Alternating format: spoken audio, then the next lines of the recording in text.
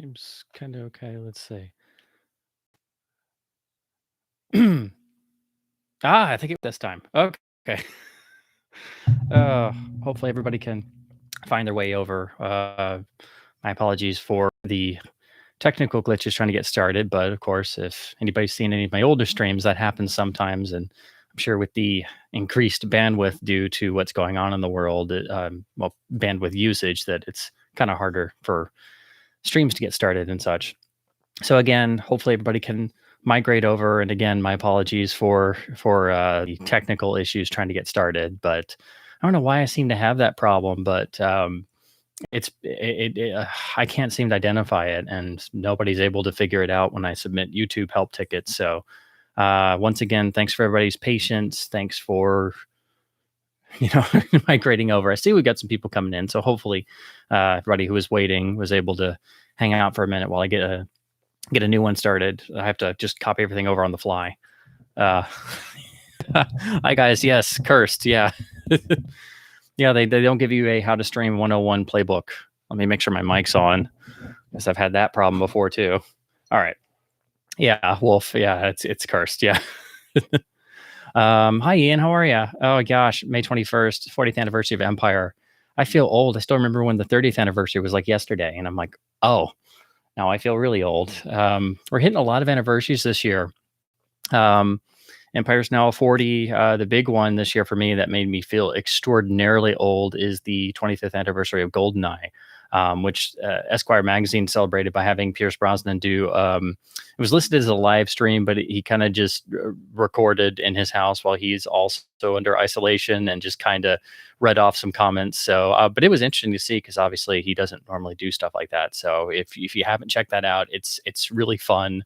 Kind of awkward because it's like we're doing now, just trying to get through technical hurdles. But that was really cool, and makes me feel really old that GoldenEye's now 25. So as always, let me know I'm visible and audible, so I'm not talking to myself. Give it a minute, because I'm sure people will be filtering in, because I tried to post the link earlier on, but maybe that's what causes my problem. It seems when I try to post early enough and give some heads up, that seems to be when I have more trouble. And then when I just kind of mention it and then just do a start one without creating an event or marking it down like you would, because you're an organized person, that seems to be why, or more often when it has this hang up. But again, I'm not sure. How far are you along on your chronological LD watch through? Oh man.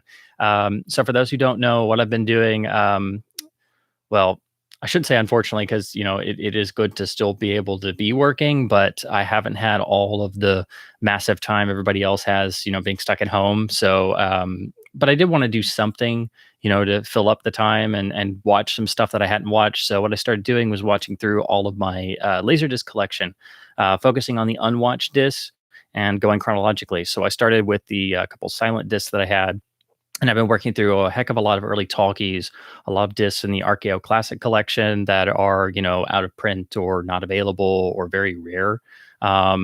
So I've made it up till about, I'm right at 1938, 1939 now.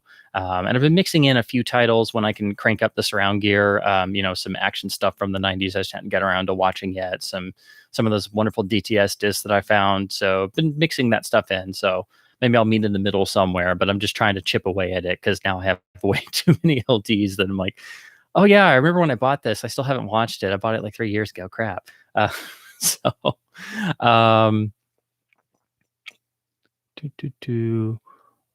Wolf just realized, saw The Last Days of Pompeii. Oh wow, at show 1960 at the Rex and Lewisham.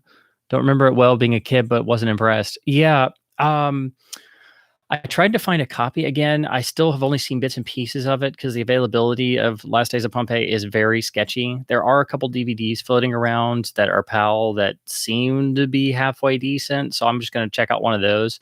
There is one floating around on Amazon for about $5.99 that has decent reviews, and it says it's a French print and it's anamorphic. So I don't know. I might try that one because it looks dirt cheap, but I've only seen pieces of it, and that's one of those things where it's like, Leone took over after the original director fell ill, and even said later on that he kind of just tried to finish it the way that it would have been done. So he just kind of felt like for hire on that, or just helping out a friend. From the pieces I've seen, it kind of feels a lot like a lot of the other um, sword and sandal films of Italy of that time period, which I've seen some and I know of more, but I haven't seen a whole lot of them because again, the availability is very sketchy. And I'm the type of person that if I can't see a film in a original aspect ratio, original audio track, proper subtitles, I go out of my way to wait because I'm that persnickety. I'm like, I just want to see it properly, but sometimes you have to just bite the bullet. So I'm going to track down and just pick one of those DVDs so I can finally see it again. Well, see it more than the little clips I've seen on YouTube and things. But yeah, from what I remember and from what I've seen, it's not it's no Colossus of Rhodes. Let's put it that way. Which I actually I love Colossus of Rhodes. I can't help it. It's darn great for what it is. Which we'll get to that in a minute. But yeah, that's an interesting one that mostly Leone fans have never even seen Colossus of Rhodes, let alone know about it. And then it's even going to be less who are going to go back to Last Days of Pompeii, and then all of his years as an assistant director on all the big foreign productions being shot in Italy. And then what did he do on Ben-Hur? It's like there's a gray area. He'd be like, yeah, I helped on the chariot scene. It's like, well, maybe, I don't know. There's no real firsthand evidence or accounts of what exactly, first assistant and second assistant and third assistant working up the totem pole, young Mr. Leone did on, Quo Vadis, for example. But anyway, I mean, that to say that was a training ground is an understatement. 10 years of some of the biggest productions of all time, even if you're just a small cog in the wheel because they're shooting in your hometown, in your backyard at Cinecittà.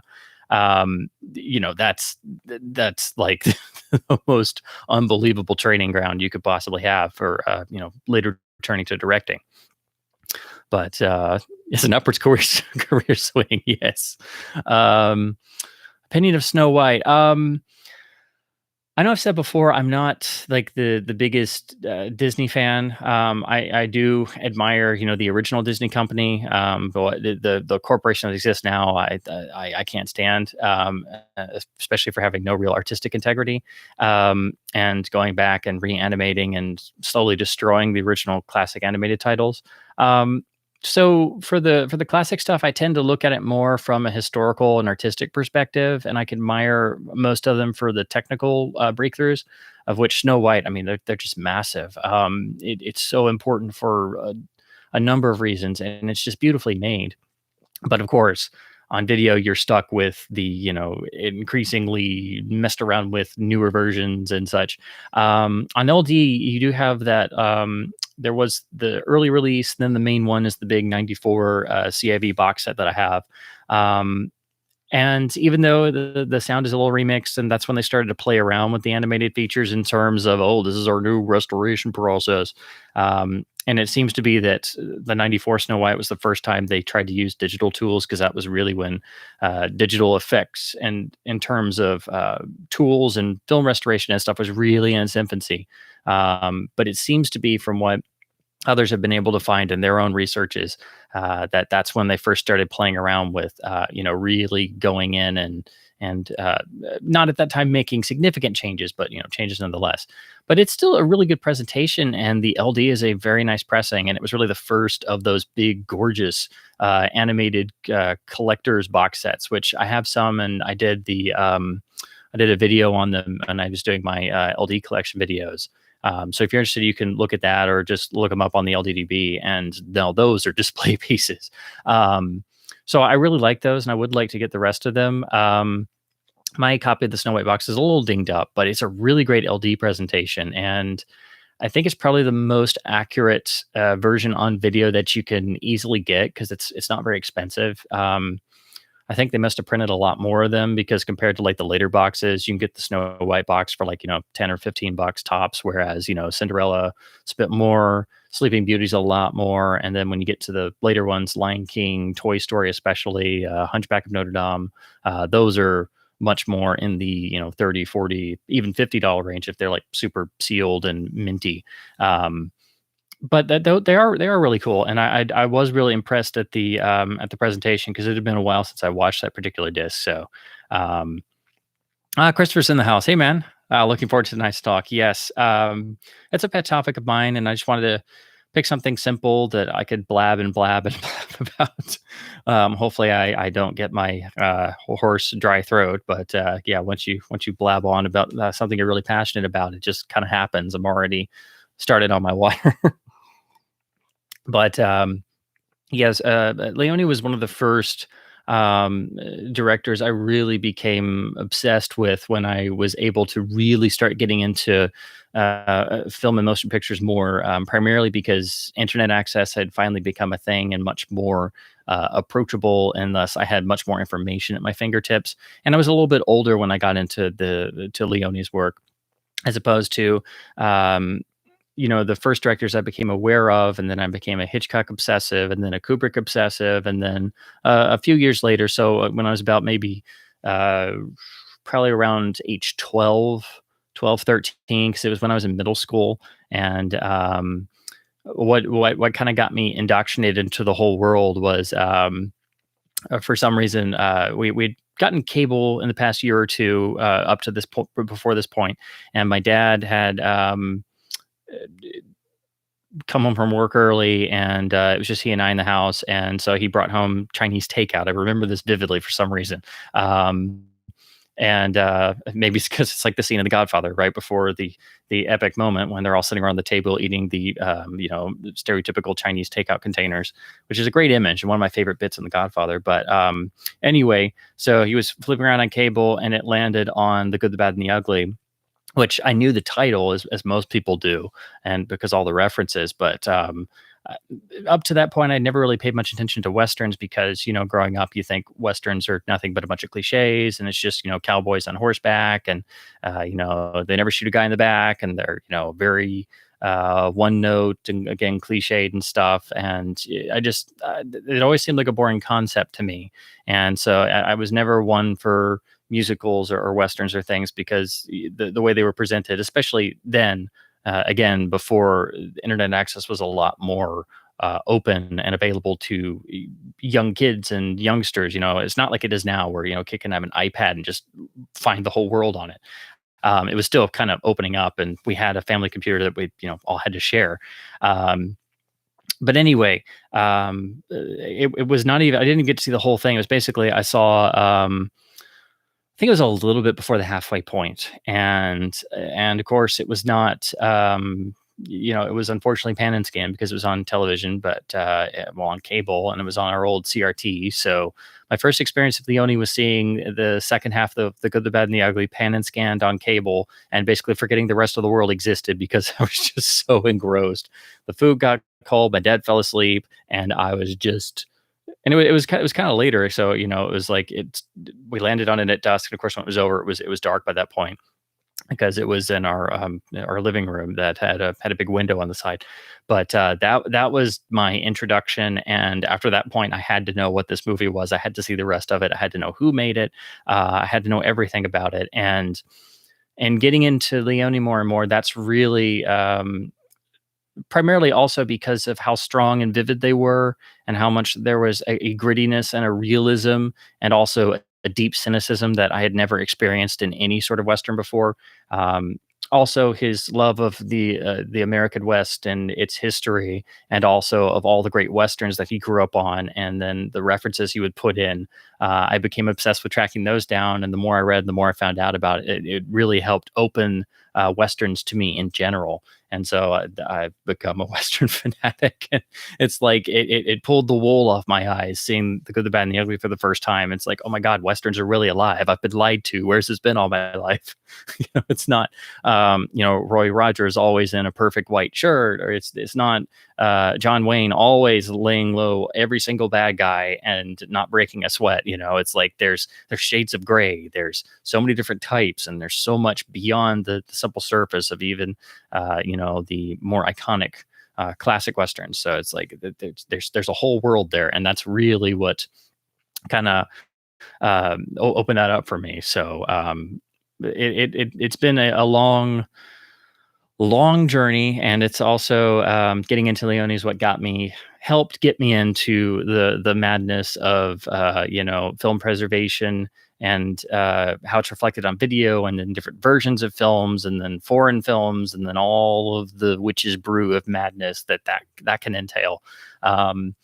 And right after this point, shortly thereafter, is when MGM came out with their extended English language version, 3-hour cut of The Good, the Bad, and the Ugly, which I dutifully went to Best Buy and bought the DVD of in the big, nice deluxe case, got home, put it in, and quickly wondered what the heck was going on. So that experience, then shortly thereafter, the 2004 Star Wars DVDs, again, getting home, not knowing there was yet another version, then having that experience, and then the James Bond Ultimate Editions in 2006. Those three experiences are what cemented me in trying to be more of a video researcher as well. But one of the first letters I ever wrote studio actually was I wrote MGM when I was, oh gosh, I tried to give it time after the DVD came out, and I actually got to see a print of it at our small art house that had changed hands not too long before that, and they got the new print that MGM had made, and it was fantastic seeing it on a big screen, but it was also getting all of the bad parts of the new version just shoved in your face because it was so, bigger than life. But I actually wrote MGM about what was their process on the restoration, and why did they put the extra scene of to go in the caves back in when it was not in the regular release version, because I had found that tidbit online because I was just reading anything I could that had anything to do with Leone or the films. And of course, I got, like 2 months later, I got the usual, just don't bother us, generic a single sentence letter, but I kept it framed because I was like, I got a response. They ignored me. Haha. Now I will continue this crusade. But yeah, that's where it started for me, and it's just been ever since. And so any book I find, any essay, reference, whatever, or any online forum I can jump in and just find new information about is always welcome, because with Leone, there's just always new pieces out there. And of course, then you find there are different versions, and then different versions of different versions, and different edits, and different scene links, and different audio mixes, and just it seems to never end. And then, of course, the studios that get the rights seem to not want to do the research, and then we have more problematic versions on top of more problematic versions, and it just goes on and on. So let's see. Wolf has the Snow White CAV box. Awesome. One of my mom's favorite films, and scared the jabbers of my Uncle Dennis. Yeah, that's what I miss about classic Disney. That doesn't exist anymore. They weren't afraid to be about problems and scare the crap out of kids. And yeah, they scare the crap out of me as like a 3 or 4-year-old, and everybody else, just like the classic Grimm's fairy tales that are really bloody and gory. It's like, you need that, and not everything is perfect. And it adds so much more drama and dimensionality. And now that all that is gone and everything is perfectly sanitized, without realizing it, kids are intelligent enough to know that, there's going to be plot point A, plot point B, then it's going to be the setup and the fall, and then the resolution and the climax. It's like it follows the same structure over and over and over again. And it's like, it does not change. There's nothing that is going to be challenging or be willing to pull the rug out from under you, or scare the bejesus out of you.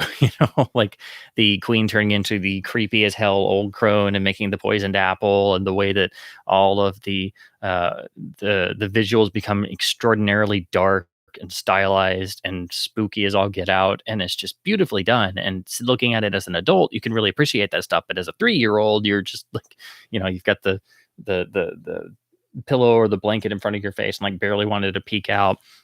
Or of course the opening of Bambi, or the dark moments in Pinocchio, which are also, pretty much nightmare fuel. But again, that it does serve a purpose, and we need that stuff back. It's just like when people complained back in the day about, say for example, Temple of Doom, and of course the infamous darker scenes, like the human sacrifice and the heart removal, it's like, well, you have to up the stakes somehow. You have to, you know, have something to get people involved and say, this isn't just the same thing again. And of course, they kind of backpedaled and did Raiders 2 and Last Crusade, except watered down. But, I mean, Last Crusade is still great, yes, but it's also like it has Return of the Jedi disease. It repeats the first film because everybody liked the first film and they didn't like the second one as much because it was darker. So, but anyway, um, if you love Walter or Disney, you can't go wrong with Mary Poppins. The Masterpiece Collection Edition is still the best video release of the film. Yeah, I haven't actually gotten the LD yet. Everybody loved the Blu-ray when it came out, and it's like one of the few Disney titles they didn't go crazy on because, of course, it's live action, so it doesn't have DNR applied. So I haven't got that disc either because I've never been big on musicals, as I've said before, and also especially as a kid, I hated stuff that was all light and airy. I was like, even as a kid, I was like, "Where's the darkness? It needs to be dark." So while most kids would still be watching Mary Poppins, I was trying to see more obscure noirs at the time. That's just where I already was, or I'd be like, "Oh, I'm going to watch Temple of Doom again," and so. But yeah, no, Mary Poppins is like one of the few Disney Blu-rays out there that's actually pretty solid. And they actually did, a full-on, well-done restoration job on it. And even, mainline reviewers were pretty impressed that, they didn't mess around with stuff. But they always seem to get a free pass when they do mess with stuff, which really I find infuriating because, if anybody else did that, it would be like, sound the alarm. Of course, only on forums, most people will, if they're buying a disc at all, they're just going to chuck it on once and watch it every once in a while, and that's it. But yeah, I would like to get the LD and the Blu-ray and do some decent comparisons. And yeah, all the Masterpiece collection LDs are great. So I would like to get the whole run actually. Oh, Brian's here. Hey, man. Yeah, I tried setting a little earlier because, well, I get to talking, as you guys all know, and on my end, that means when I wind one of these up, I'm usually like way later than I intended, and that cuts into sleep time and everything else. So, trying to move it up a little earlier. Plus, I had a little extra time, so I was like, maybe I'll try it for 7. Then, of course, the YouTube connection didn't want to work at first, so there's another 5 or 10 minutes of scrambling around.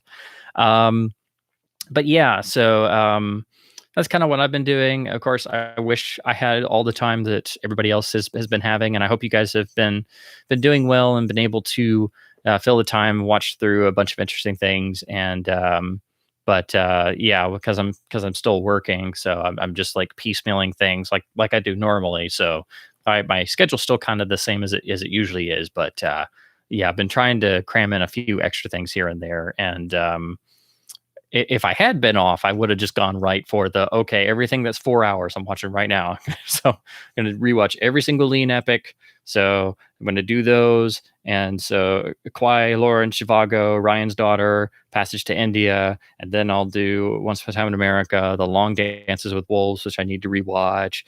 Then you can watch the one of the Apocalypse Now longer versions if you haven't seen the final cut yet, or go for like the really long stuff, or watch Berlin Alexanderplatz, or watch anything that you have that's over a 3-hour runtime to start patching through the time, or the long version of Waterworld.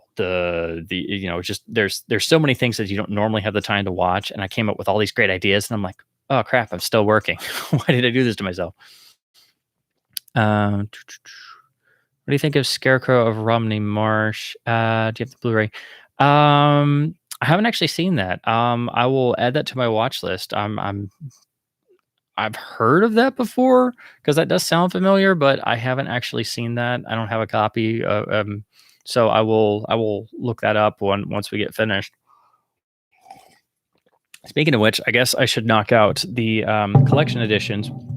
I'm working on my next batch of videos. I'm trying to get those uploaded, but my schedule's been kind of wacky anyway. So a little bit later than what I intended, but I hope to have those up this week. So I do have a nice batch of LDs that'll be the next update video. But there are a couple things I did want to kind of showcase here just because they were so cool. And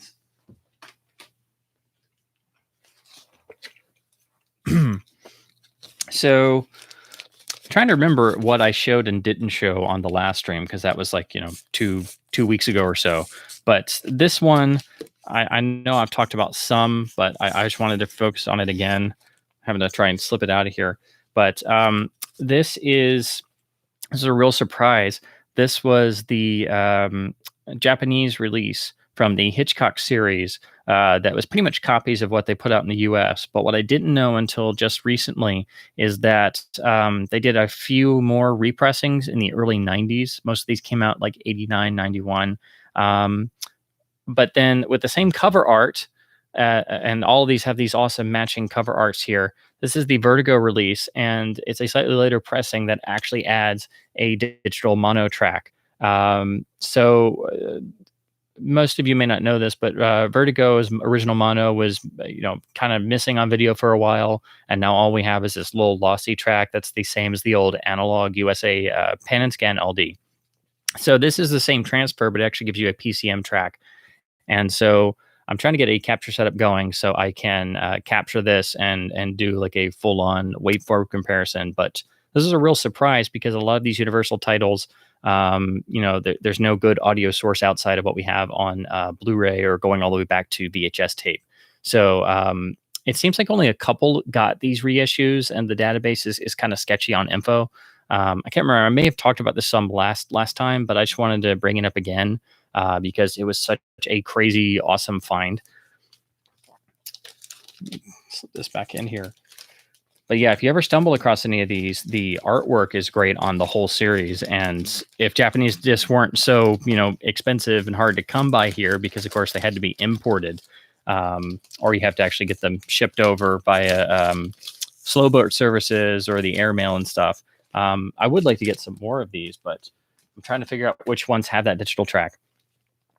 And then the other one, I'm going to talk about this in my next video, but I had to bring this up because I was so impressed by the presentation. If you guys do not have a copy of The Long Kiss Goodnight, this is the DTS version. It's the same transfer as the standard AC3 disc, but oh my gosh, the transfer on this is first rate. It's like a top 10 LD for picture as far as I've seen. I was really shocked at how good this is. It's not a late release, and it actually has a better picture than some of the late releases I've been looking at. But the audio mix is really great on here on the AC3 pressing, but this DTS transfer, it takes it to a whole other level. This is also top reference quality for audio. So if you don't have a copy of this, grab the standard one, because it's literally like $1 or $2. It's a very common disc. Because the transfer in here is really first rate. You can use this to adjust your display settings, to do setup, all kinds of stuff. It's that good of a disc. And I'm working on like a top LD ranking. I'm trying to watch through a lot more discs, because I'm trying to make some videos about like top LDs for picture quality and audio quality and stuff. But this is up there. This is a phenomenal disc. Especially if you can find this DTS version, because it will definitely, shake your walls. The AC3 version it's the same track, but it just can't hold up in terms of matching the literal, file bitrate size of the DTS track. It's the same jackets, the same side brakes and everything as the standard pressing. So this one usually is a lot more expensive. But yeah, I was really surprised. No one really talks about this film anymore, and especially the LD. I just seen it kind of floating around, but and I had the standard pressing. I just hadn't gotten around to watching it yet, but I decided to chuck this on, and I was like, whoa. So yeah, definitely grab a copy of this if you ever find one. It is a phenomenal LD.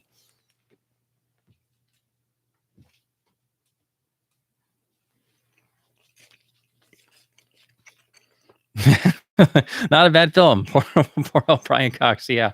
I love when Brian Cox pops up and stuff, and I was so excited. I'd forgotten he was in the film, and then it was like, oh, well, it was great while it lasted. And again, not to spoil anything, he has a really great supporting part, but it's not a super huge one, so it's kind of understandable. But it's also like, oh, that was great. I wish he had lasted longer. This next one is the Alone LP pickup I've gotten. I've gotten a few things since all of this worldwide craziness and all the COVID stuff has been going on.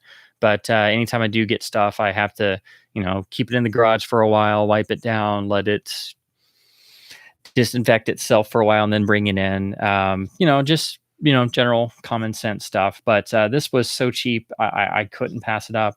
I already think the U.S. pressing is a reference recording, and I've always wanted to check out the UK pressing because it's the same mastering, but generally UK vinyl surfaces are quieter. So I've heard some people talk very highly of the UK pressing of this, saying it's even better than the US one because of that. So I wanted to check it out, and this was literally less than $10. So I was like, okay. So I picked up the UK original pressing of The Police's Ghost in the Machine.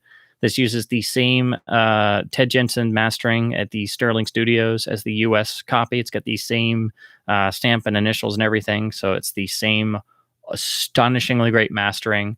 I already think the standard US LP is like, a top 20 best sounding original pressings around. It's a phenomenal recording. It's a truly great album. Pretty much after the first two Police albums, their last three albums, Zenyatta, Ghost, and Synchronicity, all sound truly incredible, and each one gets better. I think Synchronicity is an even better recording than this, and that one's like top 5 original pressings probably in terms of sound quality. But this is really, really close, and this UK pressing is really, really quiet. So it definitely beats my US copy, which is it's not noisy, but it's definitely got a little noise in it. It's like anytime you find an 80s record, it's if it's not absolutely pristine, mint grade, very good plus, it's going to have a little noise here and there. But this is definitely a lot quieter. It's not common for UK police pressings to pop up. It's usually every once in a while.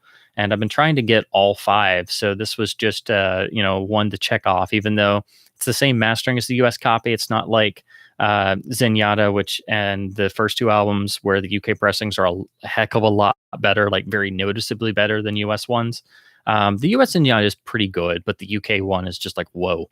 And then the recordings of the first 2 are a lot more limited. So the first album especially sounds much better on the UK first pressings than the US ones. They sound a couple generations away on the US copies. So the one I'm now missing is a UK Regatta, their second album. That's the one that's really difficult to find for some reason. Of course, it's easy if you want Synchronicity because you just get the original US copy. That's a Bob Ludwig mastering. That thing is phenomenal. You could get it for $5 or $10 in any store. It's a reference recording. Like I would say, everybody should have Ghost and Synchronicity in their collections because you can get the US copies. They're really great. But the UK of Ghost may be slightly better simply because the vinyl surfaces are quieter. So I'm very glad that I picked this up because again it was a super cheap eBay listing, and it's very rare to come across UK police pressings. One day I'll find a Regatta. One day.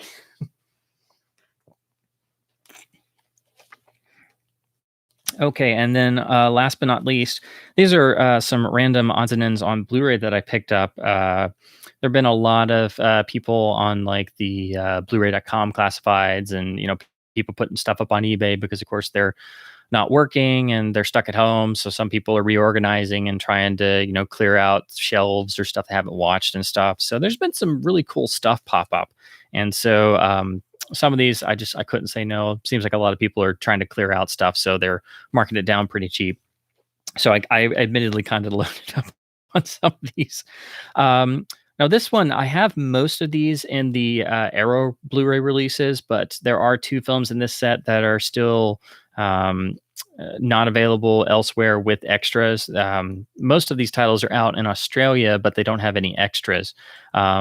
But some are still best had in these shout sets, which, of course, the first volume went out of print in 5 minutes, and I'm still mad at myself I didn't buy it.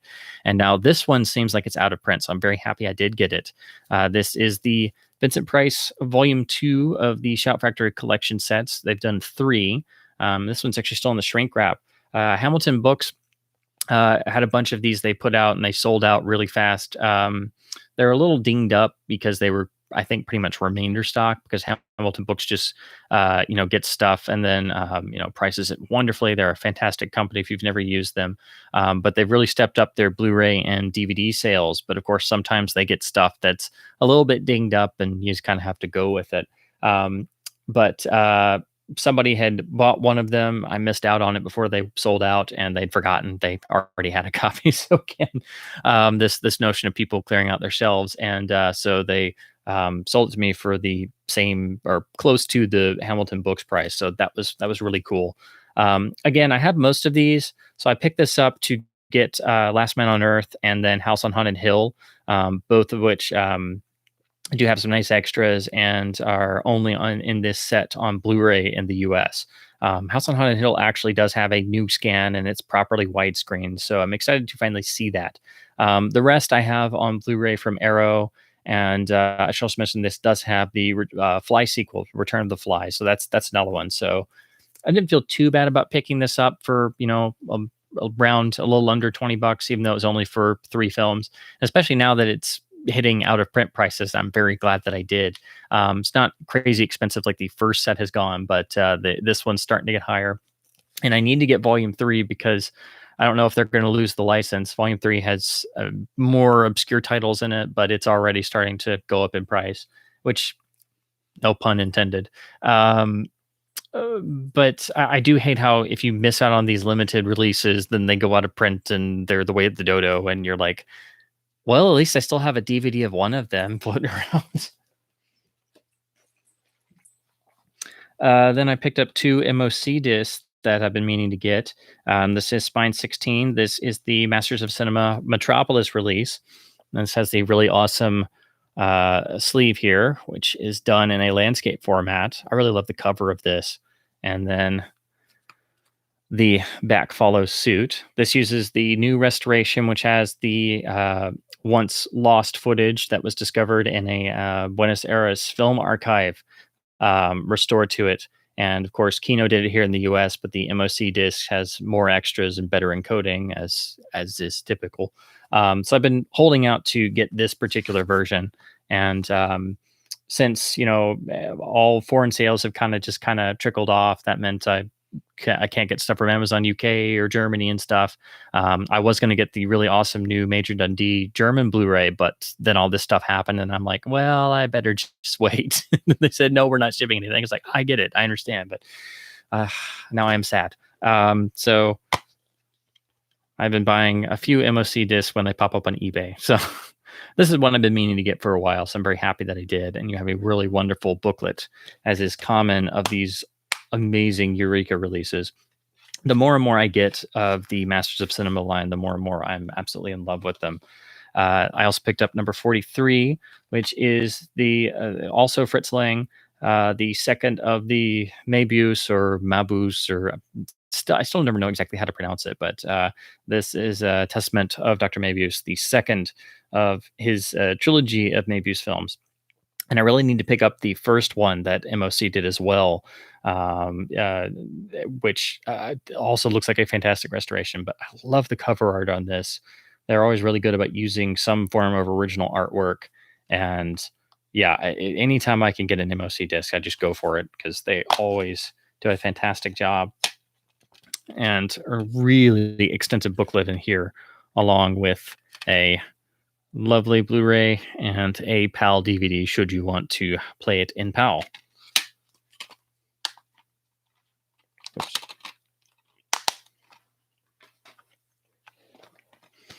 And then this one, I missed out when Studio Canal did a reissue on Blu-ray of this.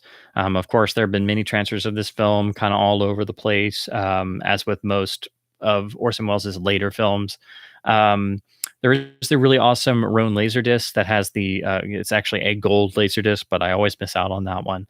But anyway, they did a big reissue on Blu-ray with the fancy Studio Canal matching slipcover and booklet like they did with a bunch of other films in the UK. And then that's got out of print, but they've done a reissue in Germany and a few other places. So this is the German reissue Blu-ray of The Trial, the classic film version by Orson Welles.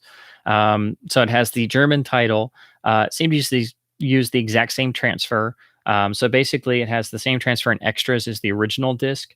Um, but I think if I'm remembering correctly, that original disc had slightly different versions, but they just dual encoded it, so it was a dual layer disc, whereas this is a single layer disc. But I don't think it. I'm pretty sure the transfer and all the extras are exactly the same.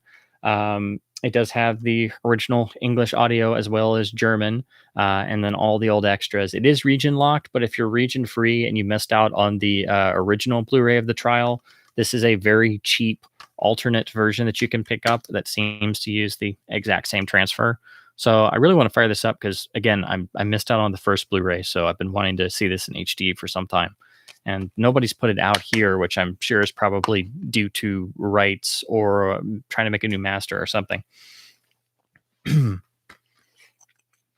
then this next one is kind of ironic since the topic I picked tonight, because this is one of the big major films that Leone worked on in some capacity because it was shot in Italy. And this is really the film that kicked off the sword and sandal boom of epics in Hollywood. And that, of course, is the really underrated Quo Vadis. This is the Warner Brothers Blu-ray that I've been meaning to pick up. I have the really awesome LaserDisc, but this was a new scan. They put it out on DVD first, but the color was kind of messed up, so they fixed it on this Blu-ray. And it's one of those Warner titles that the distribution is really kind of spotty. You can get it on Amazon, but then sometimes it looks like it's out of print, and copies on eBay are usually like $15 to $20 just because it's harder to get. But I wanted to pick it up in case it really went out of print at some point. Plus, I think it's really underrated, and I quite enjoyed this the last time I watched it on that LD. That it's called the restored Technicolor version, but seeing this in HD is a real treat, even though it's still shot in Academy ratio. This is one of the really great epics, and again, it was the film that really started the boom. So I rank it personally up there with Spartacus and Ben-Hur. Actually, I think I would rank it probably right behind those in terms of overall effectiveness. I think it really works.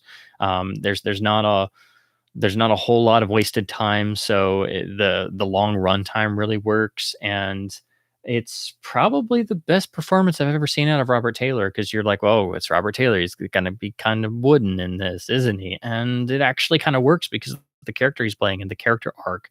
Um, the photography is stunning. The music is of course outstanding. If you've not seen this, I would highly recommend it, especially if you like big Hollywood classic historical epics, and especially if you're interested to see where it started. Again, I think this is really underrated, and it definitely holds up really well, especially in comparison to other epics of the time period that followed that maybe have not dated as well. So yeah, it's a real underrated film, and I'm just happy it's actually on Blu-ray. Then, kind of along the same lines, Eureka in their standard line put this Blu-ray out in the UK, which you can get for very, very cheap. I've heard the transfer's pretty decent, but this is their release of Prince Valiant, which basically kind of follows along in the same lines of being a historical, bigger budget epic film, of course, presented in CinemaScope. And this is a lovely jacket with original artwork.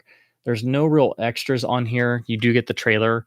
It's an older transfer, but the reviews are pretty good, and it's super cheap. So I was like, okay, I'll take it. It's just a standard Blu-ray, but you do get a nice interior photograph on the insert, or on the reverse, I should say. So this is one I've wanted to pick up, and again, some of these I found super cheap. I just said, okay. This is another one. This is from Network. It's a very inexpensive title to pick up if you want to see this film in HD, and there's no Blu-ray out over here. There's a pretty good DVD from Warner Brothers, but this is the Network release of Man with the Golden Arm, and lovely usage of original artwork. This is the Otto Preminger film with the really great dramatic Sinatra performance, and really bold for its time because you have Sinatra playing someone who is openly dealing with drug addiction. And it's a really great film, really daring for its time period. One of the films Preminger would make, and basically kind of sell on the notion of it being daring and being dealing with some sort of social problem. The same way that you have, say, for example, with Anatomy of a Murder, or other Premiere films. It seemed like he got a run on these particular films, and they were all relatively successful. This doesn't really have any extras, but it is a nice widescreen transfer. There's been a lot of debate about this film's aspect ratio. So a lot of older presentations will show it 1:3:3. Um, but I do really like the look of this transfer. You get some original lobby cards and posters here on the inside. And a lot of these network discs kind of fly under the radar, but the few that I've picked up that are really cheap are rather nice. And they're not full on special editions. They're not, 4K scanned restorations or anything, but they do a really good job at getting the film out there in a nice, affordable HD transfer with a nice, simple package. They're very straightforward, no frills, but they get the job done and they're well encoded and everything. Of course, most of them are region locked, but if you do have the ability to watch them, I do very much recommend them when you get them at a good price. And then this one is a Kino disc that I picked up simply because of because it's a Terrence Young picture. So this is The Rover, which I have not seen, but you do have this wonderful artwork, and you have Anthony Quinn and Rita Hayworth. But I'm on a quest to see everything that the original Bond directors did outside of the series, particularly Terrence Young most of all. I'm still trying to see all of the early Warwick films, particularly things like The Red Beret and They Were Not Divided, that were really sort of the formulation of the Bond production team. But anything I can see that any of the directors did before and after, I try to go out of my way to do so. But particularly Young most of all, because his films have been very much out of print and such. I should also mention this is included in the new Kino sale that I am really having a hard time not going crazy on, because a lot of titles are not being renewed by Kino Lorber. So their current sale on their website, including this particular title, it's a while supplies last sale. So once the supplies are gone, they're not getting renewed. So they will be out of print. And that means, of course, they will become very collectible. The costs will skyrocket and such. And the problem is there's a whole lot of them. It's like 9 pages of Blu-rays on their website. And I think it's like at least 120 some odd titles that are all going out of print at some point in the near future. And I'm just like, crap. I want to see like at least 60% of these. I don't know if they're good, but there's some I really would love to get. And some are marked down pretty well, but with Kino's website, you have to buy $50 worth of titles to get free shipping. But that is just something to note. And I was looking through and happened to notice this one's in there as well. So this will soon be out of print. It does have a commentary, which Kino does a pretty good job at getting at least somebody to do commentaries on a lot of their releases. So this will be an interesting watch. But I just wanted to mention that about the Kino sale, because I didn't realize at first. I thought it was just a regular sale, but it's literally because that's like their remainder stock, and once they're gone, it's out of print. So definitely check that out if there's any Kino discs you were looking to pick up, because if they're in that sale and they sell out, then you'll be out of luck, and then it'll be like trying to get out of print Criterions. Probably not as crazy, but All right, and then the last one, this is another disc I've wanted to pick up for a long time. Again, it's a studio making Code of Odyssey isn't bare bones. It has a really good commentary, but this one is bare bones, even though it's called an anniversary edition. And again, this studio has made it difficult to pick this up. It's a bit more expensive, and they don't sell it in stores, and it's not always in stock online. And with Disney Plus rolling around, and with the current situation, there's no telling when Disney will pull titles, because they have done that on some films. So I was very happy to finally pick this up before it does so. So I picked up the anniversary edition of The Rocketeer, which makes itself look like it's a special edition, and it is not. Your bonus feature up here in the little area, 1 disc feature film. That's it. I don't even think, this doesn't even have the trailer on it. But it is a lovely new HD master that fixes the problem of the old DVD, which kind of had some ratio and color issues. And it has the sound is 5.1, which this film did get a 70 millimeter release, so it should replicate the original discrete sound design. The old LD is pretty good. I have the CAV version, but you will notice the difference when you compare the old LD and DVD with 2.0 matrix to this being fully discrete, because it is a lot more impressive in terms of you're not having to deal with a matrix confinement. The mix is still really great for the time period, but you can definitely tell all the little show off moves they did, particularly most noticeable in the scenes of the jetpack flybys, where you have pans going off behind you, which aren't as apparent on the LD or DVD. So I was really happy to pick this up. Apparently, they did record extras back in the day. There was like a cast and crew anniversary screening that was supposed to be put on here, but they didn't for some strange reason. So I would definitely say, if you like this film or would like to see it again, pick this up sooner rather than later. A lot of the Fox catalog titles, and now Miramax as well, are going out of print, and they're starting to go up in price because they're not printing anymore. I think the Miramax titles, there's some right stuff. So I think Lionsgate was doing most of those, and now they've stopped. So now even common discs like No Country for Old Men or Shakespeare in Love, stuff like that, or even Pulp Fiction and Reservoir Dogs and all that stuff is going to get harder to find. And the Fox stuff has already been slowly being closed off, and it's like, this can't be good, guys. Like, what are you doing? So I was very happy to finally pick this up. Again, it's going to cost you a little bit more because it's a Disney title and they don't distribute it as much. So I was very happy to finally get a copy. I don't even think this has, there's no special insert or anything. It's just the disc. But I am very happy to finally have this on Blu-ray, because it is a much better transfer than the old DVD, and you get discrete HD audio, and it's not remixed, thankfully. So that does it for recent finds and pickups that have been for the past 2 weeks or so since the last stream. I've been trying to hold myself back, but again, it seems some people are clearing out some shelves and stuff because they're stuck at home, and then I'm like, but yeah, that Kino sale is really interesting. I need to take another look at it. I may grab a few titles that I'll have to weigh it out, because there are some I'd really like to see the Blu-ray version of that. I would just hate for them to go out of print. Hopefully other people would pick up the license. There are some real interesting classic gems in there that even the classic Topkapi is in there. And the Kino Blu-rays, it's good. It's the best we've gotten so far, but it really could use like a lovely 4K scan. And I could see somebody doing that, because that is a pretty well-known film. But if that goes out of print from Kino and then nobody else does it, well, then that's going to be, the one everybody's got to go, oh crap, I got to find it. And then of course you buy a copy on eBay for $65, and you're like, why didn't I buy this 2 years ago when it was 10? Oh, it looks like we got some more folks in. Sorry, I missed you. Mike's in the house. Hey, man. What's up to you, sir? Yeah. Wolf says the Masters Maybe box set is next on my list. Oh, cool. Yeah. Now that I've got part 2, I'm definitely going to grab part 1, and then I'm not sure who's done the third one. I don't know if Masters of Cinema has, or if it's just Kino here. I know that Kino did the first 2 here, but again, I'm got really hooked on the MOC line. So if I could pick up any of their stuff, I just go for it.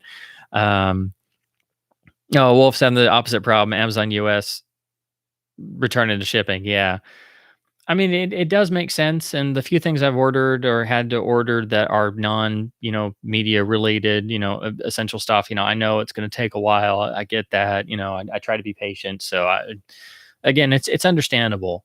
And also, before they completely cut off shipping, I was like, maybe I should hold off getting this German Blu-ray, because I don't want to incur anything, or, it's probably not a good idea to get a package sent from Europe right now at this particular time. It's not limited. I can wait a couple months. That's probably a better idea. Plus, it makes it less taxing on them. But yeah, it is frustrating, because you kind of have to put everything on hold. But again, makes you focus on everything you have on the shelves you haven't gotten to yet. Ustinov and Leroy and Nero, classic in Quo Vadis. Yeah. Oh gosh, Peter Ustinov is phenomenal in Quo Vadis. Like, if you love him in Spartacus, basically imagine if that performance was on crack and he was playing Nero. And basically, you have him and Quo Vadis. It's worth watching the whole picture for his performance. It's that level of just amazingly awesome. Um, Metro's here. Hey, man. And Elvin. Hello, guys. Let's see. I think I'm caught up now. Yeah. All right. I'm already getting parched. So that does it for recent finds and such. Metro says very random, but always wanted to ask your opinion on Godfather Part 3. That's a good question. I like to think about it, but I don't have the same like instant knee jerk negative hate reaction that a lot of people have to Godfather 3. I really associate it a lot with Two Jakes, and they both came out in the same year. Both are, kind of overlong. They're very thought driven. They're very slow moving. They're really unnecessary sequels to iconic originals that both came from the 1970s. But I kind of like both of them. Like, you can't write them off. They do have good ideas in them. I mean, obviously, Godfather 3 is better than Two Jakes. It has got a lot more going on, but it's also a lot longer. So there are parts where it kind of overstays its welcome maybe a little, and you kind of tune out in pieces here and there. It's like, why are we at the Vatican? Why am I looking at George Hamilton?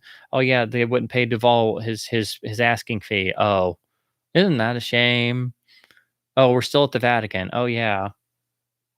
What? Oh yeah, I'm watching Godfather 3. I forgot. You kind of tune out. But it does have good moments in there and a good surround track for the time period, particularly when the helicopters come up during the big summit sequence. That's a real iconic surround moment. So yeah, it's a mixed bag, but I kind of like it. I don't really write it off. You can certainly pretend like after Godfather 1 that they didn't do anymore, and you can do the same thing for Godfather 2 if you like one versus the other. But you can basically, not watch Part 3 for a while, and then I think it's cool to put on every once in a while if you're not a big fan of it. Kind of come back to it a couple years down the road with age and time, and I think it plays a lot better because nobody's out there really making large budget A features that are, 3 hours that are about interpersonal dramas with, violent bits in between. And, there's no shaky cam and there's no ADD cutting and there's actual time for performances to develop. So you don't get that anymore. And I'd say the same thing about the Two Jakes. And I think it's interesting to think about both of those because they have so many parallels and they both had a sort of screwy production history getting off the ground. Two Jakes especially. Godfather 3, admittedly, everybody said, yeah, Francis needed the money and Paramount had wanted him to make Godfather 3 for like 80 million years. So they finally got him over a barrel. But there are good things in it. A lot of people immediately jump on Sofia Coppola is a terrible actress and she ruined the movie. And I'm like, no, it's not that bad. Yeah, and we all know it was supposed to be Winona Ryder, and she kind of backed out at the last minute, so they had to get somebody. So that you got to cut them a little bit of slack. And I've never felt she's like so bad in the part that it's that level of the movie just doesn't work. There are many great films that have certain characters played by either non-actors or actors who are not at the same level of your leads, but it doesn't derail the whole picture. So yeah, I think it's one of those things. If people thought about it a bit more, maybe rewatched it once or twice more, kind of percolated over it. I think it's a lot better than its reputation. I kind of have a sort of soft spot for it, even though it's definitely lesser than the first two and really not necessary. But yeah, that's a whole really long topic, and I know a lot of people really don't go that far all the time, or if they rewatch the series, they rewatch 1 and 2 and they skip Part 3, or they make Part 3 jokes, which is fine. But I think there is some good stuff in there. And there are, some interesting moments that you don't forget, like it makes you look at glasses differently, and you don't want Andy Garcia coming near your ear. And those are some of the things I remember from the first viewing. First time I saw it, I watched Part 1 for the first time, Part 2, and then rented Part 3 as a kid. And I was like, well, this is different. And then what I took away, lots of stuff at the Vatican, lots of talking.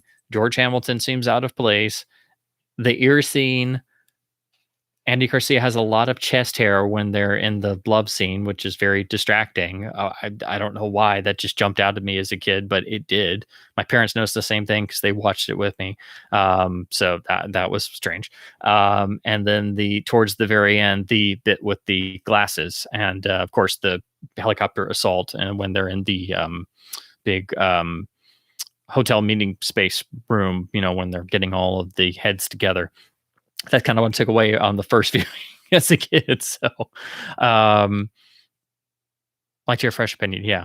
Well, thank you. I like to I like to try and come up with different things, but then again, if I see any movie, I think about it way, way, way, way too much. And I like to especially think about ones that maybe kind of got written off or have these really bad reputations, and I see it and I'm like, whoops, and I'm like, well, that wasn't all that bad. Um, Worst Star Wars movie in the sequel trilogy. They're all bad. They're all bad. Last Jedi is unforgivable, so that's definitely the worst one. Rise of Skywalker is just so unimportant and it makes no sense, and it's just like everybody wants to get it over with, so you just don't even have to bother with that one. It's yeah, they're all a mess. They're a real mess. Um, I think they're so bad that the most dramatic involvement you get in any of these Disney films is the characters you already know the fate of in Rogue One because you know where this story is going. There's more dramatic involvement in that when they're supposed to be throwaway characters in a standalone little movie than there is in the entirety of this sequel trilogy. And I'm like, yeah, that's just poor craftsmanship, guys. Like, you had no plans where you were going. You were just making this up as you went along. And it's like, no, it doesn't work that way. Um, but yeah, of the three, Last Jedi is just an ungodly mess. Like, not just from a Star Wars perspective, just it doesn't make any sense, and it's insulting to Star Wars fans, no matter what era you're really from. At least I felt, and it even just kind of throws away everything from the movie that came before it. So that it just says screw that too. Um, so I don't know. That I think all three are just they're just like a non-entity. Um, oh yes, absolutely. Solo is better than all three combined. It doesn't have anything offensive in it because it doesn't really do anything new and it's not daring at all. But it has a beginning, it has a middle, it has an end. Doesn't really do anything special with them. Doesn't really have much of an identity, but it's passable, which is about the best I can say. So yeah, if I had to choose the one I could live with the most, it's that one. Which really is kind of sad because it doesn't really do a whole lot. Um, Probably because there was the director switch up and they brought Ron Howard in and he did reshoot a lot of stuff. And anytime you do that, that'll kind of change the overall tonality of a film. But yeah, it does its thing in about 2 hours and doesn't really do anything special and is really just kind of okay. Um, like Rogue One, it retells a story that's been told in the expanded universe multiple times and does it worse and more bland and more boringly. Um, but they didn't completely screw it up. So I was like, okay, that it's a thing. I can live with this. I saw it in a theater and I did not literally tear my own face off. Uh, you know, it wasn't me in The Last Jedi where I feel like if you could take pictures of me reaction wise, it would look like the still shots of Dave Bowman when he's going through the Stargate in 2001, and the reaction shots where you see the face. It's like a still frame almost, and then like the body shots, and it's just like me during Last Jedi would just be in various states of, of rage and desolation and incredulity and just whereas in Rise of Skywalker, I was just kind of like this, like, what does it matter? It doesn't work that way, but go for it. I've experienced worse.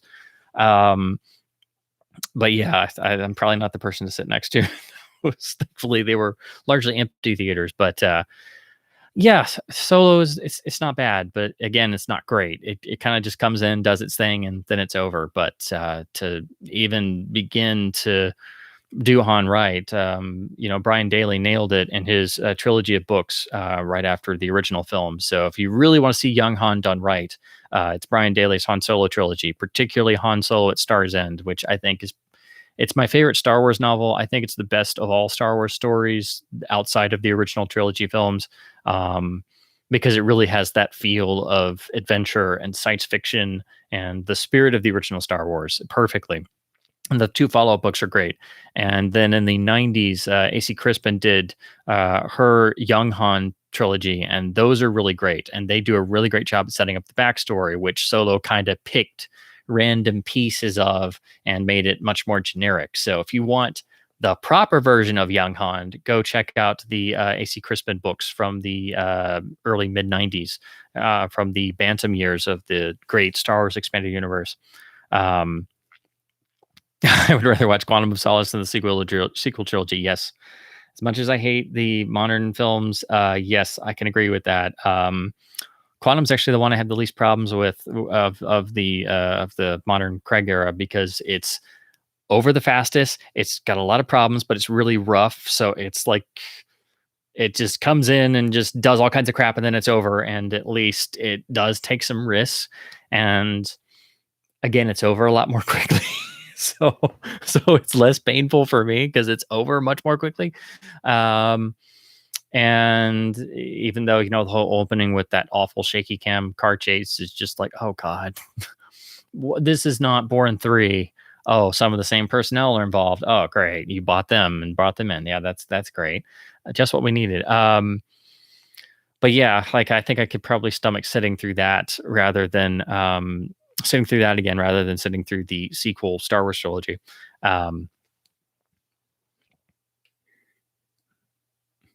It's kind of bad when your Star Wars movie is so painful that a guy who enjoys the Transformers movies for being the schlock they are can't enjoy them as just the sequel trilogy. Yeah. Yeah, that's true. When something's schlocky or kind of goofy, it knows what it is.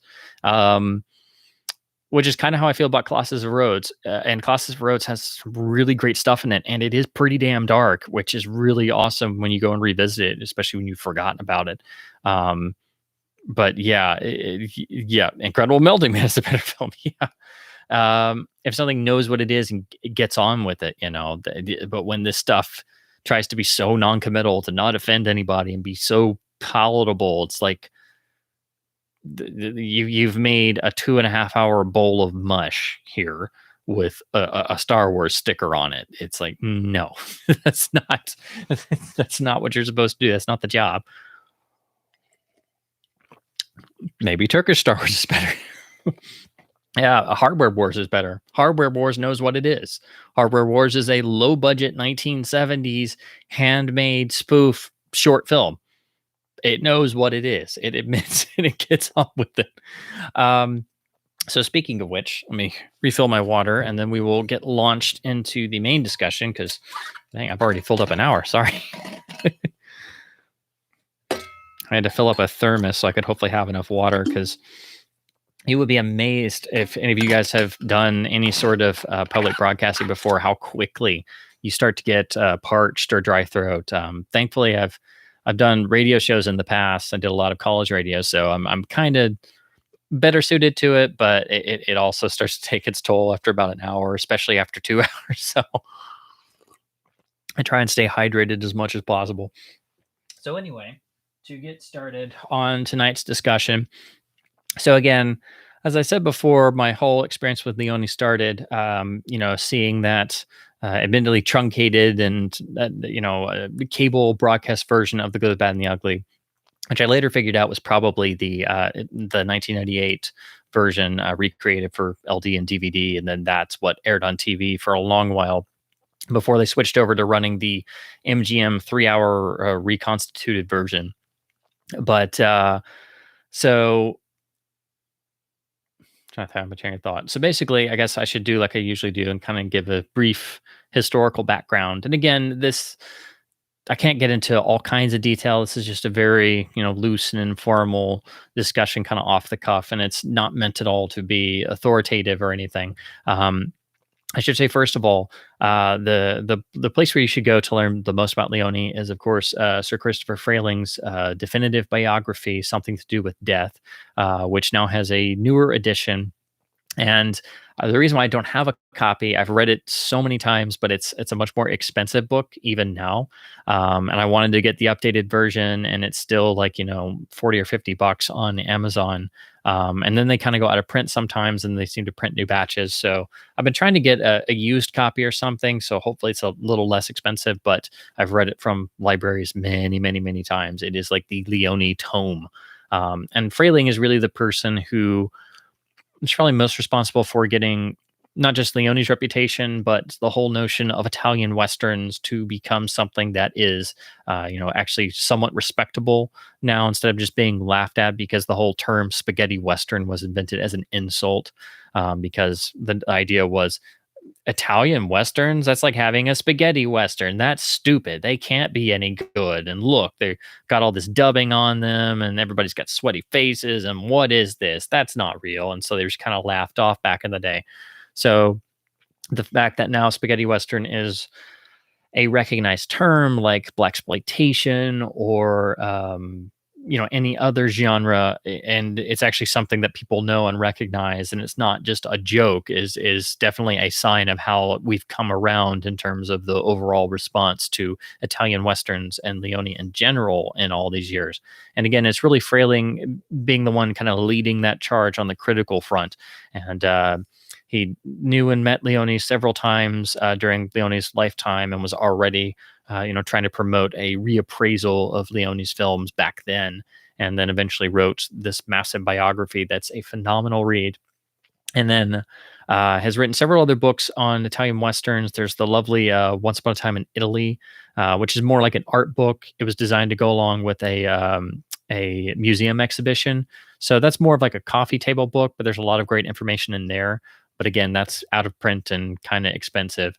And then there's also a new book that he wrote on exclusively on Once Upon a Time in the West that I would like to check out. But again, it's a bit pricey.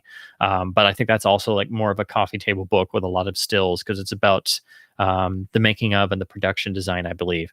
But Frayling's work is really the place to go to, and he's done a commentary on almost all of the Leone films, pretty much. And he's usually the number one source in all the interviews. And when they cut to the talking heads, it's always Christopher Frayling, since he's pretty much the Leone authority in the world, really. And again, he's really the one who's led that charge. So, if it weren't for his efforts, I don't think we would have the same sort of name recognition that a lot of people have for any of the films, let alone them being properly respected critically. So, the basic historical background, again, this is really condensing a lot down. Leone was, of course, the child of parents who were very much involved in the Italian film industry, going back to the silent era in the 1920s. His mother was an actress, and his father was an actor who became a really successful director, and he directed films all the way up pretty much until the 1950s. So Leone basically was indoctrinated into not just movies, but the whole culture of motion pictures and the way they were made in Italy, pretty much from day one, from birth. So it's really something that's difficult to escape from, if you're just bombarded with it. And, the fact that both of his parents were in the industry from, as much as he could remember, definitely set him up for then following in their footsteps.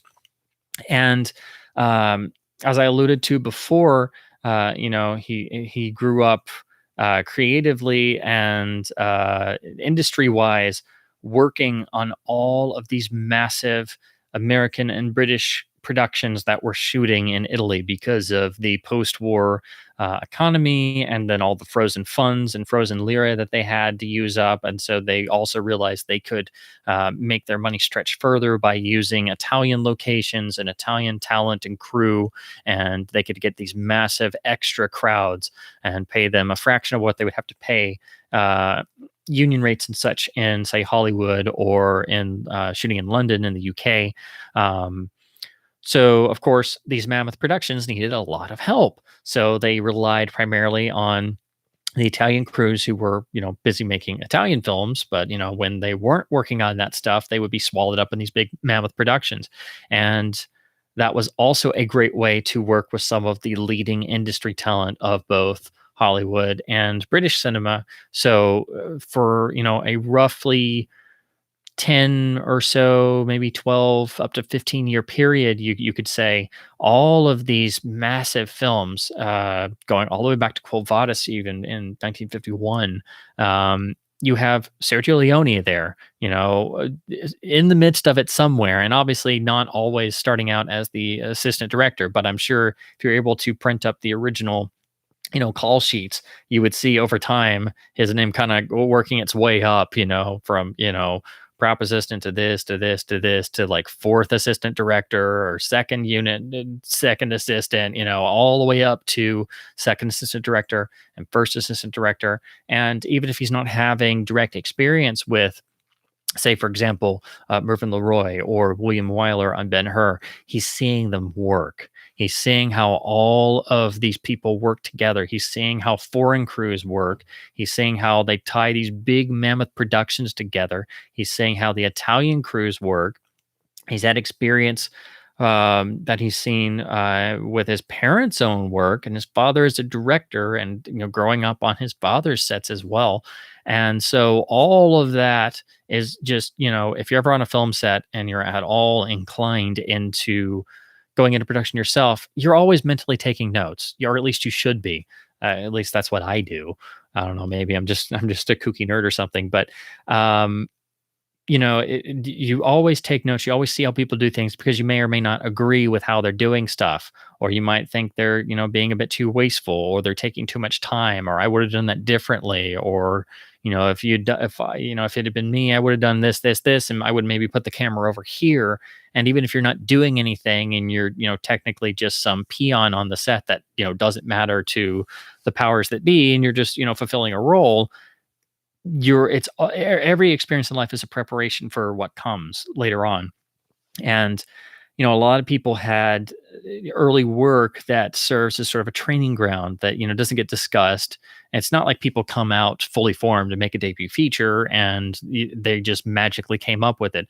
No, Spielberg didn't just make Duel. He had tons of experience in television, and then before that he made his own short films. So many people worked their way up the ladder. They didn't just come in and become directors. Wells coming in and doing Citizen Kane is really kind of the exception to that, because he was being courted to come into the film industry. But he didn't come in completely cold. Greg Toland showed him the ropes, and everybody was very helpful on the set of Kane to give him the support that he needed. Whereas everybody else, worked their way up a ladder, but those who were really concerned with making it and making something of themselves are always building on those experiences. And Leone had this extraordinarily fruitful, roughly 10 or so year period where all of these mammoth productions are coming through, primarily at Cinecittà and Rome. And, imagine, being on the set of Ben-Hur, it's just like all the experience of that alone, or Quo Vadis, or any of the films in between. So again, all the things he's doing and getting more and more responsibilities, and seeing how, some of the true great directors work on these massive productions. Again, it's experience like none other. It's like when Hitchcock got to go to UFA Studios in Germany in his early formative years, that was an eye opener even for Hitchcock at that time period. So again, everybody seems to have a moment like that somewhere. And with Leone, he had this extraordinarily fruitful time for foreign productions in Italy to really grow and develop talents and ideas and things like that. So by the time he moved up to, getting very close to the director's chair, he was known. People knew his father. People knew that, he was a hard worker. They knew from all of these films that he had been working on and working his way up that ladder. And so there are several features that, kind of he stepped up to the plate a little bit on, but he's not, technically the director. But the first real one that he technically, as far as we know, is pretty much the director, but he's uncredited on is The Last Days of Pompeii, which is from 1959. And that's one of these Italian sword and sandal films that ties into the popularity of the foreign sword and sandal films that are being made.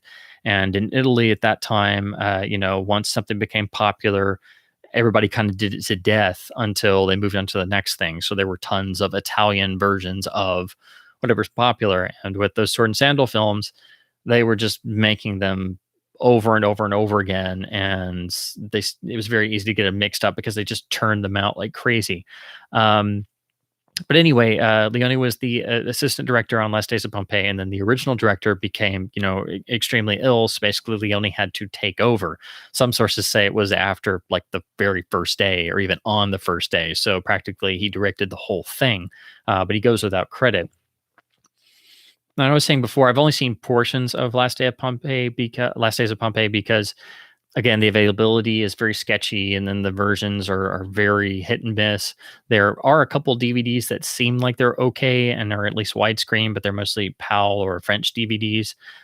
So I do really want to finally see it, but you're not really going to get a lot of Leone's style. If you didn't know that he directed it, you wouldn't really guess that per se. Again, I've only seen portions of it, but it seems to be a general consensus among even Leone completists that it's kind of more of a for hire thing. And he was quoted later as saying that he tried to do it as the original director and would have done it, and it was pretty much a favor to him and the producers and everybody because it had to get done. Otherwise, everybody would be out of a job and the financiers would be screwed and everything. So it was more of a necessity thing, and there wasn't a lot of time, and that nothing could really be changed. It was all set in motion. So that's technically the first full directing gig, but again, he's not credited, and you don't really get the sense of Sergio Leone behind the camera or his directing style or anything. But that being said, again, this adds to the level of experience. This adds to, okay, he's now gone through the motions and directed a feature that wasn't his and wasn't his conception, and he's been now technically a hired gun. So where do you go from here? Sorry. So a little bit of time passes, and we get to Colossus of Rhodes, which was released in 1961. Now, Colossus of Rhodes is also a historical sword and sandal film, but this is the first fully credited Leone film. There are tons and tons of flashes of what you're going to see later on. There is some really intricate camera usage, both in setups, and there's even at least one, if not two, full 360-degree camera pans in the film, which is really extraordinarily uncommon for the time period, particularly since they were using an early variant form of CinemaScope. And when that happens, there's a lot of lens distortion, but he just does it anyway, even though there's a lot of bowing in and out because he refuses to not pan the camera, which kind of adds an extra layer of charm to it because he wasn't going to be limited by the technology. And that's probably what made him so happy about Technoscope, slightly later. But Colossus of Rhodes is not a common sword and sandal film. It is full of darkness. It has really great action sequences. It's got very striking visuals, and it's not a very particularly high budgeted film. It was distributed here in the US by MGM, and they kind of cut it down a little. But it plays really, really well. It's got an energy to it. The first time I saw it, I didn't know what to expect. And I was like, well, this probably not gonna be very good. The ratings aren't very good, and people just kind of write it off. And I was really surprised. And every time I go back to it, I really enjoy it. I think it's a very good sword and sandal film. And honestly, if it weren't for the points where the English dub goes off and it's not, perfectly synchronized as most Italian films are going to do, an English dub is only ever going to be so perfect. But for the most part, it actually really works pretty well. If it weren't for those particular moments, I think most people would not even realize it's an Italian sword and sandal film because it's extremely well made.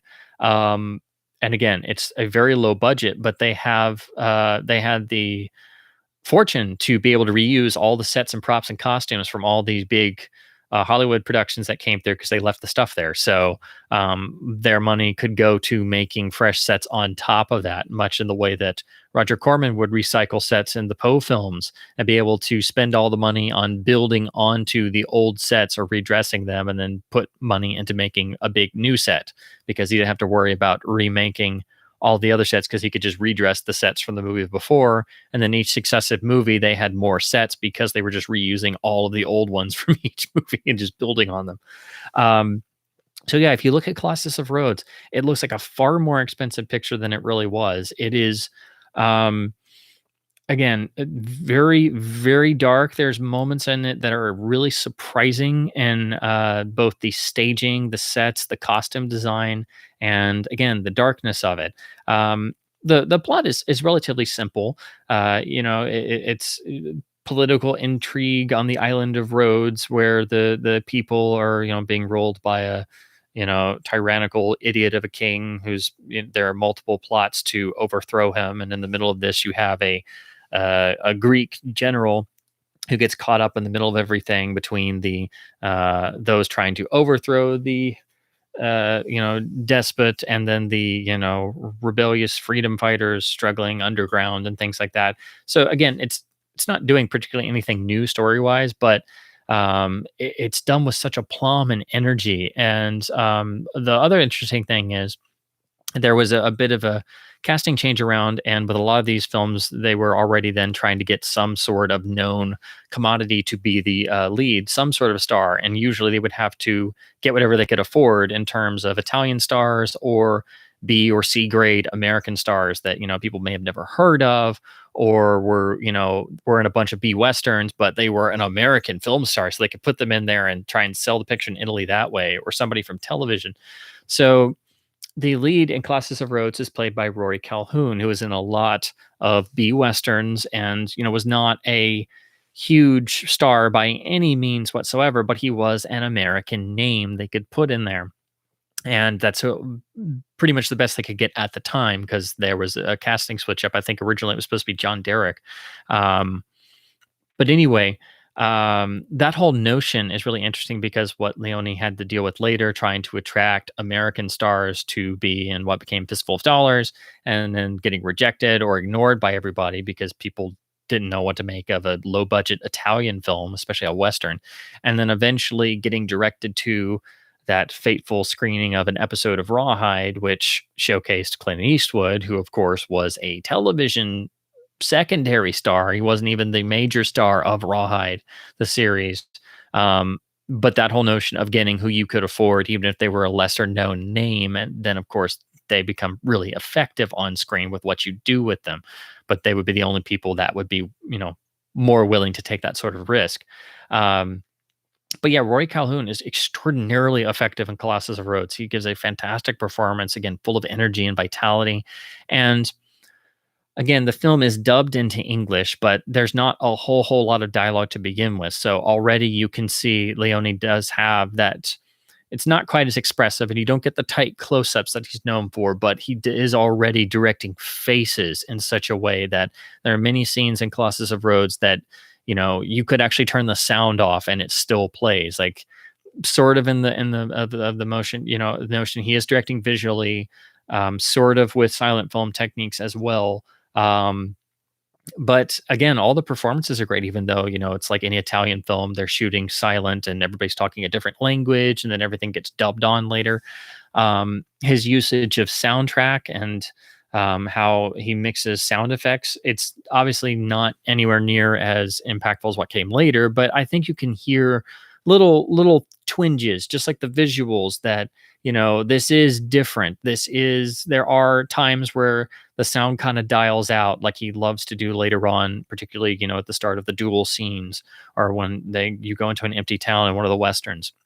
And I think there's so many things in Colossus of Rhodes that really start to show that this is the first time that Leone's just taking charge and just doing what he wants to do. And you see the first glimpses of what really comes to full fruition on Fistful of Dollars. And I think that is what really makes Colossus of Rhodes interesting combined with the fact that it's not afraid to have these really great big action scenes and have really dark tones. There's one particular scene where the rebel fighters have gotten ambushed, and our lead hero goes back to their secret hideout, and the camera just pulls back. You see a few bodies on the ground, and it pulls back, and then you see all these bodies. Even the horses have been killed, and they're strewn out across this little field in this sort of rocky area, and it's just pretty dark for a what's supposed to be a sword and sandal kill the bad guys movie. So yeah, there's a nice refreshing tone to it, and again, it doesn't overstay its welcome. I'd say maybe the first 25 minutes are a little bit slow. But after that, it picks up and it just goes, goes, goes, goes. Part of that may be because the US version is what we commonly see. It's missing about 13 to 15 minutes from the Italian version, but it seems to be just transitional scenes and a little bit a different scene length runtimes, which is very common to Leone's films and how they played in different countries. Usually, a lot of the discrepancies between versions are different shots run different lengths and different cuts, or they use some alternate takes and stuff. But it just seems like there's maybe one or two dialogue scenes that were cut out of the US release, but I do want to see the Italian version at some point. I just haven't gotten it. Apparently, it's out on Blu-ray now. There's a German and Italian disc that I would like to. I'm trying to figure out which one is better to go with because, again, not everything is always English friendly. But Warner Brothers did a lovely DVD first, and then Warner Archive has released a Blu-ray, and both of which I have not gotten yet. I wish I had. The DVD came out in the cult classic box set. I think it's volume 3 or 4. But then that went out of print, and I was going to buy the DVD, and then finally Warner Archive did a lovely new Blu-ray of it. So then I was like, oh, I need to get the Blu-ray, and then I just haven't gotten around to it yet. So that's why I don't have anything to show, unfortunately. But at least there are good options that are available, and from everything that I've read and seen, the Warner Archive Blu-ray is really great, and it's the same. I think it's 128 minutes, 2 hours, 8 minutes. It's the US theatrical release version. And again, you're not really missing anything from the Italian version outside of, one or two small little scenes, and then some different shot lengths. But most Leone fans don't really go before Fistful of Dollars. So I think it is really important. And Colossus of Rhodes, it's a fun movie. It really is fun. And you have the fantastic image of the giant Colossus in front of the harbor of Rhodes standing over. It's this really powerful image, and Leone and his cinematographer do a really great job at, obviously, what the full shot is obviously a miniature. But when they go in for the closer shots and everybody's running around the bottom, they do these really impressive shots of a big foot or a section of the leg, or they do a shot of what's probably still the model, but they're just doing it, cut to here, where you have the hands holding the big flaming thing of oil that it dumps on ships that are trying to sneak through the harbor. But it uses that to fill the whole screen, and it looks far more impressive than just showing, the whole miniature, which if you showed that for too long, it's, obviously a miniature.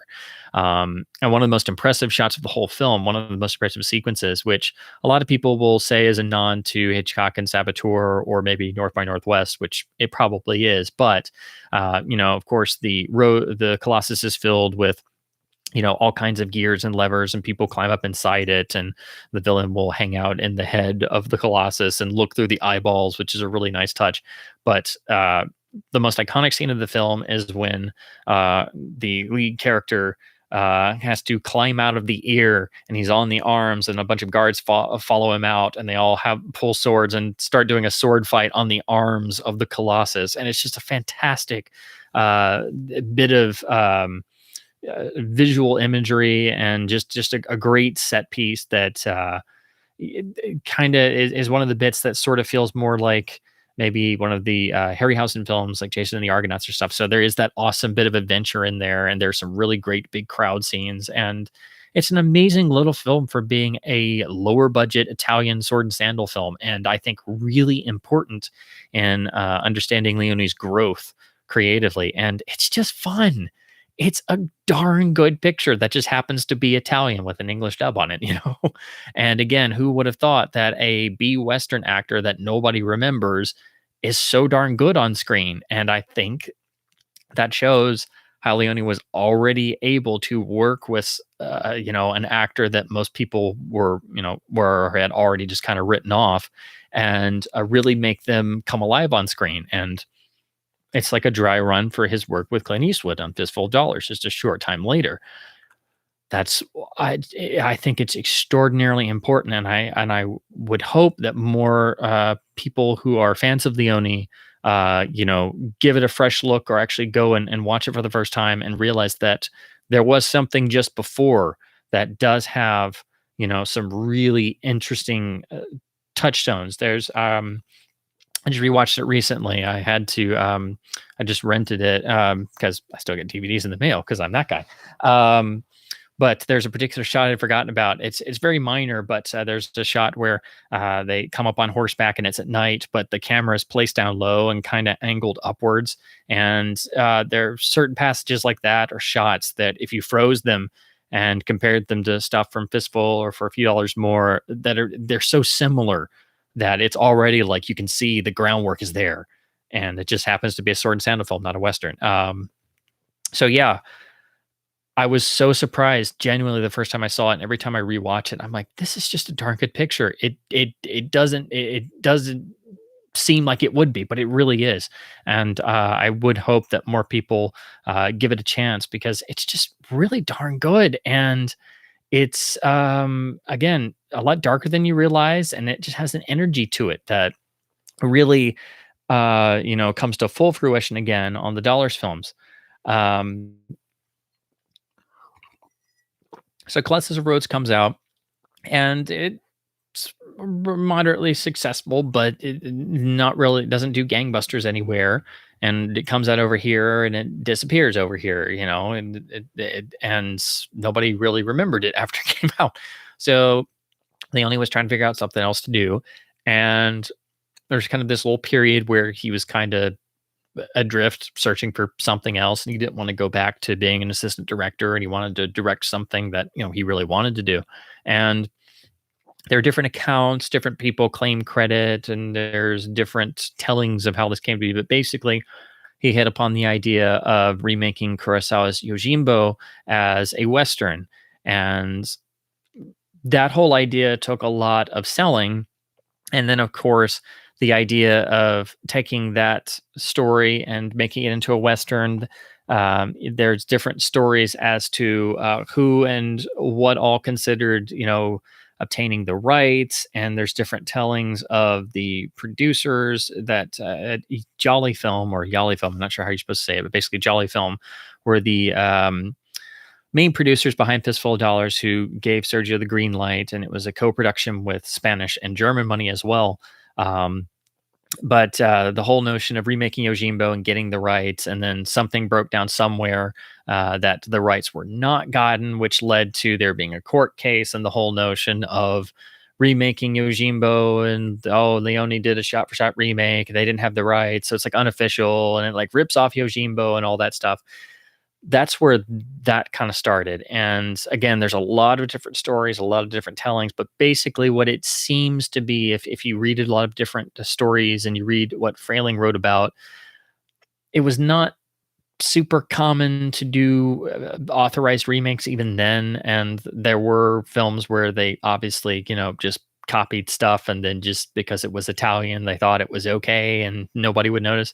But Leone seemed to have thought, or been under the impression, or been led to believe that they had gotten the rights, and apparently he was misled of that, on that and many other things, and that's why he sued after Fistful of Dollars the producers at Jolly Film, and got out of his contract because he didn't want to ever work with them ever again.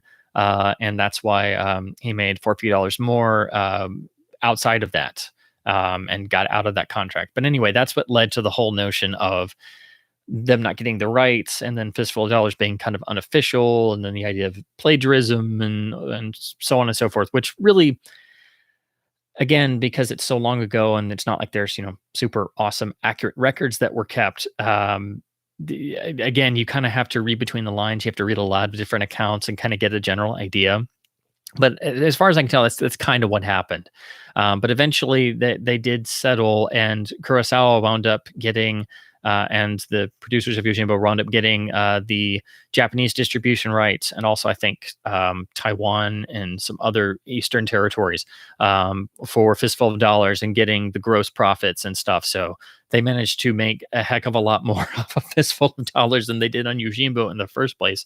Um, but and then there's also discussion that the idea of Yojimbo dates back to Dashiell Hammett's Red Harvest, which is one of the classic hard-boiled detective fiction novels, one of Hammett's best novels. The whole notion of an outside figure coming into a town and playing off different criminal factions against each other for one's own personal or gain, or something like that. That whole notion. So if you read Red Harvest, that's also there, and there are other story antecedents as well. But I like to get that out of the way because that gets thrown about online, and people usually have not, dug into it very much, and then they'll just repeat what they've heard others say, and so on and so forth.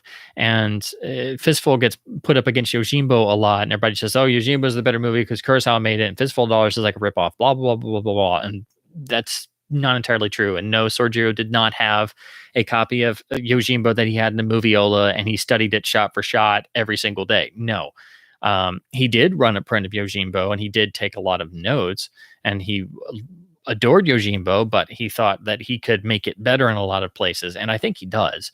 I'm one of the few, and I know hardcore Kurosawa fans will tar and feather me for this, which I get. That's fine. But my own personal opinion, I think Fistful of Dollars is better than Yojimbo because it has this energy to it. And for so many reasons, it blows open a lot of doors in terms of the Western genre that just freed up so much. And the fact that it was Italian and they didn't have to worry about the rules they had for Hollywood Westerns, so many different things. And Leone was obsessed with Westerns, and he wanted to improve some of the story bits in Yojimbo he didn't feel worked, and he wanted to give it more energy, and they introduce extra scenes and different sequences in there that I just feel really improve the storytelling in a lot of ways. And don't get me wrong, I still think Yojimbo is a masterpiece, and I love it, and I adore Kurosawa, and he's one of the great artists of human history. But if I put them side by side, as much as I love Yojimbo, I do think Fistful of Dollars is the better film. But of course, Leone had the advantage of being able to look at the previous work and go, I think I could do that better, and I think I could do that better. Wouldn't it be cool if we put two bodies in the graveyard here and propped them up like they were still alive? That would be cool. Yeah, why don't we do that? So that he did have that advantage. But anyway. So all that aside, the idea to remake Yojimbo as a Western was something that he had to sell. And so the producers at Jolly Film basically finally gave him the go-ahead and a small budget of $200,000, which again was also made up of German and Spanish money because they could sell that in their territories. Because already at that point, there had been a number of German Westerns that had been very successful. So that whole notion kind of started the idea of Leone's films and then other Italian Westerns that followed in this boom that happened with Fistful of Dollars being dubbed and then shown in foreign territories in Spanish and German and French and so on and so forth. But anyway, so Fistful of Dollars was not supposed to go anywhere. It was supposed to be this little tiny movie, and then Sergio would go and do whatever afterwards, hopefully, if it was successful enough. And nobody really believed in it whatsoever. So rather famously, he sent this script to every star he loved in Hollywood, trying to get them, convince them to come and be in this Italian Western Yojimbo remake. And unfortunately, what was sent over was like this translation of this badly done translation, done very literally. And Christopher Frayling goes into it on some of the extras, like actually translating stuff like "we will go to the Boot Hill" and stuff like that. And it's just really dire. And so most people just threw it in the trash or laughed at it, or their agent didn't even give it to them. So everybody he tried to get Henry Fonda, he tried to get Coburn, he tried to get Charles Bronson, he tried to get anybody. He even tried to get really great actors who were not big lead names like Henry Silva. Everybody turned him down, or their agents threw it away. It's just nothing. And of course, they couldn't pay very much money. I think it was about $15,000 was the actor fee out of the $200,000 budget. And so, everybody's kind of tearing their hair out because they couldn't find anybody. So, again, it was different people have told it different ways, but basically, someone got Leone to look at a print of a Rawhide episode and look at this Clint Eastwood character, who, again, in Rawhide, most people forget he was playing the secondary character of Rowdy Yates, who, while he kind of stole most of the scenes, he was not the lead character on the show. He was the secondary character, but it was an episode that was more about Rowdy Yates. And I can't remember the title off the top of my head, unfortunately, but Leone was interested by what he saw. And of course, he didn't have a lot of options. And he thought about it for a while. And he's like, well, I think maybe if we roughed him up a little bit and we made him look a bit more grizzled, I think it could work. He's got an interesting presence and movement. So, and then thankfully Eastwood decided to take up this strange offer because it was between Rawhide seasons, and because he was doing Rawhide, he wasn't allowed to do American features. But they didn't say anything about Italian features because they didn't think anybody would be that crazy to go shoot this little tiny movie in the middle of nowhere in Italy for who knows how long. So, very thankfully, he had the mindset of, well, at the very least, it'll be interesting, and I get to go to Italy for a couple weeks, And so that's basically how that came about. And then he arrives with the belt, boots, pistol grips, and holster from Rawhide, and then gets on this set in Italy where everybody's speaking a different language, and Sergio doesn't speak really any English at all. And basically it goes from there, and they develop a working relationship that obviously has to use a lot of gibberish English and hand gestures and more hand gestures. And Leone and Eastwood and others kind of built the whole iconic character costume. And of course, different people claim different things, but Eastwood basically came over with the props from Rawhide, and they had already talked somewhat about the smoking. So he kind of found the cigarillos and cut them in half to make them always look like stubs, like that had already been smoked down. And Leone came up with got the stubble and then the smoking and then the poncho and everything. And it all kind of was built up from there. And Eastwood started cutting down the lines because he felt it was too talkative, and that it'd be obviously much better if the stranger, or the original title, the Magnificent Stranger, that was the original working title, obviously to kind of play on Magnificent Seven. But anyway, he already had a sense of, the less said, the better. And also, the less it was like Rawhide, the more enjoyable it would be, because it would be like, all the things you didn't get to do on American television Westerns. And certainly Fistful of Dollars is the complete 180 of that. So I know Eastwood must have had some sort of sadistic glee in finally being able to just blow guys away, which already he had not been able to do on Rawhide at all. And nobody could in an American Western. But so it's not an easy thing to walk into as an American actor. And of course, people may know about this now, but they certainly didn't, in 1963, 1964. But anyway, so you have this low budget Italian Western with an American television Western semi-star, not even the lead star of the show. But again, the confidence on display, it just creatively, the tonality, the cynicism that's there is so different to what you get in Yojimbo that I don't think it's fair to put them side by side and say that, oh, this is just a remake. No, it is spiritually completely different. There are, sequences and shots that are similar, but they're also very different in a number of ways. And one particular example I would make is in the opening of Yojimbo, when Toshio Mifune comes into the town as the, wandering Ronin, Yojimbo, he's confronted, and the way you figure out something is going on and something all is not right in this small town is the shot where the dog comes up and has the severed hand in its mouth. And it's such a striking image, and it sticks with you, and it definitely tells you right off the bat that something's going on. But if you contrast that with Fistful of Dollars, it's a lot more extended. You first have the scene of the man with no name, or although he's named Joe in this film, if you actually pay attention to the dialogue. But when Eastwood's character comes up to the well, you have the introduction of the sort of domestic triangle that exists between Marisol and her estranged husband and son, because she's being kept away as the woman of Ramon, and the stranger just stares at all this and makes no comment. And but already there's an uneasiness there, because in the opening 5 minutes of this movie, you're watching a kid being shot at by bored gunmen who just pumping bullets into the ground around his running feet as he's screaming and crying. It's like, already, this is not your typical Western. This is not, this is not happy-go-lucky. This is not clean cut. This is very, very gritty, and right off the bat, it's quite unlike what you've seen before. But the equivalent scene of the dog with the hand in its mouth is when the stranger rides into the town, and you see the women of the town are all kind of upset, and you hear the tolling of a bell, which is presumably a funeral bell.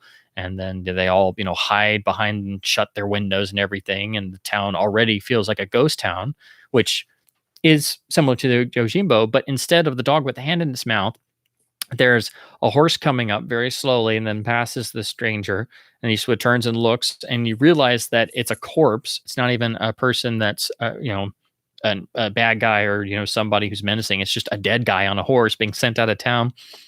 But they hung this sign on his back that says "Adios, amigo," which is this peculiar sense of bizarre dark humor that shows not only do the villains that have done this have a very warped sense of humor, but so does the film.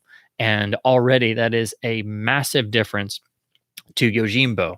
While Yojimbo has a cynicism and it does have humorous bits, it's very, the humor moments are very distinct and they're very low key. Whereas in Fistful of Dollars, there's this sort of cynical whimsy that personifies itself in the laconic style of this stranger hero, who is, an anti-hero to end anti-heroes, who is essentially a self-centered mercenary who, for the most part, is not operating for anyone other than his own concerns. But the whole film has this not quite mercurial sense, but there is this really inspiring newfound flippancy of sorts. And I know Christopher Frayling talks about that he picks up on it kind of picking up from the first two Bond films, which had already come out by this point. And of course, Goldfinger came out the same year. But I can kind of see what he's talking about, that they sort of have that casual flippancy, and you could look at The Man with No Name's occasional lines somewhat like the classic Bond quip one-liners, maybe. So there is a little bit of that, but that whole sense of cool and being laconic, but also slightly disconnected and slightly funny at every turn, but in a very dark way. And then at least the Rojo family is as well, or at least most of them, primarily Ramon, and some are, you're an idiot, Esteban, even if you are my brother. Sorry, I can't help but quote them up sometimes. But anyway, so that's a key difference there. And then it moves really fast, and there's an energy to it that is far beyond even what you get on Colossus of Rhodes. So I think it's stuff like that that helps set Fistful of Dollars aside from Yojimbo. And I do wish that if people were to make the comparison, they would go beyond just the plot similarities. And there are at least two really great sequences that are entirely created for Fistful. The big burning of the Baxter household, and then of course the earlier scene in the graveyard where the stranger character, Man with No Name, along with the saloon keeper, stage the dead soldiers in the court and the graveyard, and then get the two factions to come out and have this gun battle, and then fill those bodies, fills those bodies with lead, and then think, oh yeah, now we've killed them, now we can go back, now there are no witnesses.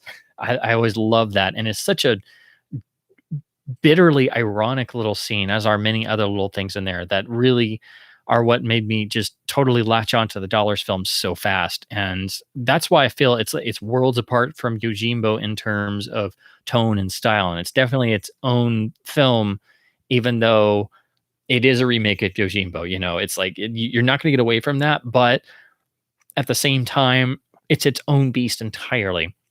So Fistful of Dollars is not considered to be anything that's going to, blow the world apart. And, Eastwood goes back to America, expecting to probably never hear of it again. And the other big main contributing factors of Fistful of Dollars being different, of course, I should mention, you have Leone finally becoming more acquainted with Ennio Morricone, who he had known before, and after considering other people to do the music, hit upon Morricone doing the score, and Morricone brings in all kinds of different ideas and helps build upon things that Leone wanted to do. And of course, by working in all of the different influences from Spanish guitar to whistles and cracks, and just creates this astounding soundtrack that is really just completely timeless, and sets the stage for every single Leone film to follow, because Morricone would score all of them.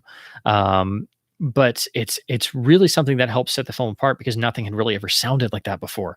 And that, combined with Leone's greater usage of building the soundtrack up, because of course it had to be created from scratch, because Italian films were shot silent and they would have to do a foreign dub for each particular language. That meant that Leone could therefore create the entire soundtrack. And so Fistful of Dollars is the first time you have him using major usage of silence, of sound effects, of playing with the actual gunshot effects, even though, it's usually the same sound effects library, and especially all three Dollars films, and they're really iconic for those sound effects. He doesn't just use that sound effect over and over. He'll play around with it. They'll be stretched out, they'll be cut off, they'll be changed in tone, and they become particular character voices. When the man with no name's gun fires, it's speaking that particular tone. And when the villain's guns speak, they speak their own particular tone. Like Ramon's Winchester rifle has its own particular tone, just as Colonel Mortimer's gun will have a different tone, and for a few dollars more. And the soundtrack itself becomes a much more visceral and integral part of the film because of that, because it's not just, soundtrack, sound effects, dialogue most important. Of course, it's obviously limited because they were still working in mono, but it's really astounding what Leone was trying to do in 1964, which really was not being done, particularly in low budget Italian films. And of course, it would grow much more, but Fistful of Dollars is like that first giant leap forward. But and to compare it to Colossus of Rhodes, which, even though I do really like Colossus of Rhodes, I mean, the confidence on display in Fistful of Dollars is just astonishing. It's a incredible leap forward in every level. And this is the first time Leone works in Technoscope, which is the format he is most famous for using.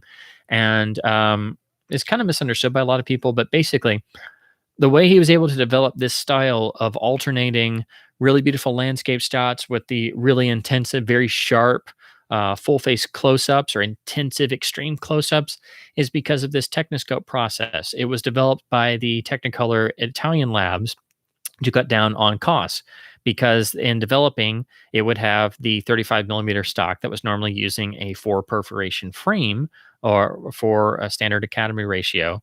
And then they would use CinemaScope lenses in Hollywood or other productions to squeeze on a widescreen image and then unsqueeze it back out.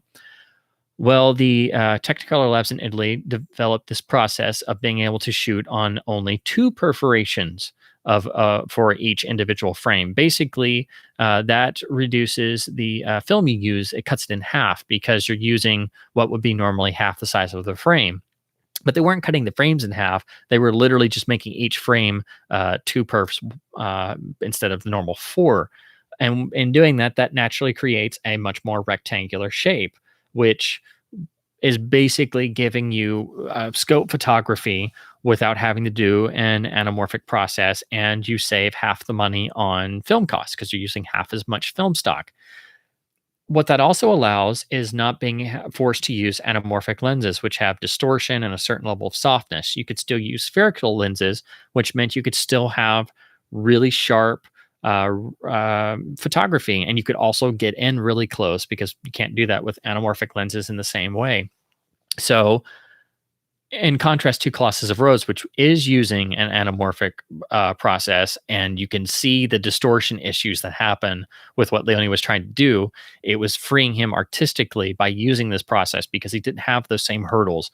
So he has 360 pans and he can get really, really close on faces. And of course, it's not what it would get to later on, but it's definitely that style is on full display for the first time in Fistful of Dollars. And that's the reason technically he was able to do that. And he also had cameramen who were willing to go with him. So that's another way that Fistful of Dollars is so different. You have the full visual style on full display for the first time. And then there's the tonality because it's a European film. It's an Italian Western. You can't have the stuff in Hollywood where guy pulls gun, cut, guy shoots, cut, guy falls down dead. That's it. Italian audiences were not going to go for that. The Italian audiences were notoriously, very noisy, very rowdy. And if you did not hook them in the first 10, 15 minutes, you were screwed. So there was also that notion of having to appeal to audiences that were very difficult. So it's a lot grittier, it's a lot more realistic. And again, Leone was steeped in classic westerns. He was a western addict. He was a history buff for the American West. So he wanted things to be authentic, but also he wanted to shake off all the old cliches. So Fistful of Dollars kind of revels in that. It's a film where right as he comes into the town, the man with no name is, kind of laughed at by the, idiot Baxter twit standing around, and they insult his mule. So he slowly and calmly walks up, stares them down, and murders all 5 of them in cold blood. And it's just unlike anything that had ever come before.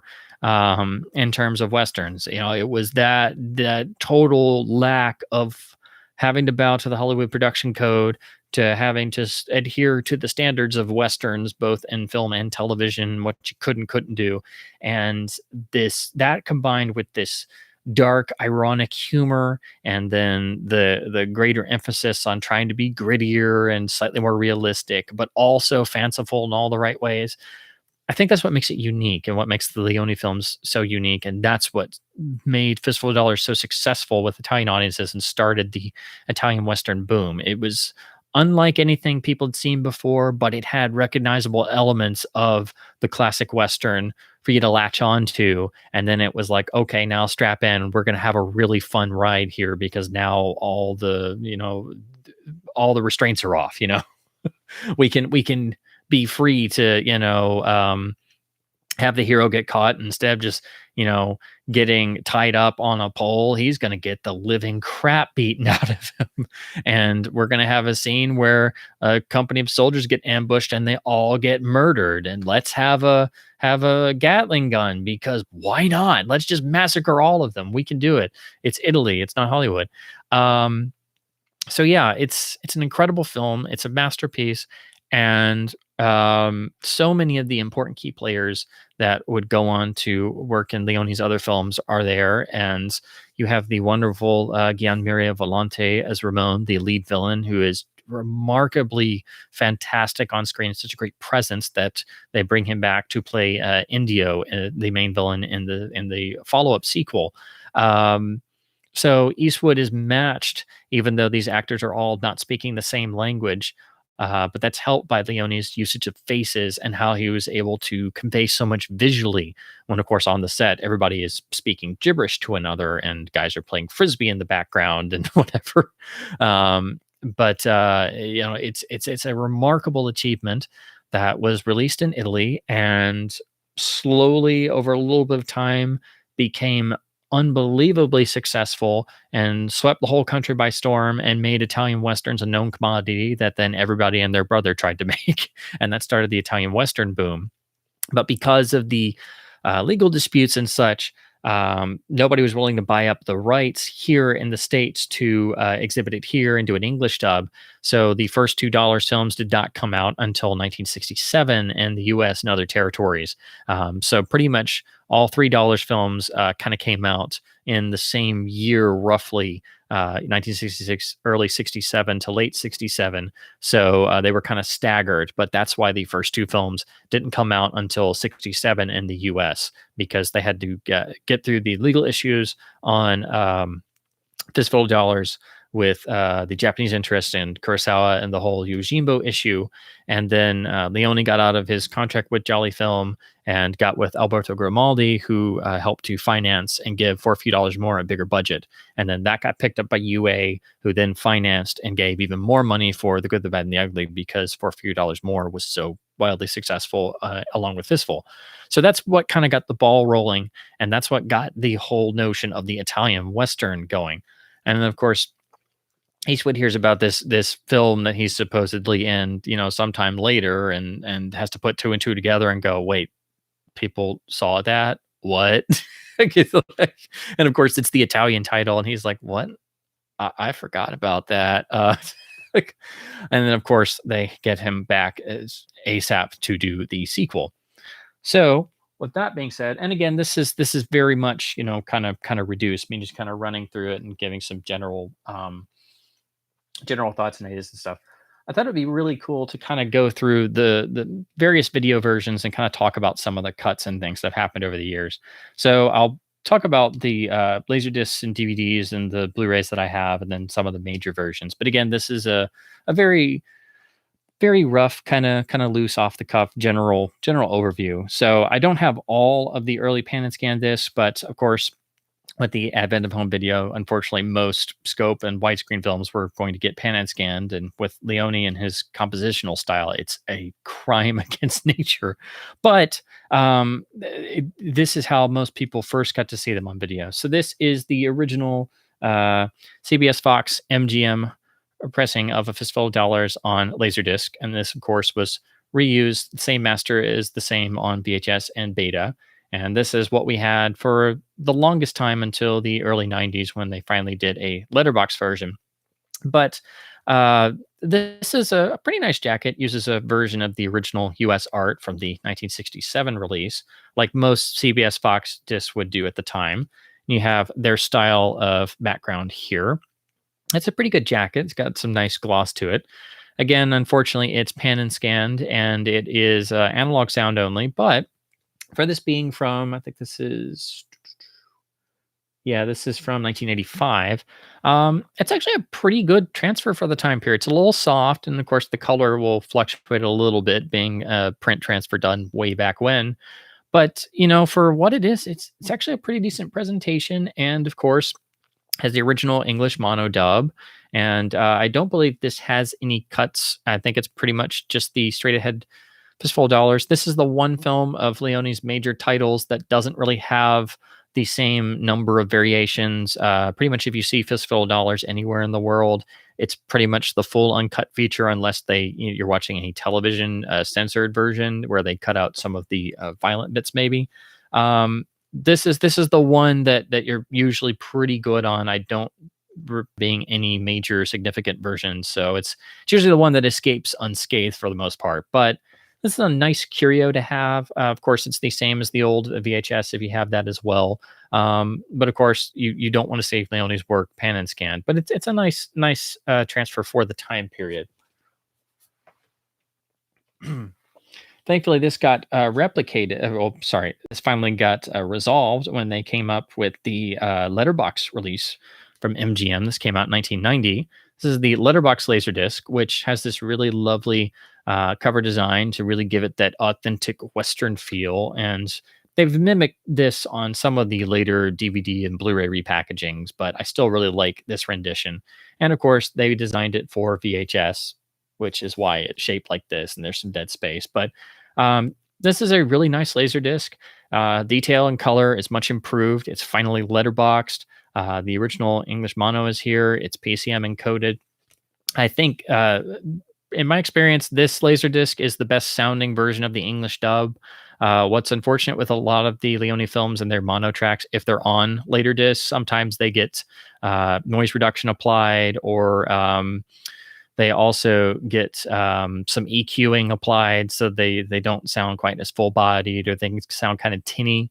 I remember when I was first watching these, on old CRTs that didn't have very good speakers, or when I would watch the DVDs on a computer with desktop speakers or something. You can really tell, and they can make lesser speakers kind of do that little vibrating effect where they cut off a lot of the frequencies and stuff.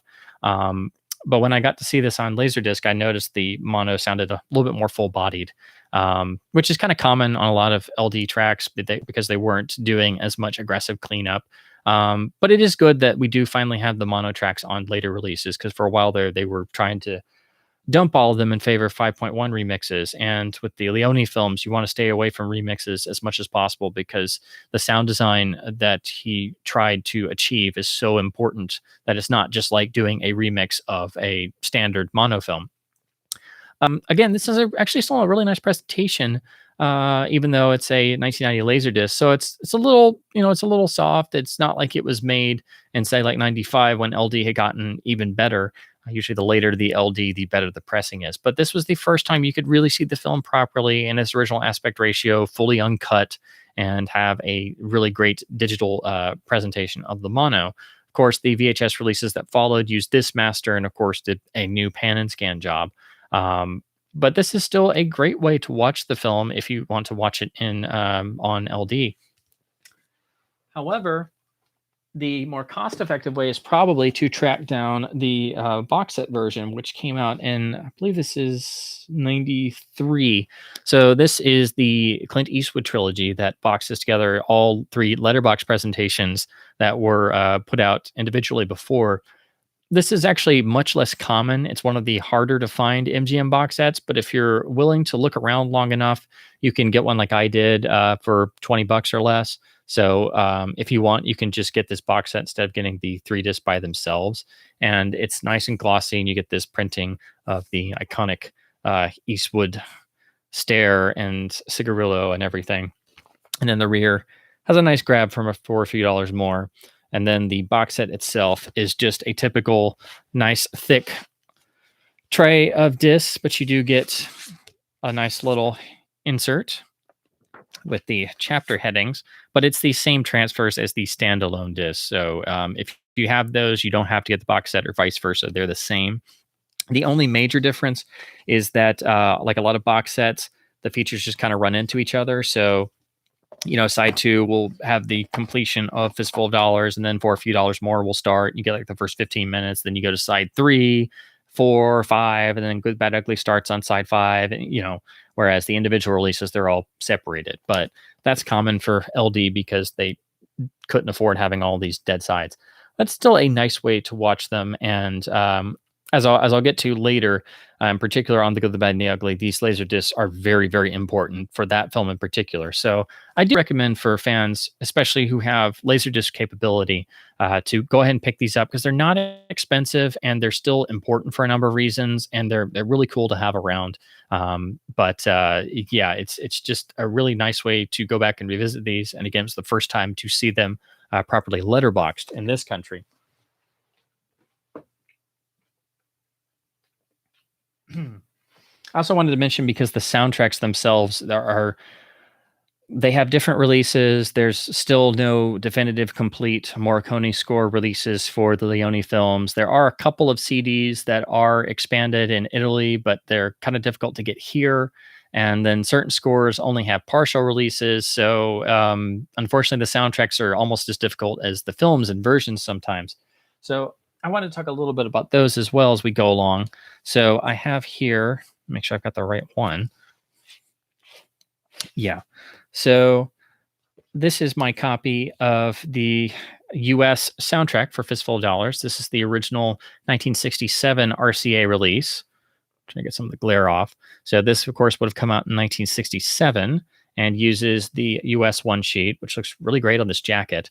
It's on the RCA label, and these are quite uncommon. You don't come across this particular soundtrack album all that often. I guess they didn't print very many of them. You don't come across Good, Bad, Ugly very much either, but Fistful and For Few are definitely a lot harder to find. I was lucky to find a copy of this, but it was really beat up. And then I found this one that's actually the original printing with the... Sorry, I should have had this prepared. I had all these sleeved, and then I pulled the sleeves out. But this has the original RCA Victor logo here. So if you're trying to figure out if it's an original pressing, the 67 version, it should have this black label.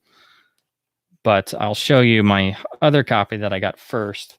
That's not as good condition-wise. This was my first copy that I found in a record store dollar bin. And I was just so happy to find a copy. So like a lot of reissues, they would reuse the old jacket, so it's hard to find originals sometimes. But this is from sometime in the 70s because it has the tan label, RCA tan label, I should say. But it sounds pretty much the same. But both of these are unfortunately rather noisy. My original copy is actually really, really clean, but I guess the vinyl they used was kind of on the noisy side.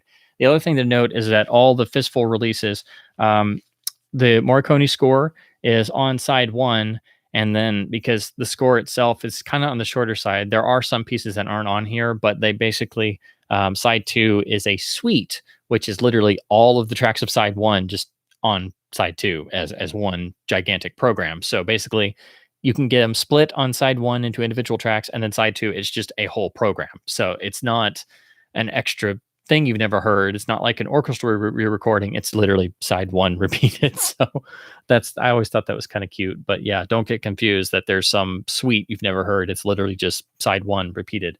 But it is really cool to have this, and the CDs pretty much replicate this track listing right down to having the suite as well. There is apparently a recent Italian release on CD that does have an extra track or two that I need to track down. But again, a lot of those I've heard mixed reviews about the sound quality and the mixing and stuff. And because they're so hard to find, I've just been trying to find some at decent prices. But I have managed to pick up a number of the LPs. So I wanted to kind of discuss that as well. And despite this being noisy, it does actually sound really good, especially for it being a record from the 1960s where, the vinyl quality was not really the greatest. So if you do manage to find any of the dollar scores on LP, just go ahead and pick them up because you're not going to come across them all the time, especially if you get them at good prices, because a lot of people will want to charge more and charge you like $20 for a copy of them on LP because it's an iconic film with an iconic score and it's not a LP you come across all the time. But if you're patient enough, just, look more for condition. That's going to be, most important.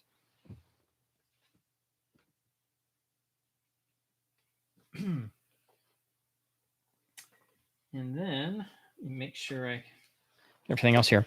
So then we get to the turn of the century, and then around 98, 99, well, probably starting more in 97, MGM started preparing for their DVD release. And I think they were maybe going to do a big LaserDisc special edition reissue like they started to do for the Bond films, and then kind of gave up on that because the format was changing. So they did a couple Bond special releases. They announced doing Fistful and some of the Leone films, then just kind of stopped and then switched over to DVD. So in 1999, we got all three films put out on DVD, and they're pretty much bare bones. And they're pretty much identical to what we had on LaserDisc for the most part. There's a little bit of differentiation, but Fistful was released on DVD with this cover. This is pretty much identical to what you have on the LaserDisc. Of course, the resolution's a little bit better because you're getting 480p component versus 420i analog. And I'm trying to remember for sure. If I'm remembering correctly, this DVD is non-anamorphic, but the other two are. I can't remember for certain. Of course, when I was first watching these, I was watching them on DVD and on a 4.3 CRT, and I didn't even know they were non-anamorphic until I had a 16:9 display much later. So that's when I found that out. But anyway, going back and comparing, it's pretty much identical to the LaserDisc, uses the same source.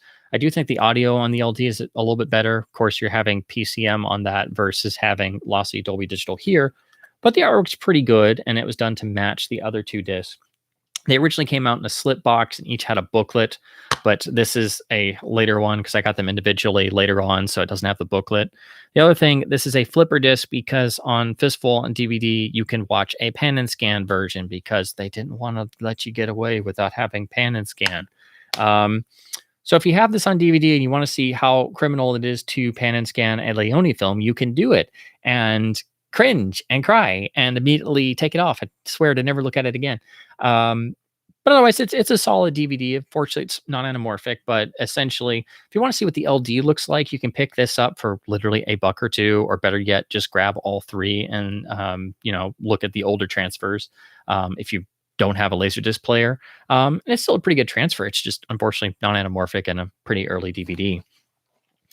Then they prepared some special editions with new extras and released them in Region 2 and the UK in about 2005 after they did the extended Good, Bad, Ugly 2-disc DVD set. So Fistful of Dollars for a few dollars more, and eventually Duck You Sucker came out in 2005, and they were going to come out here. And I was super excited because I was like, wow, and they have extras and everything. And then MGM went bankrupt and their DVD division went, and I was like, oh no. So we had to wait 2 years until 2007 when they were being distributed by 20th Century Fox. And so they put them all out in a box set and they released them individually. So since I already had The Good, the Bad, and the Ugly, and I didn't have enough money for the box set, and they released the individual ones first, and I started buying those, I picked up the individual 2-disc reissues. And I'm kind of glad I did because I really love the art. It carries on the style done for the expanded GBU. And what's great about these individual original pressings is they have these slip boxes that are glossy, and you have the embossed letters just like the GBU box. Of course, it's not oversized and a hard book style box like that is, but they eventually drop the slip covers pretty quick. But you have all the art and all the extras and everything. I'm trying to show it without the glare because it is super, super glossy. That's why it's got all this reflection on it. But then also what was a nice touch, you have the matching stuff here on the case, but the case itself is white, which fits the style. Again, I'm trying to keep it from being super, super glary. Wow, glary is not a word. Sorry.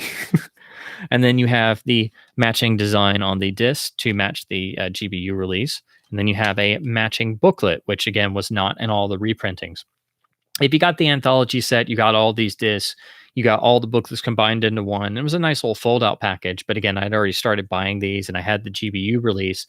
And I like how these are packaged individually. So I've held on to them because it's not like you're going to be able to find these original printings because they drop the slipcovers and the booklets and everything. Well, of course, what was great about these is it was brand new extras, and you got commentaries from Christopher Frayling and others, and they still had their original mono tracks, even though they did have 5.1 remixes, but you can just ignore. Transfer is much improved. It's anamorphic this time. And this is the source of what MGM has used on their Blu-rays ever since, and they've repackaged them a million times. But I held on to these because I had to buy these one at a time and save up for them, and I still like the packaging, which is better than what they did on Blu-ray. And this is the source of the extras, which are all standard def. So like a lot of times on a lot of legacy content on Blu-ray, when they put them on the new disc, they don't upscale them and they don't encode very well. So half the time the extras footage looks so much better on the original DVD. So I've kept a lot of these simply because I hate looking at legacy extras and it's got all these artifacts and stuff. And especially when you're blowing it up to an HD TV, it's just like, that's just nasty. And then you put it on the DVD and it's a lot better because it's just upscaling in your player and it's all standard def and it's not doing any digital goofiness. So this is the 2007 series. Then I had the original release Blu-rays, but then I got rid of them because I got the repackaged trilogy set. So this has the original Blu-rays for Fistful and Phantom repackaged. I just upgraded to this because it had the new 4K master of The Good, the Bad, and the Ugly, which of course has the awful color timing and all that stuff. But this is the only way you could get it when it first came out. And it's just the discs of the first two films repackaged. So they are the 2007 masters, but in HD. They're decent. They do have original mono, but it's lossy, and they have all the old extras. But there are better versions out there. The Fistful one looks pretty good. For a few dollars more, unfortunately, has a lot of noise reduction and smearing and edge enhancement and stuff. Because again, these were designed for DVD, and now they're being shown in HD. But they're the same disc that they've repackaged a million times. This is just the little trilogy set that includes the then new 4K master of GBU. But for my money, if you want the best overall version of Fistful to pick up, there is the Italian restoration from about 2007 or so that I did see a print of on 35 millimeter at a Leone retrospective that looked really amazing. And they did that from the original negative back then. There's since been a new one, but I don't know why they would do it again. But anyway, the color timing is spot on. They released it in Italy on Blu-ray. I think it's from Ripley's Home Video, which has really great encoding, has Italian. It has English mono, but I think it's lossy, but it is region locked and very expensive and out of print. However, you can get it in Germany with English mono and everything. And you can get it in this double feature set, which is region free. And this is probably the most important release for Leone fans to get because, it's about 10 or 15 bucks. You get two excellent releases of the first two Dollars films. And most importantly, you get the fully uncut version for a few dollars more. But I'll get into that in a minute when we move on to the sequel. Fistful, you get the same 2007 Italian restoration.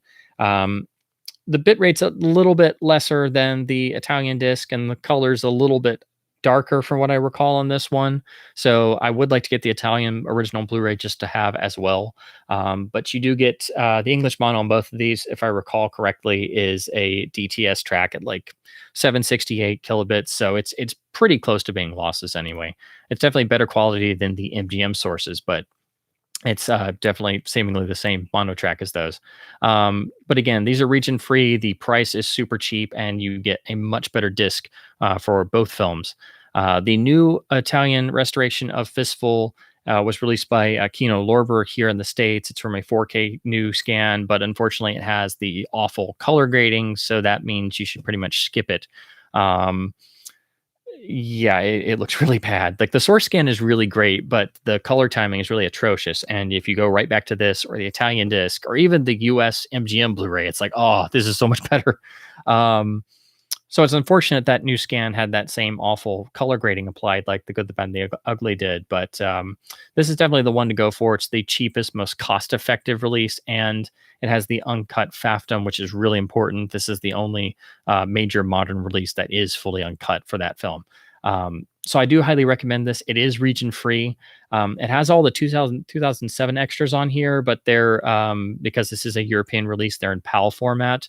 So if you are playing on a standard Blu-ray player here, you won't be able to play those.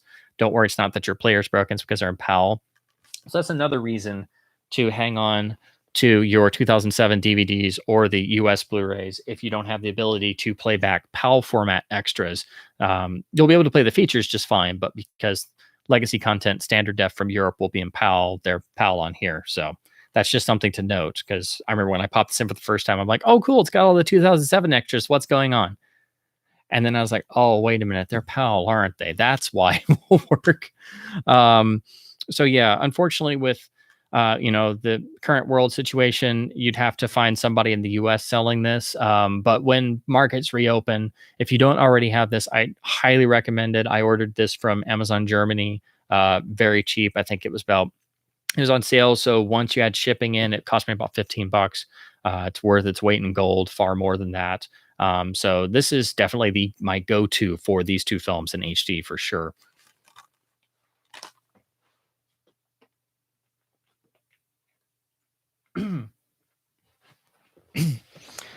So with Fistful out of the way, that becoming, overnight, practically one of the biggest successes in Italian film history, and starting out this boom of Italian Westerns, of course, everybody's like, okay, you're going to do another one, right? So Leone buys his way out of his Jolly Film contract after suing those producers and gets with Alberto Grimaldi, who was starting to not just be an agent, but also wanting to get into film producing. So Grimaldi helped finance and produce for a few dollars more, and of course the budget was much greater, so that allowed Leone much more creative leeway and freedom, and that's why for a few dollars more is such a richer, longer, more vivid tapestry of a picture, simply because there was so much more money and time to play with.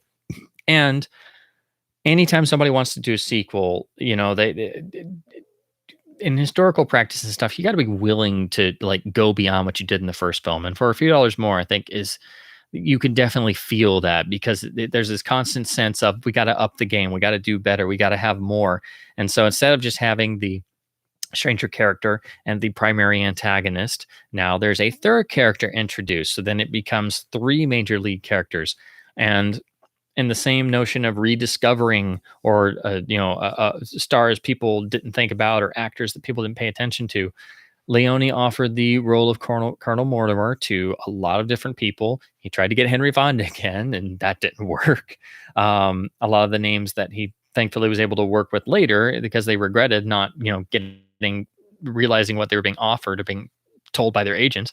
But outside of choosing Clint Eastwood and basically establishing Eastwood as a screen icon, and him giving his greatest screen performances ever in the Dollars films, and creating such an iconic character, I think the second most genius casting stroke that Leone ever did was finding Lee Van Cleef and giving him the part of Colonel Mortimer. Of course, after being rejected by everybody again, and Leone had built this wonderful part of Colonel Mortimer, who is at first, very similar to the Eastwood stranger character, and the sequel, they're bounty killers, remorseless bounty hunters going around the West, just extracting the bounties or killing them and bringing them in just for the hard-earned money, and then riding on to the next one in the next town. But over the course of the film, of course, the backstory is revealed, and the character of Colonel Mortimer is such a rich and varied, three-dimensional character, much more improved and impressive than even what you get in Fistful of Dollars, because in the quality of the writing had already increased so much. But he's really a tragic character in one sense, and a remorseful character, who is not being a bounty killer by necessarily by his own doing, but by events in his past. But he also does it in his own particular way, again with that same sense of dark humor, and also in his own way, that instead of just coming into town with a 45 on the hip, like the iconic Eastwood character does, he has the entire grab bag of gadgets and different rifles, and of course the gun across the belly, and then the shoulder stock for the gun that he carefully puts on, and he's very methodical about absolutely everything, but also with a great sense of weight, of there being this deep dark secret from his past that he still feels such guilt and remorse about, and that he's reduced to being a bounty killer for a living, and that he was once this great soldier, but nobody knows exactly how or why he was reduced to just being a bounty killer. And then how he and the Eastwood character come together, and then interact, and their relationship is not cut and dry, and is very much a partnership of necessity at first, that becomes a sort of back and forth, and there is a sort of paternal feeling there. It's such a complex relationship that is, again, light years beyond what you get in Fistful of Dollars, and even Eastwood's performance is much more nuanced. And there is discussion and debate among fans that maybe they're three individual films, or is there a particular order to them, or is this a sequel, or is this a different character who just happens to be dressed exactly the same and has a different name, the name of Manco, because he has a name in each film, no matter what UA would tell you, that he was the man with no name. But and that is dovetails perfectly with the villain, also played again by Gian Maria Volante, and just a completely, again, extremely more complex villain in El Indio this time, who is a a really hard to describe character. He is on one hand, completely psychotic, but also morose and prone to bouts of depression and smoking dope and lamenting over the past and feeling pangs of guilt and also writing off his own men left and right and just a completely complex character you hadn't really seen before. And over the course of the film, there, the backstory of Colonel Mortimer, there seems to be a connection between him and Indio that is indirect at first and comes to full fruition by the end. And you also have Leone's first real usages of flashbacks and building them in to a film narrative and not giving you the entire flashback or not giving you the entire context of said flashback, but giving you importance that you're seeing something as if it is a flash of memory that comes to a person, but you're not getting the full thing. And you maybe get that repeated several times. And this is something he would build over time, take it to an extreme level in Once Upon a Time in the West, and then to its fullest extent in Once Upon a Time in America, where you have the main character of Noodles jumping back and forth in time and in and out of his own memory as well over a multi-decade period from his youth growing up in New York to the 1960s as an elderly, aging old man. So that playing around with flashback, and of course, it also happens in Duck You Sucker as well, really takes place first and For a Few Dollars More. And it's interesting to see him playing around with that for the first time. So For a Few Dollars More, I think, without question, is one of the all-time great sequels. One of the sequels that outdoes its predecessor in every single conceivable way. It's such a rich, textured film. But what's also interesting is that it doesn't start to get to the epic run times that, Good, Bad, Ugly, starts out at 161 minutes for the international cut. The longer versions are clocking in around 3 hours. And then Once Upon a Time in the West is also, roughly 2 hours, 45 minutes, 3 hours in some versions, and is tonally much different. It's very drawn out, very slow. Duck You Sucker is quite long. It's also quite drawn out. And Once Upon a Time in America is 4 hours. So for a few dollars more, it does retain some of that narrative tightness of Fistful of Dollars and has that same energy, but it's getting to play on a bigger canvas. It gets to stretch out a bit more. Everything is much more detailed, right down to the character relationships, and the sets are much more vivid and developed. For example, if you compare the town of San Miguel and Fistful of Dollars, the actual set, which was roughly pre-existing for other westerns. They built on it and different things, but it's very small. And you compare that even to the main town set in For a Few Dollars More, where the bank is robbed. It is so much larger and so much more detailed, and they had so much more money that you could just see it on the screen. Morricone's score goes to new heights here. One of my particular favorite moments is when Indio's gang first gets together. They're hiding out in an abandoned church, and of course, Indio gives his lecture about what their new plan is going to be, and he climbs the pulpit like he's an actual priest giving the lecture at Sunday Mass, which is just a really darkly funny bit. I adore. But they stage a duel in there, and in the stare down, Morricone goes into doing all of a sudden goes into an organ, starts doing Bach pieces on these astonishing close-ups, and it's just totally off the wall. When I first saw the film, it was a choice I did not expect at all, and I was just like, this is one of the greatest things I've ever seen. I can't get enough of this. But again, also incorporating more unconventional choices. The main theme of Fistful of Dollars is iconic. So is the main theme of For a Few Dollars More. And to put them side by side, they're so completely different, it's not even funny. Whereas Fistful of Dollars has a very much Bond-inspired title sequence with these very interesting rotoscoped, almost cartoon cutout images of moments from the film with this astonishingly rousing Morricone score. The titles for a Few Dollars More kind of reflect the more, maybe not relaxed, maybe not lackadaisical, but again, more stretched out, more confident, more, I should just say more confident feeling of the film, because he's using the primary instrument is a Jew's harp, and it's the title sequence is played out, of course, over a field of terrain where you see an unnamed, unsown figure uh, waiting for his quarry to be on horseback in the far distance, loading his rifle, smoking, which it's ostensibly leading one to believe that it's the Eastwood character, and that's the cigarillo there laying on the ground.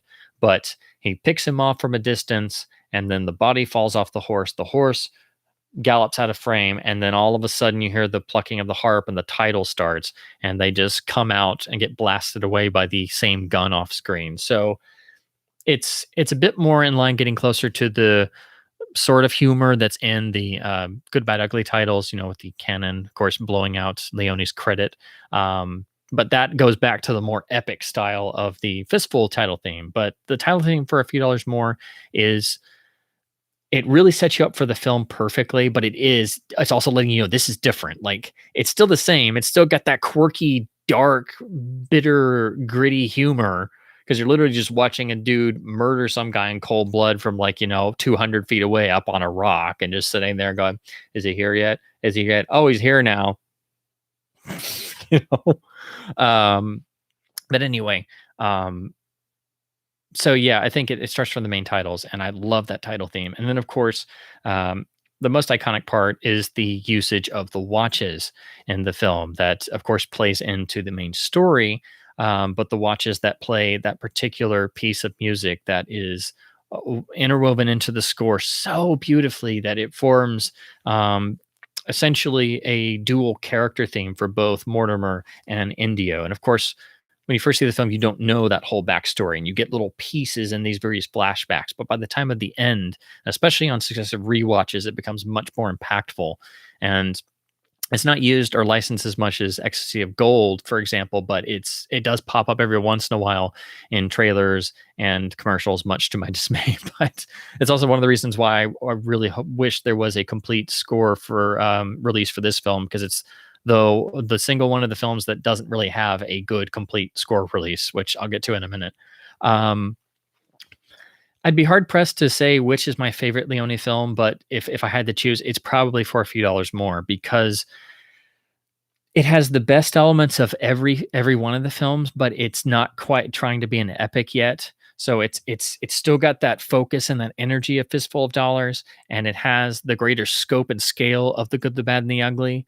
But there's nothing quite like the Dollars films in the world, because they have this energy, they have this cynicism, they have this newness and this vitality to them that, when Leone changed stylistically with Once Upon a Time in the West, it's basically a whole new cycle. It's a whole different, it's a whole different type of work. If you put Once Upon a Time in the West next to The Good, the Bad, and the Ugly, you recognize certain similarities, but they're tonally completely different. So you can't really compare them in that way. It's a totally different type of film. And because the Dollars films were my introduction to this, and I have so much history with them, I cherish them so, because it was my introduction to not just Leone, but it really got me into westerns in general. So that's why that they're some of those films that are really kind of on a pedestal for me in that particular way, like sort of the level of stuff you attach to favorite films of childhood. So they were basically my Western gateway films. So, I think all of Leone's major films are masterpieces, don't get me wrong. But I have a certain attachment to the Dollars films that's a little bit separate from the others, because I came to these first. And they do have that swiftness and that salaciously dark humor, again, very much in line with the Bond one-liners, particularly of the Terrence Young films. So I do agree with Fraley on that point for sure. But again, I think For a Few Dollars More, it's just so richly detailed and so much more advanced, because they had more time and more money. But most of all, I love what they did with the main characters. I love how they deepened them as characters and gave them more of a backstory. But most of all, the rescuing of Lee Van Cleef from being, gunslinger number 2 on the left who gets killed, or being the amazingly vicious looking guy in High Noon, or, appearing on countless Western television shows and just always having that intensive face, but then he never gets to do anything. When Leone found him, had pretty much given up on acting, and he was, going to try and find something else to do. And with this film becoming even more successful than Fistful of Dollars in Italy. It helped him, like it did a lot of other people who made successful Italian westerns, basically have a whole second career in Italian westerns. And he went on to so many other films and had great success overseas that, of course, he never had in the U.S. And that, of course, led him to getting later roles and more notable things here in the U.S. So I'm very grateful that that happened for him, but he's just so astonishingly good in this film. I think it just elevates everything else. So the three lead performances for a few dollars more, are so evenly matched and so on point and so vivid that it just makes the whole experience so much richer. And I think um, that also goes perfectly into the fact that the final duel, instead of now being two, is now a three-man duel, of course, with one kind of sitting it out. So still between those two, but the third character is there. And that, of course, like the whole rest of the film, builds on Fistful of Dollars and kind of sets up what you get in The Good, the Bad, and the Ugly. So it's very important to look at the progression because it's definitely there. Of course, I got confused because people saw them out of order because they all came out in 1967 in the US. And then the first two kind of as a double bill, and for a few dollars more had some cuts in it. And the most confusing part is the fact that if you look at the setting chronologically, The Good, the Bad, and the Ugly takes place in the Civil War, whereas the other two seem to take place after the Civil War. So if you look at it on a technical basis, for a few dollars more, chronologically, maybe the last of the three. And this is a fan theory that I've liked for a while, but again, it's a fan theory. There's no official, anything about this. They never really intended to make a series to begin with. It was so successful they kept going. But I think that also plays into the fact that the poncho isn't obtained until the end of The Good, the Bad, and the Ugly, and from the bombed out house with the dying soldier, and you see Eastwood's character is a lot less sure of himself, and he manages to get caught by Tuco and dragged through the desert, which isn't really in keeping with the character of the first two films. So I think that does lend some weight to that fan theory. And ever since I read it, that's kind of stuck in my head. So that's kind of how I look at them. If you had to, but I don't watch them in that order. I watch them chronologically because, again, the growth on display, they definitely came one after the other. And then when UA came on board, because they saw how successful these were, and the rights got resolved, so they bought distribution rights for the first two, and then they were like, well, heck, look at this. This is the premiere of this movie, and the whole country is like going mad. Well, heck yeah. What are you going to do next? And so the screenwriter was stuck. This was at the premiere for a few dollars more, and he was talking to the head of United Artists, Arnold Picker, who had gone out there personally to see what the results were and see if they should make a deal. And so they pretty much made it on the spot. It's like, all right, so what are you going to do next? And he's like, like three guys who are they're gonna be looking for money in the Civil War. That's what we're writing. That's what our treatment is. Yeah. And they're like, all right, sounds great, you got it. And then he had to go to Leone and everybody be like, so we have a deal, and I told him it was going to be guys looking for money in the Civil War. So that's what I came up with, and that was the genesis of The Good, the Bad, and the Ugly. Very much like Monty Python and the genesis of Life of Brian being the Eric Idle one-liner at a press conference, or when asked about their next film, and he's like, Jesus Christ, lust for glory. And that led to them eventually coming up with Life of Brian.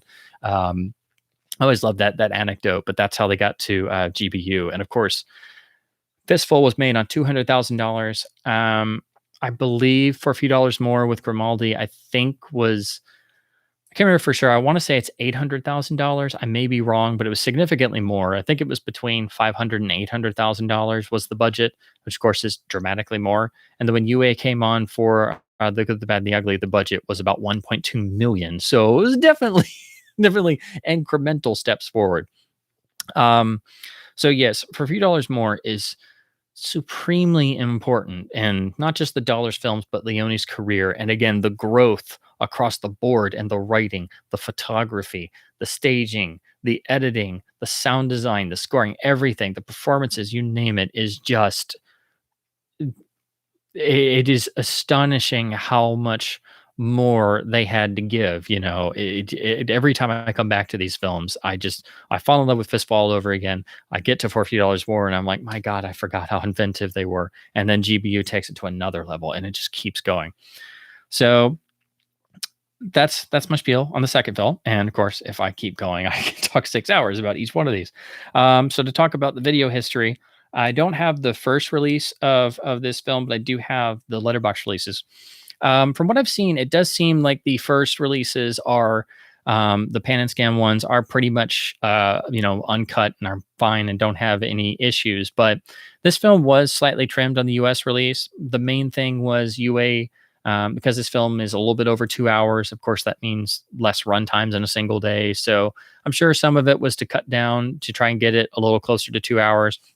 And also, their ad campaign was advertising Eastwood's character as the man with no name. And they didn't cut it out of Fistful because it's a blink and you miss it. Hey, Joe. But in this film, his character is expressly named, and it's the scene where Colonel Mortimer goes in to ask about the bounty on Kavanaugh, and the sheriff at the office is like, a fellow asked me about him a couple days ago.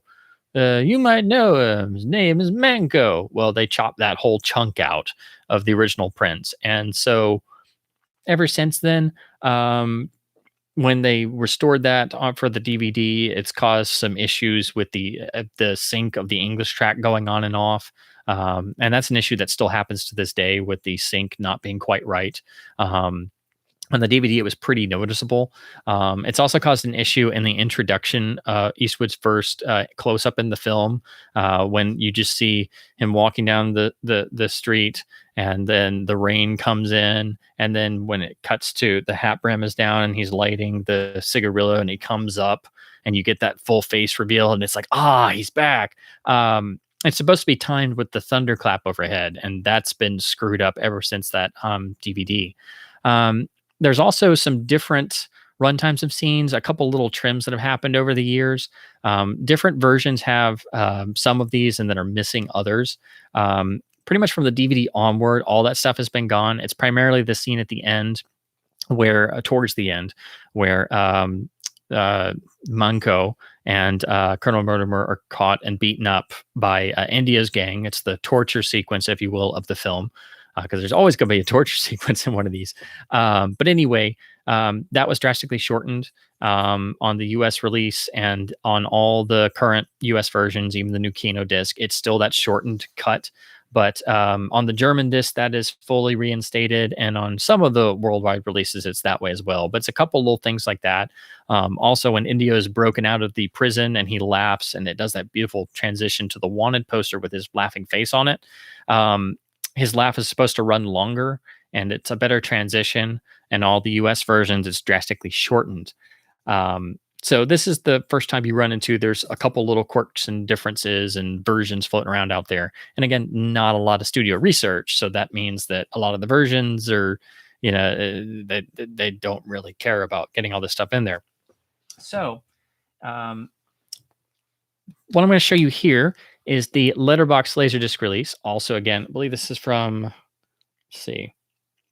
Yeah, this didn't come out till 1991, but it's done to match the release of Fistful, and of course was replicated in the trilogy box set.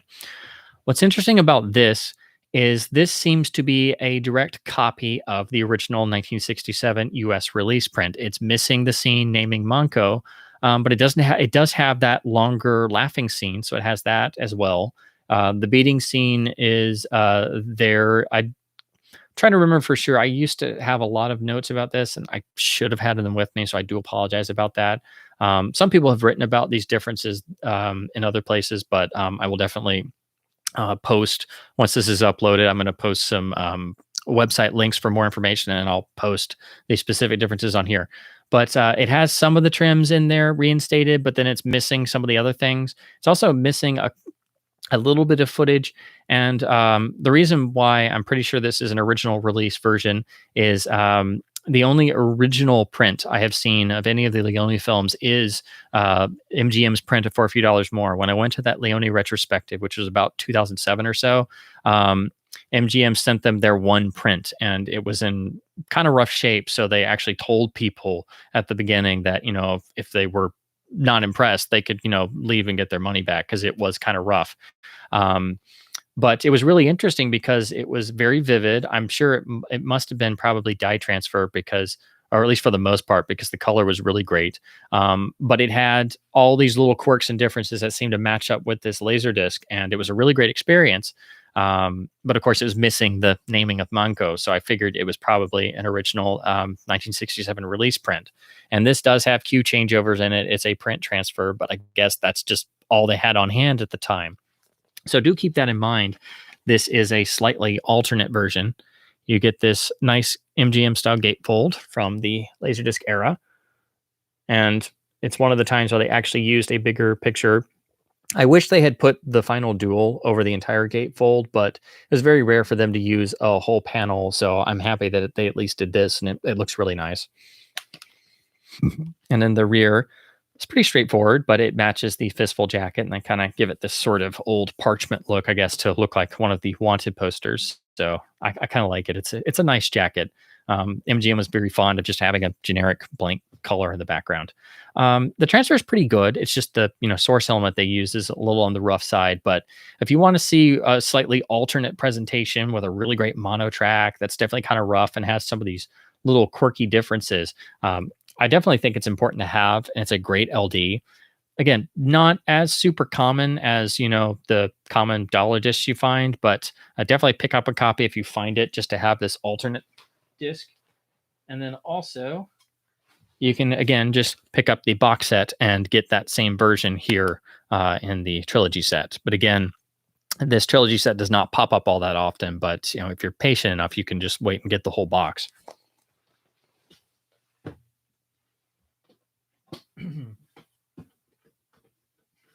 Sorry, I'm having to shuffle around so much. All right.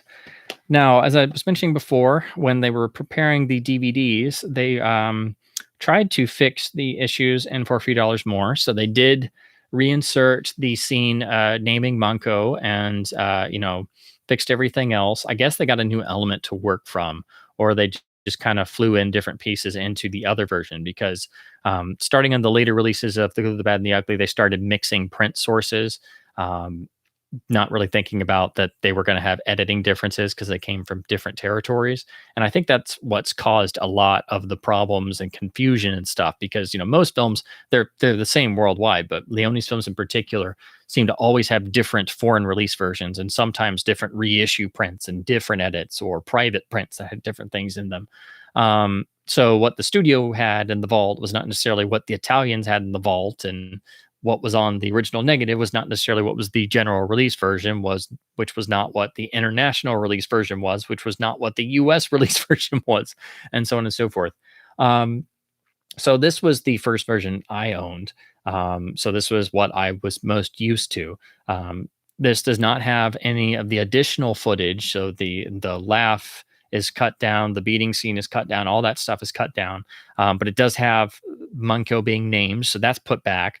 But again, the whole sync of the English mono is off pretty noticeably, a couple milliseconds at least, for about the first third of the film, which of course I didn't notice this as much growing up because I was watching on a CRT, and, I knew by reading around that they would dub Italian films. So I thought that's just, the dub was not very good for the first chunk of the movie.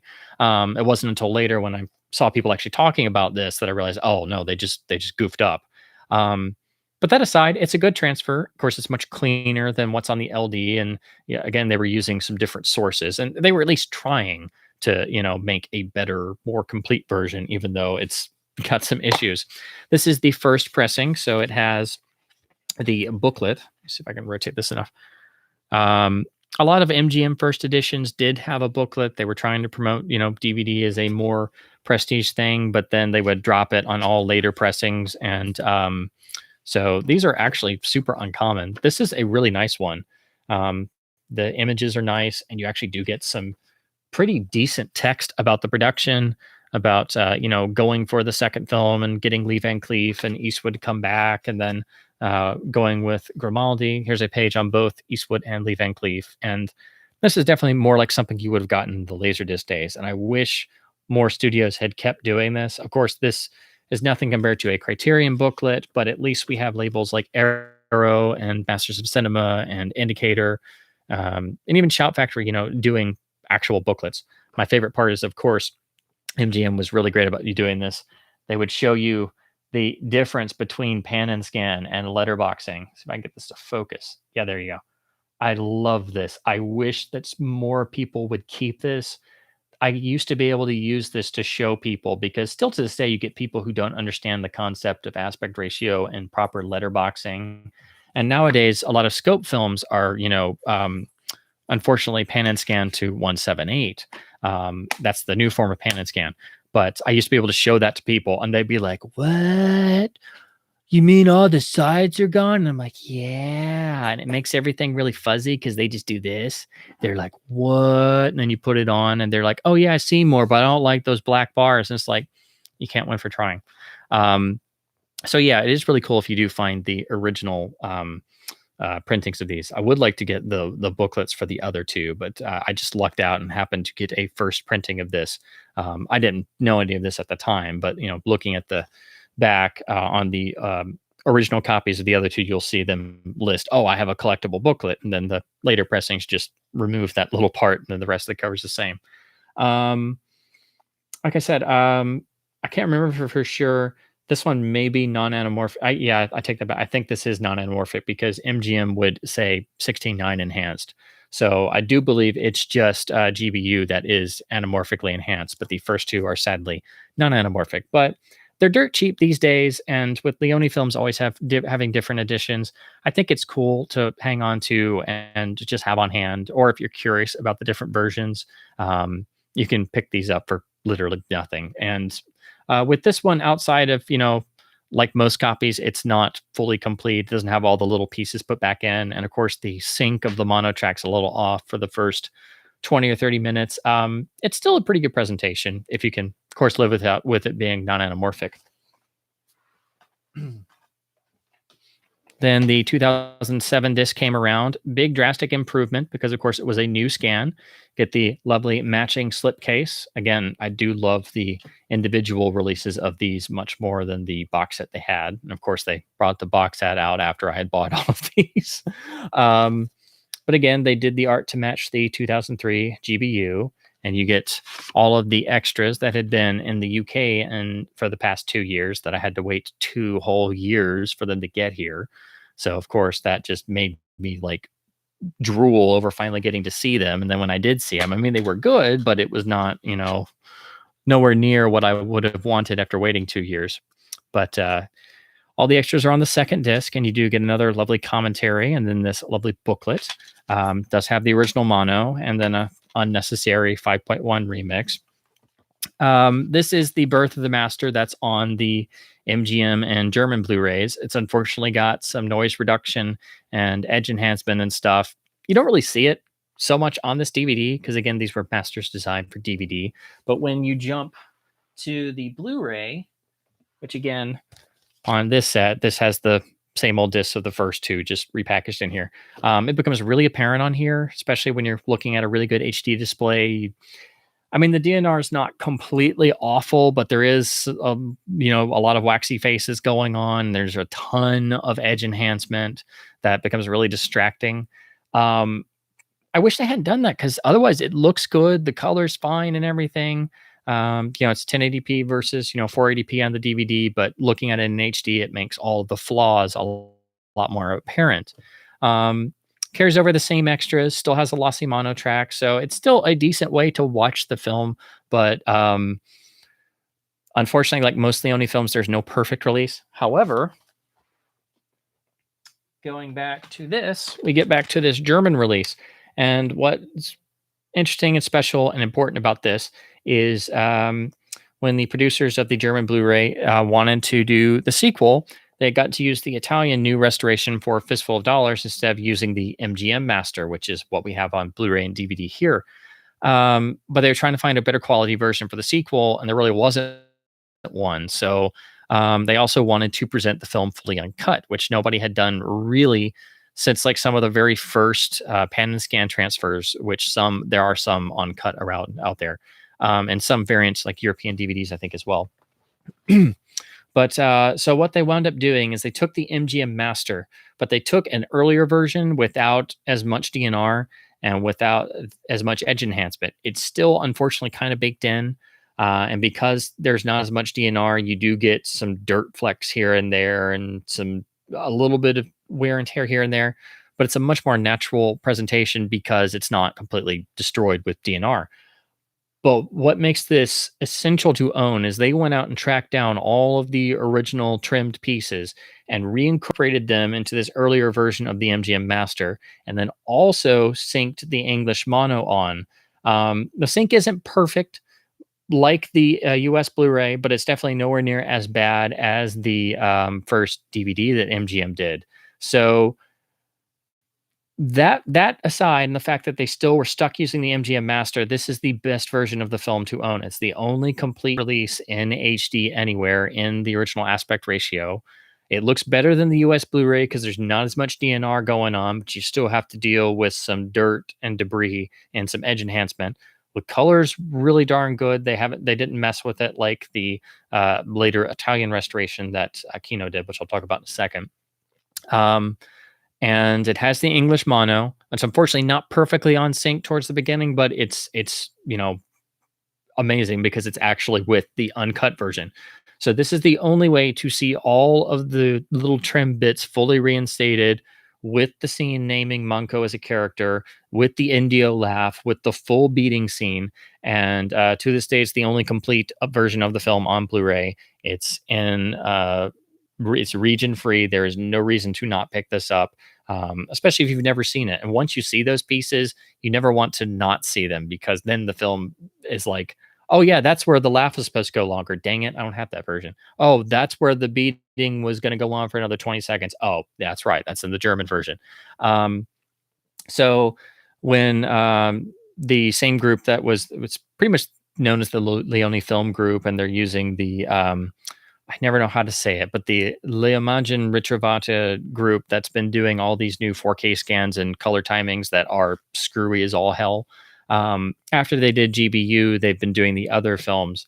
But when they did For a Few Dollars More, Kino put it out over here, and it's a beautiful new scan that doesn't have the DNR and edge enhancement problems. And it's a great scan. It doesn't have the same degree of color problems, so it's great in that respect. But it's not perfect, and it still has the sync problems with the English audio, and they didn't even bother with trying to get the missing footage reinstated. When myself and a lot of others tried to bring this up in Blu-ray forums when they announced they were going to do Leone films, we were all kind of ignored or steamrolled by the representatives that were posting online, who were unfortunately a bit on the nasty side, and it was really unfortunate because he could have been really definitive releases had they taken the time to address these issues that we all tried to just say we just want to make sure we can finally get a definitive release. And it's the first time anybody's ever responded to any of us, and some people submitted all the information they had found over the years, and we all just kind of got ignored. And then they even went as far as to insult the efforts of the German team, who actually are the only ones who took the time to not only better the MGM Master that they were stuck with, but actually took the time to recreate the uncut version. So I didn't pick up the Kino disc because they said they were going to do a 4K UHD release of the trilogy, and now they've given up on that. So I will have to pick up that US Kino disc of FAFDM. Again, it's not perfect, which is unfortunate. Like with a lot of Leone's films, it would have to be a fan effort to compile a super version of multiple different discs. And of course, the elements on here for the uncut scenes are not going to be a perfect negative scan like what the Italian version on the Kino disc is. But basically what you'd have to do is take the Kino disc, address some of the color issues in certain sequences, and then resync the English audio, and then incorporate the uncut footage from here with the caveat that, of course, the quality is going to vary just to, make the best of everything. But to this day, I still recommend people to go for this German disc because it's cheap. You get the best versions of the first two films for my money out there. It's less than $15, region free, and it's the only uncut version of the film. It has the English mono. I do believe it also has the Italian mono as well. No, I'm sorry, it has the German mono, so it doesn't have the Italian one. But the only other thing I should mention, there is an earlier Italian Blu-ray that seems to use a different master for a few dollars more. It's a bit softer and the color's a bit different, but I've only seen the screen captures on Capsaholic. If you want to look at those, go to the Capsaholic page where they have the wonderful screen cap comparisons. You can just look at the whole screen cap and just mouse over and look at different versions. But they have a capture of the early Italian disc, which looks a bit different. So that's another version as well. Of course, different labels, different rights holders will release their own version overseas. So there's always multiple different discs out there, even in the Blu-ray realm. But again, this release is so important. I cannot recommend it highly enough. Everybody needs to have a copy of this on their shelf. It's that good. Just do keep in mind they were stuck using the older MGM master. After that, I need some water.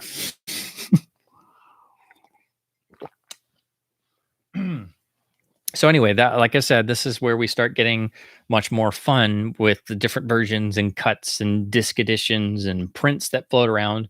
You get off easy with Fistful of Dollars. That one's pretty straightforward. From here on out, it gets much more convoluted.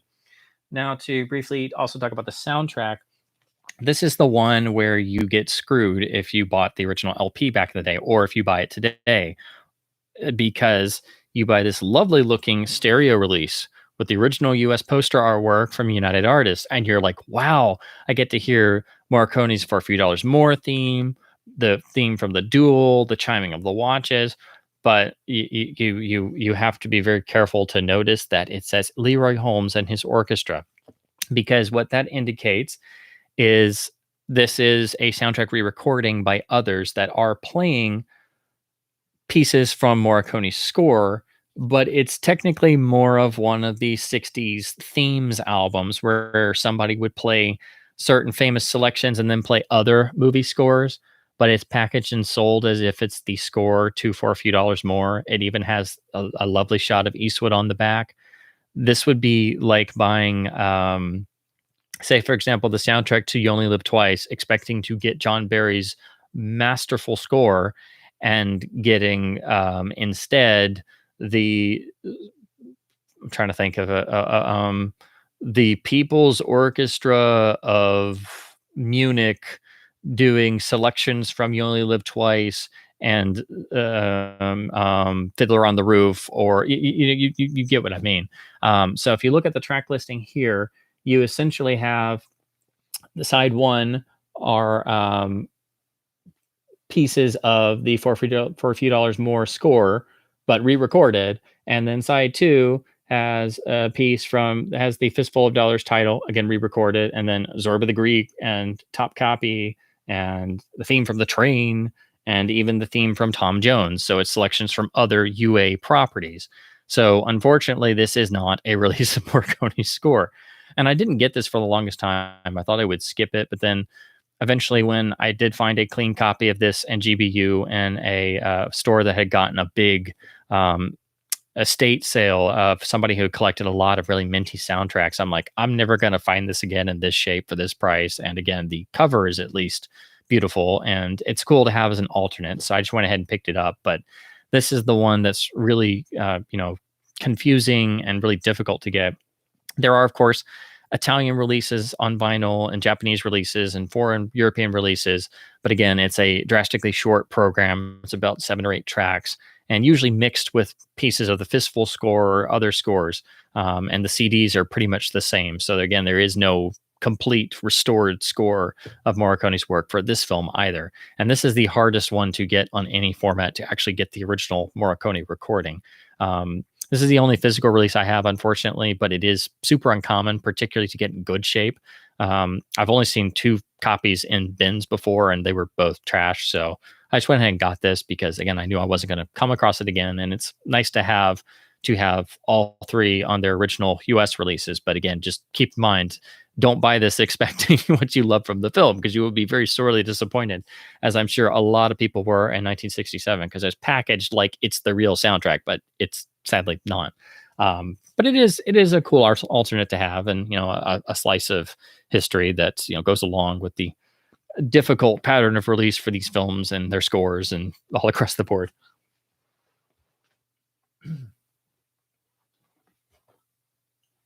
Okay. Sorry, I'm having to shuffle around so much. I have too many different editions and things set down here.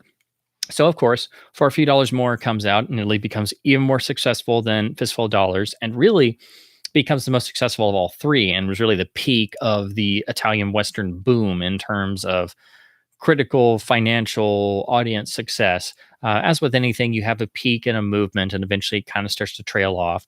GBU comes out and is still wildly successful, but it doesn't hit the same, numbers as For a Few Dollars More did. You can say the same, much in the way that the Bond series peaked with the mania around Goldfinger and Thunderball. And then, though the next films were all still successful, it was just not the same, mania peak numbers and audiences and box office takings. So I mentioned before, GBU was financed by United Artists, and the budget was increased to about $1.2 million. So they had much more to play with, which is why the scope and scale is just vast, particularly in comparison to the first two films. And of course, the anecdote about setting in the Civil War is probably something that was already on their minds, because Leone was a big buff of not only the West, but also the Civil War, and also, most importantly, Matthew Brady's iconic photographs of the time period. So I'm sure there was a direction they were already moving, and a very wise decision, because it's automatically such a backdrop for any sort of story that once you set that up, you can basically kind of go anywhere, and then the war can either take a back seat, or can just provide window dressing, or color the story, or give you period detail and things. But you don't have to interact with it if you don't want to. And what I find most interesting about The Good, the Bad, and the Ugly is that it's a Civil War film technically, and it's a Western, but the war doesn't really overwhelm the action. They kind of just go and do their own thing, and they interact with soldiers on both sides. But it isn't until you get to the prison camp sequence where it's really becoming a major part of the film. But even then, it's still more about the individual characters, and then how they're, trying to act for their own personal gain in the middle of the war and profiteer off of it. But it isn't until the miniature film within a film in the final third of the movie that really plunks you right down in the Civil War. And to me, the Civil War is something I think that has never been done quite properly in films. I think it's one of the historical periods that it's been done a lot, but I don't think many things have done it justice. And I think you'd be hard pressed to find a better depiction of the Civil War than the Battle of the Bridge and The Good, the Bad, and the Ugly. Because to me, that is a miniature film within a film, and like the best movie ever made about the Civil War and just the futility of it all. And as Eastwood as Blondie perfectly sums, I've never seen so many men wasted so badly. I mean, it's the Civil War in a microcosm, in a nutshell, and like this perfect 15 to 20 minute miniature motion picture that is literally better than every Civil War movie put together. So when I first saw it, and every single time, I'm always astonished at how well they kind of ignore the Civil War for most of the movie, and the characters don't really interact with it, and then all of a sudden smack into it, and it is just overwhelming. And then they go off to the finale. So then it's like, okay, we've left that now. We've done the Civil War now. We can get that out of the way. So yeah, The Good, the Bad, and the Ugly gets to play with that larger canvas, and this is really Leone taking that springboard off into, okay, so we went longer and grander on the second one. Now I have all this money from UA, and now we're just going to make the most of it. And here they don't worry about runtimes, and they don't worry about they just let the story take them where they're going to go. And this is leading towards the later films with that more operatic style, and drawing things out and allowing time to play out. And you see that in GBU, and you maybe don't notice it at first, because it's still like the first $2 films. You still have Eastwood, you still have that dark, ironic humor, and you have that energy, but it's a bit different. And I think that's why people like to label it as a prequel, because it set in the Civil War, and he doesn't have the poncho until the end, because it does feel different. Again, you have the notion of the three lead characters like you do in For a Few Dollars More, but here it's changed around a little bit. You still have Eastwood, but character-wise, he is a little bit different. He's not quite as, fully dark and fully, I don't want to say fully competent, but there's definitely a difference between Blondie and The Good, the Bad, and the Ugly, and Joe and Munko in the first two films. And then you have Lee Van Cleef this time playing the villain, and the great tradition of what was now becoming the Leone stock company of using these same wonderful actors with these great faces and just putting them in different roles. So from one film to the next, they're good, they're bad, they're in between. So Lee Van Cleef this time plays the villain of Angel Eyes, who is a beautiful distillation of all of the nasty Western characters Van Cleef had played, and again with Leone's visual style, he just zeroes in on Van Cleef's stare, particularly those eyes, and he has no compunctions about murdering anything and anyone that stands in between him and the cash box of lost, stolen Confederate gold that everyone is after. Once they become aware of it, of course. So it's like it's a distillation of the villains that Gianmaria Volonté played in the first two films, but added to Lee Van Cleef's already really intensive screen presence, and that just like this focus that he has that you get in films like High Noon, but he's not the lead villain, but here he is, and he is bad. But then the third character this time, instead of being the in between sort of paternal but poetic and tragic figure of Colonel Mortimer, here you have the inverse and the character of Tuco, played by Eli Wallach. And this is really what most sets this film apart, because here you have this sort of trying to think of the best word to describe Tuco, because he's such an interesting, one of a kind character. He's a lovable rascal. He's a lovable rogue. He's a bit of the puckish character, or the comic relief, without being comic relief or being, the dunce character. He is an intelligent character, but he doesn't maybe necessarily get everything that's going on, and that's kind of played for humor a little bit. But you also don't want to cross him, because he who crosses me, he knows nothing of Tuco. And again, the character interplay that starts and builds and goes back and forth between Tuco and Blondie, the Eastwood character, as he is named in this film, because again, he has a name in all three films, is built, developed, and goes back and forth. And they have the iconic, trading in for the bounty, and then shooting the rope and freeing Tuco, and going and doing it again and getting a higher bounty until that just doesn't pay out well anymore. And then Blondie leaves Tuco in the desert, and then Tuco manages to finally find Blondie again and inverse it.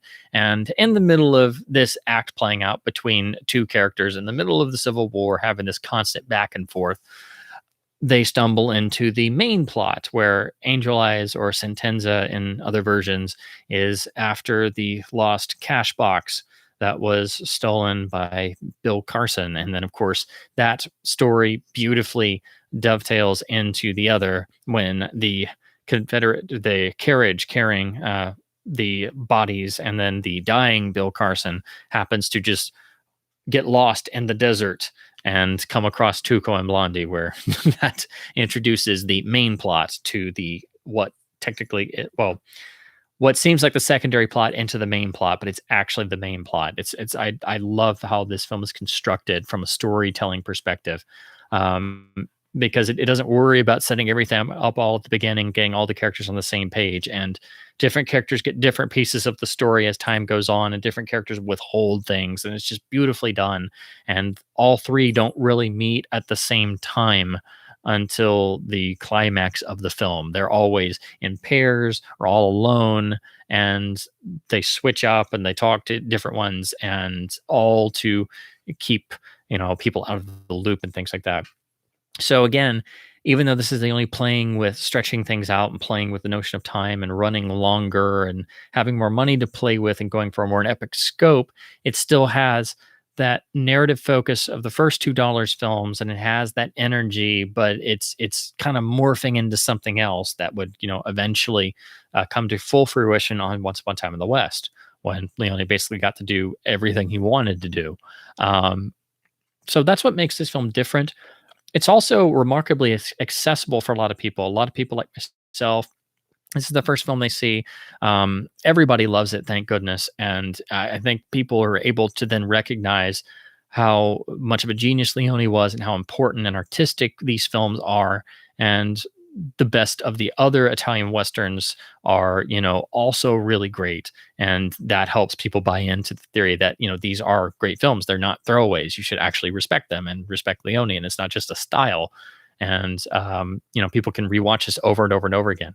And when UA sold them here, a lot of people saw The Good, the Bad, and the Ugly first, and then they saw the other two most likely on a reissue double bill afterwards, because they all came out pretty much back to back, because the first two weren't released here until 1967. So again, most people saw GBU first and thought the other two were then sequels, or they didn't know all of the legal issues and stuff, and that the other two had been made first and then are just now coming out here.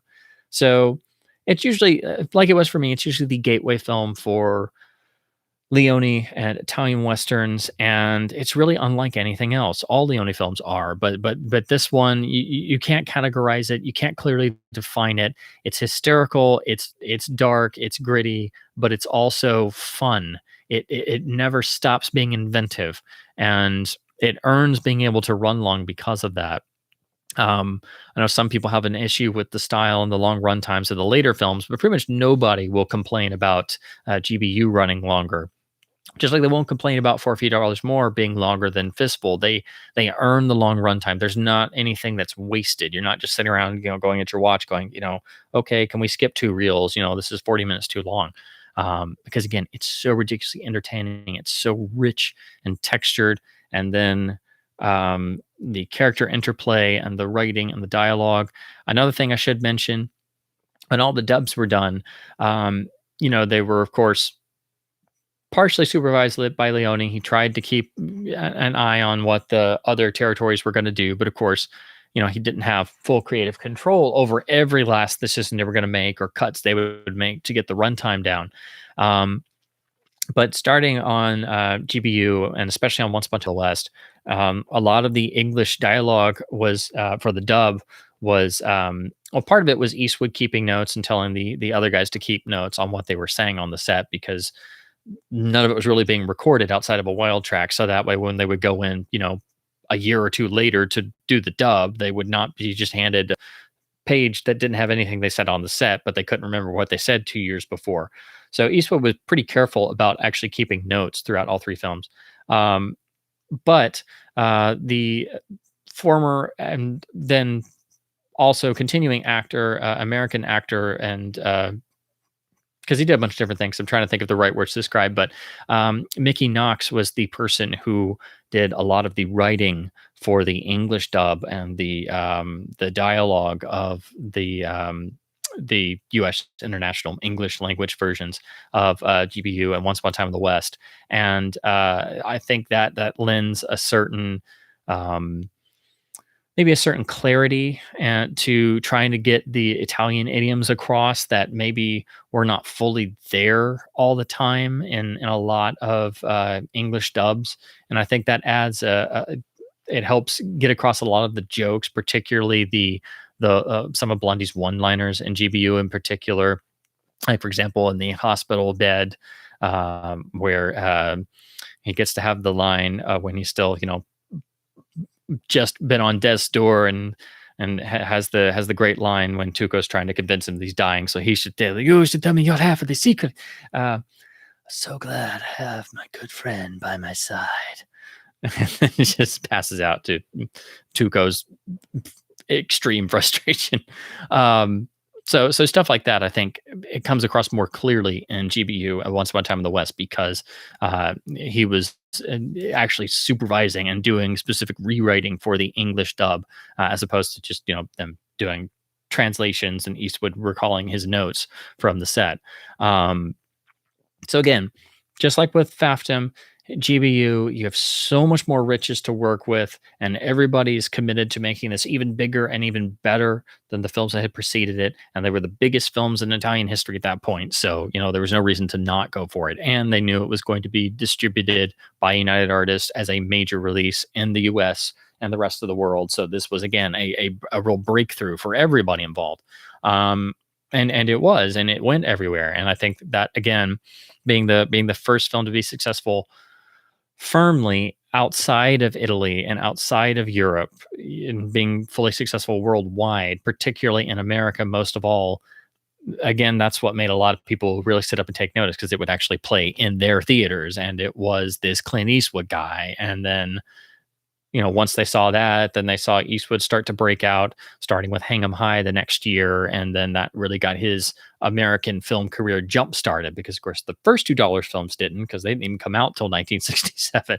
Um, so again, it's important for a lot of reasons, but that's the real reason why it made everybody else sit up and take notice and say, "Hey, these things are a real thing," and made the industry pay attention, and then made everybody else say, "Oh, these Italian guys know what they're doing, and this Sergio Leone guy actually knows what he's doing." Anybody ever heard of him? Yeah, you got like 10 offers for the past 5 years, but I just junked them. What in the what? What do I pay you for? Like, those type of discussions happened. So. Um, and GBU was wildly successful everywhere. Of course, it ran longer in Italy, closer to 3 hours, and then the international version and what we saw here in the States was cut down to about 161 minutes, which is still the version I prefer. I mean, I love some of the scenes in the long version, but not all of them. But I feel like the 161-minute version is so well paced, and I think the edits are well chosen, that I kind of got sad that it kind of got lost for a while, and all MGM would do is um, give everybody their 3 hour version with the horrendous soundtrack remix and stuff. But now people are more aware that there used to be a shorter version, and I think there are positives of it. Um, I think it'd be really great to have a definitive release with proper color timing and stuff that presented both the restored film and the proper 161-minute edit with the original mono tracks, and then the proper Italian version that runs close to 3 hours, but also one that didn't force you to watch the grotto scene with Tuco that apparently Leone himself cut out after the Rome premiere. And GBU has a number of scenes that were actually shot and cut out, that being one that apparently only played one time, and then MGM put it back anyway. And then there's also the what's known as the Socorro sequence, which is a whole sequence when Tuco is chasing after Blondie, and there's a scene where they're in a town and Blondie is shown to be in bed with a woman, and that's similar to the cut scene from For a Few Dollars More, where he has romance with the hotelier's wife. That was something Leone cut out. He cut out the love scene in GBU as well, and I think he was right to do so, because it kind of robs some of the mystery of the Eastwood persona, and it's really unnecessary. But there are stills of that survived. That was gone, never shown, as far as we know, of course. But that grotto scene was apparently only shown at the Rome premiere and shouldn't be there in the long version. But then there's also, of course, many different editions, different trims that were made in different territories. The scene where Tuco is tortured in the Civil War camp by Angel Eyes in the cabin, while the captured prisoner band is playing to cover up the screams, which is again one of the iconic scenes of cinema. That is a lot longer and was censored for the US release, and MGM tried to restore it, but then just kind of gave up on it. And it's an extra on the DVD, but it's in some of the Italian versions and other versions. MGM did finally present a lot of the Italian footage as an extra on the 1998 releases of GBU when they made their new version. But they didn't incorporate them into the feature until the 2003 extended version, where they had Eastwood and Eli Wallach come back and re-record the dialogue they didn't do in the original 1966 dub, because they were only dubbing the international cut.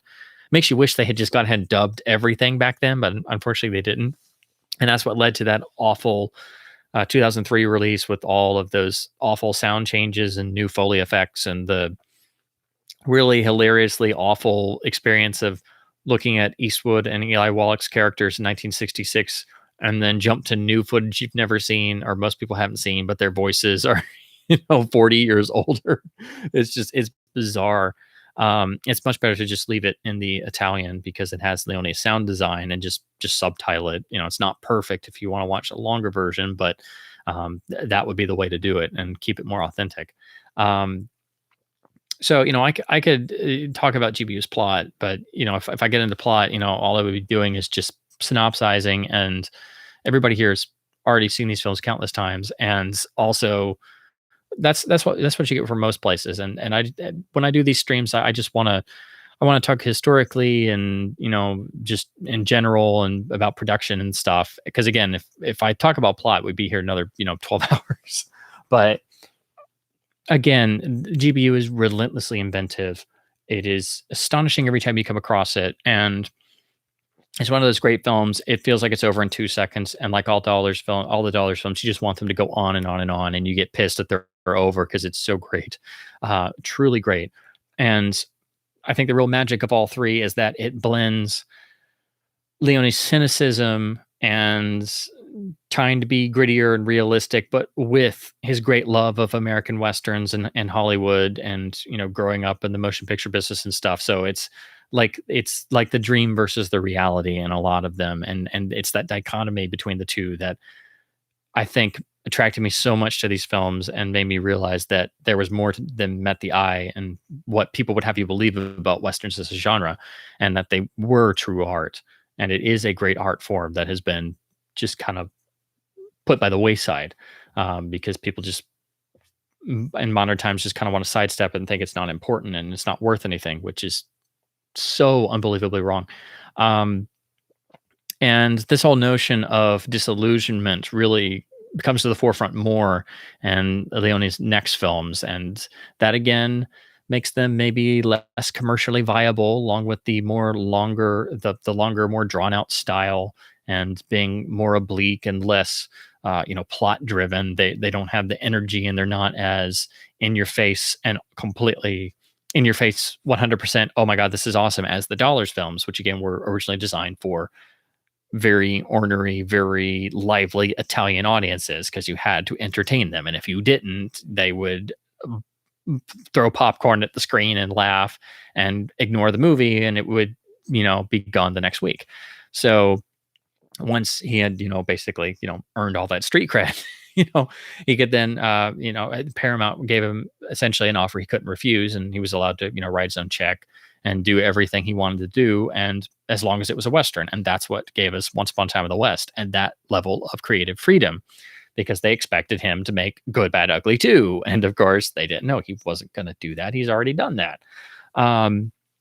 So to talk about editions then a little bit, and this is where it starts to hit the fan in terms of it goes a bit crazy here.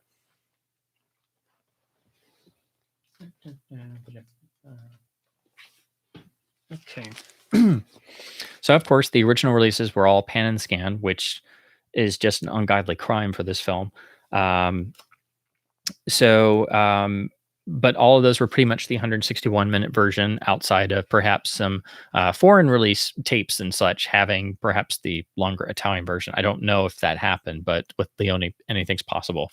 But then primarily the first major release, and the first one letterboxed, and the first way to properly see the film at home, is the original Laserdisc release, released in 1990. This was the first of the trilogy to be released in letterbox format. This is the original Laserdisc release, and then this master was used for all of the VHS tapes and such. And of course, those would all be pan and scanned from this master. This is the 161-minute original international release version. But what's important about this, and why this is one of the essential Laserdiscs to own, and if you were to buy any Leone film on Laserdisc, it is this one that you need most of all. This is the only major home video release of the original 1966 edit. When they made their new version in 1998, they mixed in some other elements and inadvertently introduced some different bits of editing and some shots in different places in certain sequences.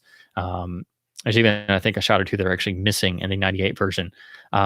So while it's technically the same film and technically the same edition, and actually uses significant portions of this same source, because I've done a lot of comparisons going back and forth, and it seems like because they were mixing prints, they used some of whatever they used for this.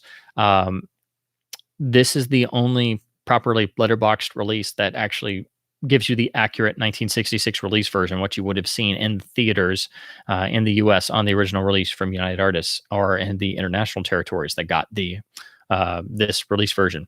When Kino Lorber did their Blu-ray and put a second disc out and said, "Oh, we're going to put the theatrical cut on there," they just copied what the 1998 DVD did. So that is a version of the new badly colored master, but done to match the 1998 home video version. So it is technically not the theatrical release cut, and they advertise it as being such, when the only way to see the theatrical release version in widescreen, outside of having your own original dye transfer original 1966 Technicolor print, is this home video master.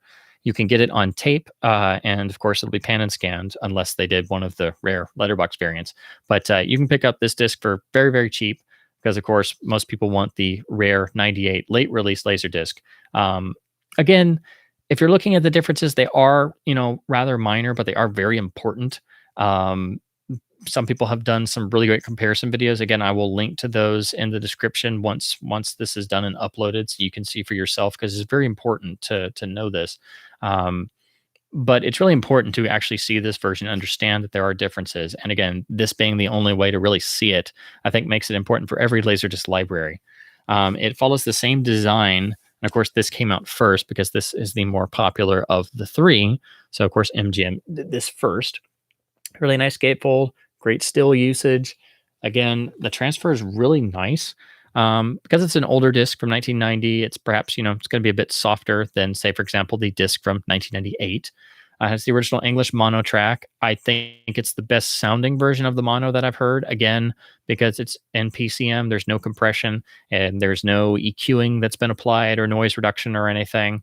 It does have a little bit of noise. I don't know if they took it from a print source or something, but again, with LDs, you're usually getting PCM tracks that are, the source, whatever they're having to use, and it's like a warts and all thing. So, because they didn't have digital tools, which is great and for myself and a lot of others, because that allows you to hear a track without, people getting too crazy with Pro Tools, which is unfortunately what they tend to do these days. So that's why this disc is important. That's why I say this is the most important title to have of Leone's on Laserdisc. If you were to have just one, you should get this one. It's very common. You can get it for less than $5. And it was the birth of this art design that was reused for all the 1998 releases. And it's a really nice artist rendering based around original imagery. And it sort of has the airbrush look, but it's a very nice, attractive jacket.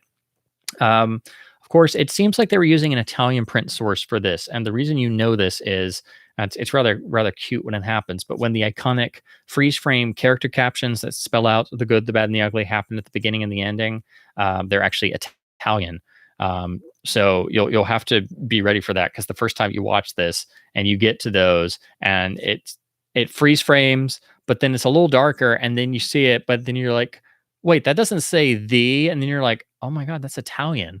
So apparently the main source they used for this particular master, was the Italian, or an Italian print source, and then they synced the English language track to it, or it was a mixture of Italian, or a mixture of Italian and English, and for some reason all they had was a good clean source with the Italian captions. So that's the one interesting difference of this version, outside of being the 66 release version. That's why this is important. And usually if I say that to people, they just look at me and I am speaking another language. And to be honest, I wasn't even aware of this for the longest time. It was some of the other wonderful Leone researchers and fans who kind of clued me into this being a particularly different Laserdisc transfer, because I was just trying to find the 98 version. I had no idea that the 98 version was not the 161 minute, original release version, that it had some differences. And then when somebody told me that, I was like, wait, what? So that's what started to clue me in that, it wasn't just like one or two cuts. It's like most of these films have 5, 10, 12, 15 different iterations. And then a new one will always come out of the woodwork. It's always that way with Leone. His films are cursed on home video, and they're plagued with innumerable editions that are just not properly documented. So that's why this disc is important. If you have an LD player, get a copy of this. Just do it. It's that important. Even if you don't, and you see a copy of this in a record shop for like $2, just grab it. It's important because that way you own the 1966 release version, which any other copy outside of this on a pan and scan VHS tape you will not have. Is also available in this box set. Again, that's why I was saying earlier this box set is important for GPU, because it has that same disc pressing. Of course, this box set was released in '93, and usually when LDs were made later, they could be, the pressings could be a little bit better, and maybe the picture quality a little bit better. But I've compared these to the standalones, and they seem identical. So really, you're just getting the standalones and a nice box set. But again, getting them in the box is a lot harder than getting them standalones. But honestly, none of them are super common. The only one you'll see most often is the widescreen GPU, which they must have printed more because it was the most popular one. And it's ironic that it's the most important one to have, that for once it's actually the most common and easily found disc out there. So of course I couldn't stop there.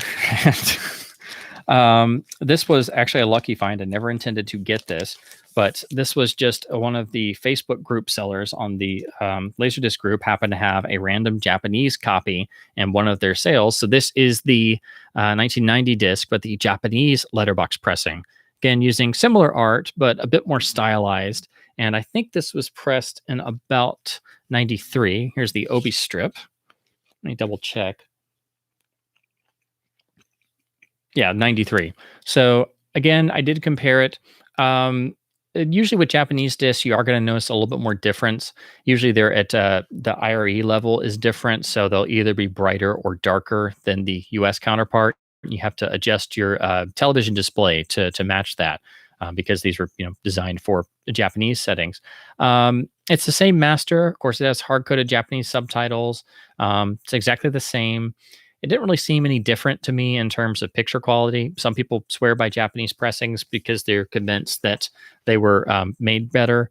Kind of very similar in a lot of ways to people who swear by Japanese vinyl pressings, when most people pretty much know by now it was just they had a lot cleaner surfaces, but the masterings could be a lot different from original masterings. So yeah, this will be pretty expensive if you want to find this particular version usually, because again, Japanese LDs are not common. They had to be imported back in the day, but this was so cheap and it's in mint condition, and I wanted to see it, and it's got awesome art that's a little bit different, and I do like the rear cover very, very much, and this sort of dark green background. So yeah, this is basically the US disc, but the Japanese pressing. It's again not really any different, so it's not one you have to track down when you can get the US copy for less than $5. This would probably be like at least probably $10 to $20 at least. And of course, then you have to deal with there being hard coded subs if you're not used to that.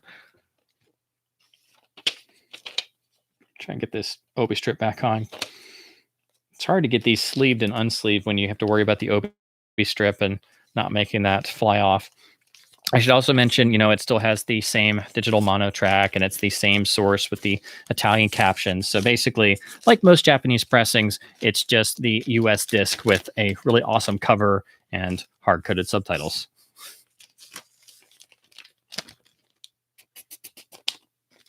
Okay. And then last for LD, this one is extremely hard to come by because it is a very late release. This is the 1998 version with the updated cover art. Again, this is a super late release LD. It usually goes for a lot of money. It took me a number of years to find an affordable copy.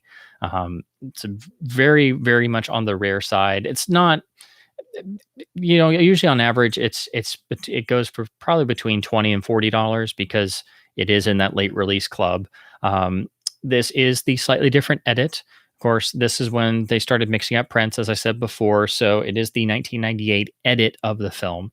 And was MGM's first attempt to present a better quality version of the film, but in doing so, they accidentally mixed in different elements that caused some of the editing to change. They also, for the first time, presented all of the surviving Italian footage that they would later reincorporate in the extended version. Here on LD, it's presented on side 4 as just called additional footage. This is also on the DVD, but the problem of the LD is the footage here is not subtitled. So here it's the original footage. It's an Italian mono. It looks pretty darn good for the LD presentation. Looks almost as good as the feature transfer, but you got to sit there and watch this in Italian and have no idea what they're saying. So I can only imagine people back in the day buying this on LD, being really just like, "Oh my god, finally!" and hitting play on side 4 and going, "Oh, okay, yeah, that's cool, but I don't know what they're talking about." Um, Whereas on the DVD that came out pretty much simultaneously, and of course is much more available. It's subtitled, and it's all these scenes are also presented as an extra.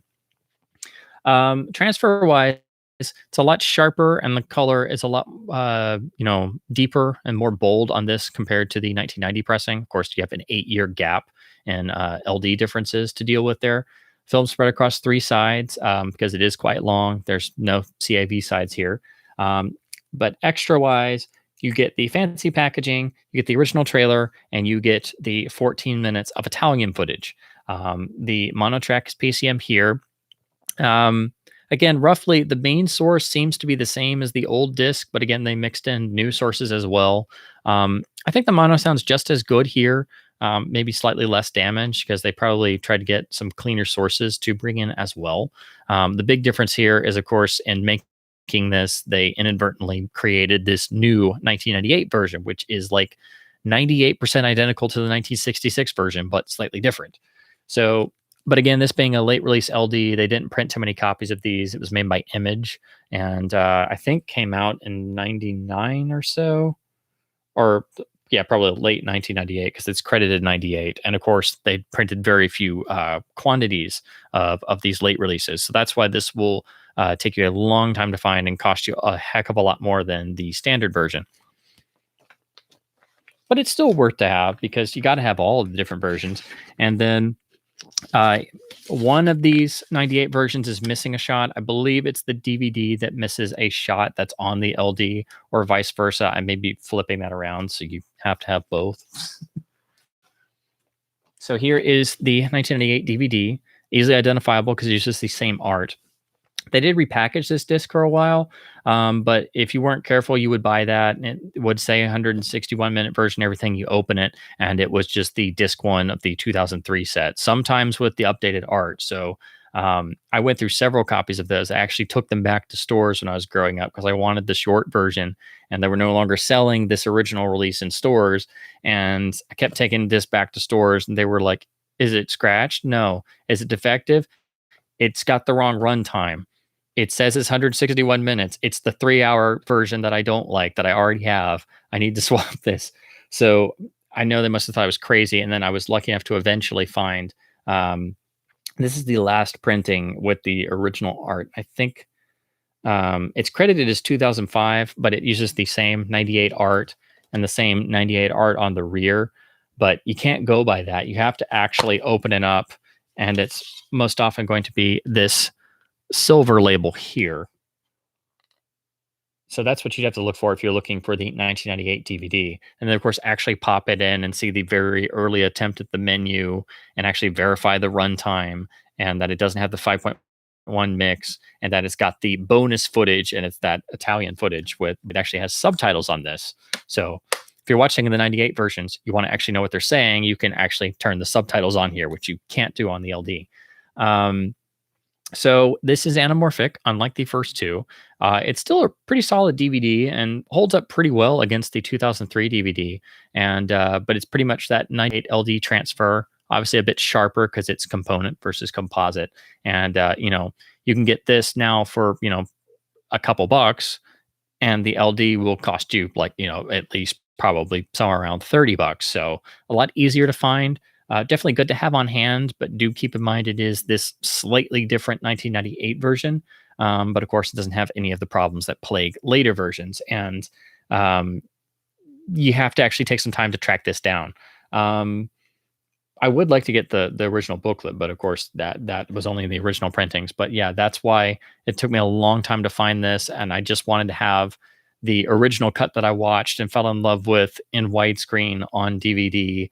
And once the special edition long version was out, this was then, you know, missing in action until Kino put their second Blu-ray disc out, which was just a cut based on this. And of course, by the time I'd figured out this was not the 1966 version and blah, blah, blah. But anyway, yes, for the longest time, this was hard to find. And the only way to watch the international cut properly, in some form of, physical media that wasn't, outdated format like Laserdisc or VHS, pan and scan, and actually have the mono track and everything. So this has been important for a while, and I've watched this disc way too many times to count, because this was my primary version for the longest time. So of course, 2003 rolls around. MGM decides to go back and try and reincorporate the Italian footage, make a extended, restored English language version, and their heart was in the right place. And they were doing this with all their Leone titles. And GBU was the big one because it's the most famous, most popular one. And they made new prints and they reissued them in theaters. It was amazing to see on the big screen on a print, but it was also this horrendous new version with the awful sound mix with the brand new effects in 5.1. And apparently the archivist at MGM didn't want to do that. And it was the financiers who kind of insisted on it. So once you research into it, the people doing the restoration work really weren't to blame, but it's kind of ridiculous that they were put in that situation. And then, of course, there's also the decision was made to get Clint Eastwood and Eli Wallach to come back all these years later and dub the Italian footage that they had never gotten to, and then get a voice impersonator to do Lee Van Cleef, who, of course, had sadly passed away by that point. So that's why this remix is, for me, it's the worst home video. It's the worst remix of any film ever done, because Leone's films were all about sound design in addition to the intensive visuals. And he took the time to design every sound effect and pay attention, not just to the Italian sound mix, but to, try and make sure at least some of the other dubs were, keeping his vision intact, because it was important. And of course, everybody else, for the most part, at that time period, wasn't paying that same level of attention to sound. So to remove the iconic sound effects or replace them with new effects, and then the new dialogue, which is really just takes you right out of the film, and adding fake stereo surround effects and swirls and stuff, it was just an ungodly experience, and still is. So that's why that kept me away from watching the long version for quite a while after I saw it several times, and then saw it in the theater, and then dutifully went out and bought this DVD on release at my local Best Buy, which we didn't have Best Buys for the longest time. It was actually a novelty and sort of a new thing because it had just recently opened in my area. So I remember I had to convince my parents to, because I wasn't even in high school, because this was 2003, and my freshman year of high school was like 2004. So I was still in middle school, and I had to convince my parents to stop at this Best Buy that wasn't in our actual hometown. It was, kind of in the main city. And so I had to convince them to stop when we were out doing something else to go in so I could get this. And they only had a few copies left, and I was so excited. And it's got this gorgeous packaging with the iconic shot of Blondie from The Final Duel. And this is where they came up with the title layout they've used on the other ones. And the rest of it is rendered in this lovely copper gold color. And it's this hard book style packaging, which I'd never seen anything like this at the time. It was uncommon for standard DVD releases to look like this, and it doesn't fit on any shelves, and it's just so badass looking. I still have the original insert here. They just would always, put the little sticky glue on the back, but it doesn't really fit on the inside. So I always left, and maybe I shouldn't have, but then you have the lift top box. And this is something they could really learn from for modern fancy packaging, because this is a fancy package, but the discs are well protected. Here you have a proper DVD hub that's plastic. It holds the disc perfectly. And when you put the lid back on, The box contents are not abrasive to the disc. They don't come all the way up. They don't rub against the disc. And I've had this since it came out in 2003, and this has never fallen off inside the package because it has a proper disc hub. This is how you do fancy packaging that doesn't cost a lot of money and keeps the disc protected. Why we can't have simple, awesome stuff like this, I will never know. So I still love this as a package. It's one of my favorite DVD releases ever. Here you had the lovely booklet that they matched the style of for when the other films finally came out in their special editions. I had to wait 4 years for those. They were supposed to come out in 2005, and then again, MGM went bankrupt. So I had this on the shelf. I had the other non-special editions. And I had to wait 4 years for those. My favorite part about this is that they reprinted Roger Ebert's essay, which shortly after the 2003 reissue, he did add it to his great movies column. And that was another stepping stone for me because I was such an ardent Ebert follower and still he's one of my favorite writers and I've been admired him since I could, I started reading film criticism, but his acceptance and praise of GBU as one of the greatest films ever made really made me feel vindicated. Like, okay, I'm on the right track. And the package was great. It was great to have his essay here. And then they also included a selection of original posters and slip these out. Always kept them in the original baggie, but these are nicely done. They're printed on a nice little card stock. And then they have the actual indicator. So they actually tell you this is the French poster. And then this is the Japanese poster, obviously. And then here is a reproduction of the original US one sheet, which is different because this is the original one sheet that had all the text in black. A lot of others switched to having it in red. Here is the German poster. And again, these are really great. They're printed like photographs on this really nice thick cardstock, and they're slightly embossed or, on the actual packaging. So it's not like they're just little cutout prints. These are much closer to the quality you would get in a LD set. And then, of course, the Italian poster with the original Italian title. So again, it was a nice little thing. It was the only thing besides the book that they put in here, but I've always loved what they did with this package and the art design, and that they carried it over to not just the other $2 films, but Duck You Sucker as well. But of course, I had to wait 4 years for those. And then the second disc protected here in a matching disc hub on the bottom of the box. So again, not the version I go back to for sure. And picture quality wise, this DVD is good, but it could have been a lot better. And the 98 DVD is actually very close in quality, believe it or not. It does actually have the mono on here, but unfortunately it's only the Italian mono. So the only way to watch this and enjoy it is to watch this with the Italian mono and turn on the subtitles, because I can't stand the 5.1 mix. But again, they do insert, the scene of Tuco in the grotto where he goes to recruit the bandits to help him, in his attempt to capture Blondie, which is not something you necessarily need to see. And it really just kind of, it feels more like it was originally cut for time for good reason. And seemingly it only played in the original Rome premiere. And then it was cut for the release prints, but MGM put it back anyway. And I mean, it's great to have, but I don't really know if it needs to be there, and it always sticks out to me. So again, I don't really watch the long version much, if at all, particularly on this DVD. So I always watched this for the extras and kept it for the packaging. And I love the packaging and the story about buying it. But that's what was then became the de facto standard version for pretty much all this time until the 4K master came out. Because when this came to Blu-ray, they pretty much took this master, but hit it with a load of DNR, and it was an awful early Blu-ray. It only had the 5.1 mix. It didn't have the mono. It carried over all these extras, but it was the problems of the for a few dollars more Blu-ray on steroids. And so for a while, all we had was GBU on Blu-ray until they did the first two. But the GBU first MGM Blu-ray is a DNR wax face nightmare with only the 5.1 remix and this long cut. So I never picked that up because I saw the reviews and I was like, oh my God, it's just the DVD, but like a million times worse with all the DNR.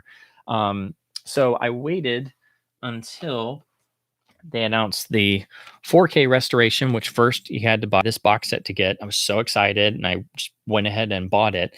And then the reviews came in and I put this disc in and I'm like, oh my God, what did they do to the color? What has happened? Why? I thought we finally had it, right for a change. So this was the debut of the new 4K scan and master done in Italy by the lovely Leomanjan Ritrovata, which I'm probably mispronouncing. And became very notorious pretty much very early on for having this awful color where everything looked like different shades of teal green skies and piss yellow faces. And if you've never seen this transfer, I am not kidding. It looks like somebody peed all over it in a lot of places. I mean, it is just a horrendous color timing job that ruins what's a beautiful, stunning scan with detail we've never had before on home video. So I pretty much bought this disc and set it on the shelf and never pull it out because I can't stand to look at this.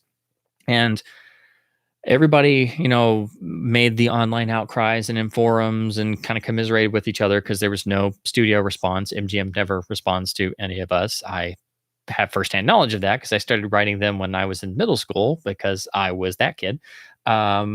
But anyway, so yeah, this was the debut of the disc. It still did not have the original mono mix.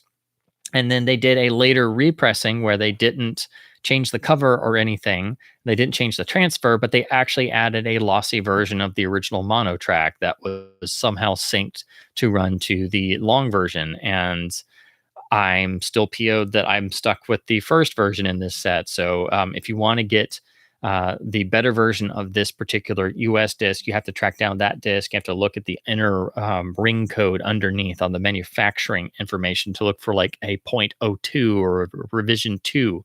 But then this was superseded because MGM Kino apparently outbid everybody else to get the rights to do the Dollars films and DocuSucker as well eventually on Blu-ray. So apparently everybody wanted to do them, which was news to myself and everybody else because we were like, oh, we're just stuck with whatever MGM's going to do. So Kino does GBU first. And like I said before, myself and a lot of other people, because they have some forum presence online and they post on Blu-ray.com and stuff, a lot of people reached out to them and said, hey, these have had so many issues over the years. We're so happy, somebody's finally going to do them and make new extras and stuff. If you wouldn't mind, take a look at all the stuff we're saying. Some of us have some really great research and firsthand materials. And, we just want to maybe hopefully have a definitive release of this film and hopefully the others to follow. And unfortunately that did not happen. And the response was not that great. So the Kino release finally came out. And I was not going to pick this up, if I'm perfectly honest, because I was really kind of burned with how the responses came through online. But I got this as a Christmas gift one year, so I hold on to it because I already have enough Leone versions. I need more. So what they did was, I guess they kind of sort of listened to some of us saying, hey, don't use this Italian master without, fixing the color timing. And so the first disc is that same 4K master of the, long 3-hour, but it's like they half listened. So they kind of sort of tried to address the color. So it's better in that respect, but now it looks all drained and washed out. So it's worse in every other regard. So I don't even know how to describe this, but you can look up reviews online if you haven't seen this disc or you're curious. I think it's actually worse than the MGM disc, if I'm perfectly honest, because it didn't really fix the problem and it made other things worse. It's very hard to describe. It does have a kind of version of the mono, but again, it also has that awful 5.1 remix. I mean, I guess it's great because it has the original poster art on the front. That's good. And then the flip side, they actually included the alternative poster artwork, so that's good. MGM didn't use original artwork, so that's good. But then here you see it's a 2-disc set where they have it labeled on the second disc as the theatrical cut.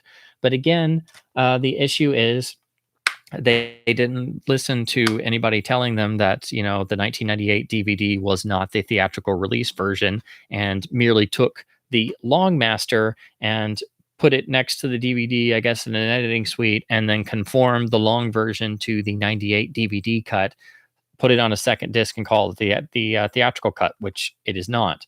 Um, so again, and it uses the same problematic master that they made even worse for their longer version, so you can watch that version but conform to the 1988 version with the version of the mono thrown on. So in that sense, it's better than the MGM version, and it's better than the long disc, but it's still a mess.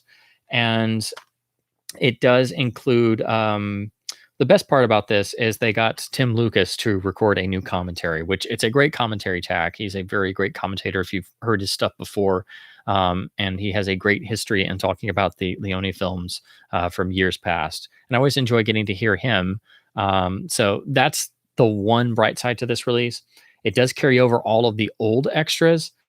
Um, which is also great because the Christopher Frayling commentary, they couldn't fit onto the DVD back in the day for the long version. So that didn't see the light of day until the Blu-ray came out, but that was the DNR Nightmare Blu-ray. So I didn't hear the Christopher Frayling commentary for the longest time until I got these later Blu-rays. And it carries over the Richard Schickel commentary from the 2003 DVD. That's his usual snooze fest, so I don't recommend listening to his commentary. Um, and when you get to Once Upon a Time in America, if you want to test your patience for 4 hours, you can listen to his track. And if you have nothing else to do with this stuff going on, give that a try, because that's literally the last thing anybody should ever do. Because Schickel's commentaries are really vague and tell you nothing new, and that's a 4-hour commentary with him. So good luck. Sorry, you can tell I've actually listened to that and regretted it. But anyway, so this Kino release is a gigantic mixed bag. I don't really recommend it outside of the fact that it is very cheap. It's about $10 most of the time because it's usually on sale very often, and they've canceled their plans of doing a 4K release.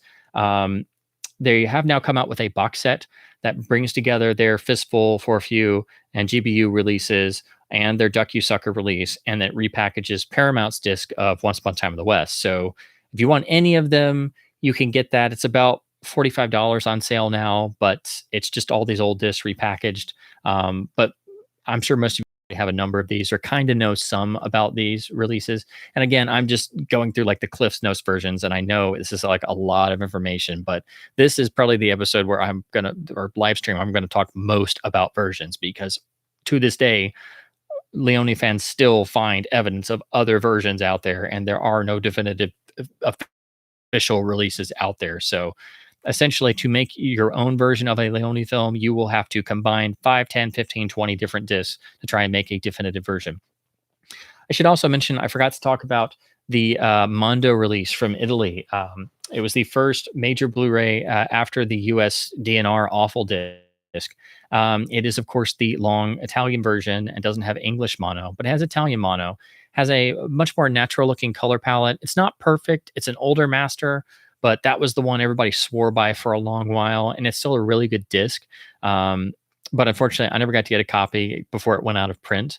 Apparently, they did bring it into print again, but it is region locked and kind of expensive, and they kind of messed around with the color a little bit, which they have done with a lot of the ones they've reissued, like Duck You Sucker, for example, if you don't get the first pressing out of print Italian Blu-ray. But that's still one a lot of fans like. And if you hear people talk about the Mondo, that's what they mean. I think it's from about 2010 or so, and it was in between the MGM first disc and then the 4K master, which was about 2014, and then the Kino release. So if you want the best looking version on Blu-ray, it's unfortunately probably still that Mondo disc, but that has, some problems of its own.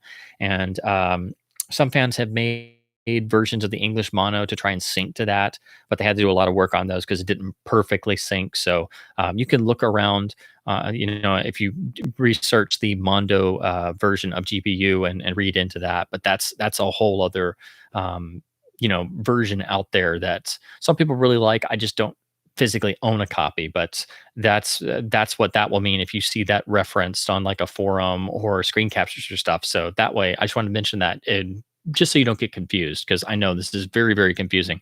Last thing I should say, the other problem with this, all of the extras from the old 2003 release are very badly encoded on here, so they look like crap.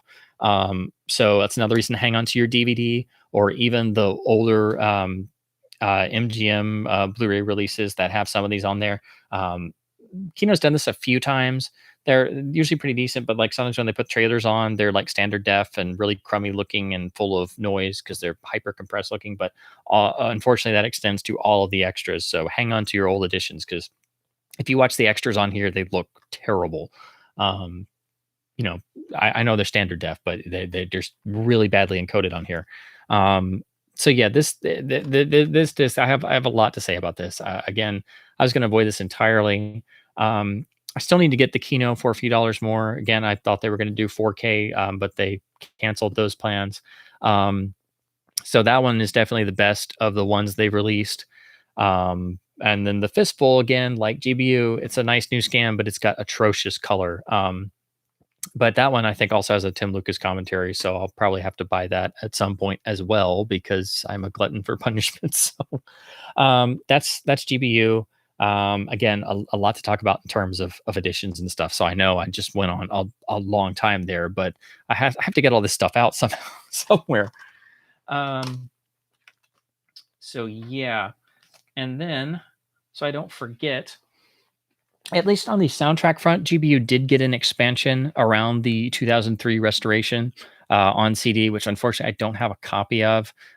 Seems like every time I went to get a copy of, they were always sold out. So I'm definitely going to pick one up. But I know some people talked about it did get some loudness compression on it, which I have heard it before, but I haven't heard like the original CD to compare, because there was the original like late 80s, early 90s CD of the LP program. And sometimes those can be preferable to expanded remasters if they mess around with the sound quality. But again, I need to get both of those to accurately compare. But like I got the For a Few Dollars More LP from that big estate sale that one of my local record stores got in. There was just this massive amount of soundtracks in really great shape. Like some really rare stuff mixed in with really great condition copies of more common titles, but they had both the FAFTM LP and then actually a couple copies of GBU. I almost bought one that was sealed, but buying sealed records from the 60s is a real crapshoot, because being sealed all that time, they can be, scuffed up. They can be, but especially they can be warped pretty badly. And if I can compare something and it's the same price and I can buy an unsealed, super clean original, I'll always go for the unsealed one. And unfortunately, it's the same for Laserdisc, because LDs are very prone to warpage, as I've found out firsthand. So this is the original 1966 US United Artists stereo LP. And this version of the art has been used a bunch of different times, so it's pretty iconic. And of course, this is a section of the original US one sheet. And on the original LP here, it's got the red background. The first CD changed it to white for some reason. And if you get the expanded CD, they switched back to red, so it looks just like this.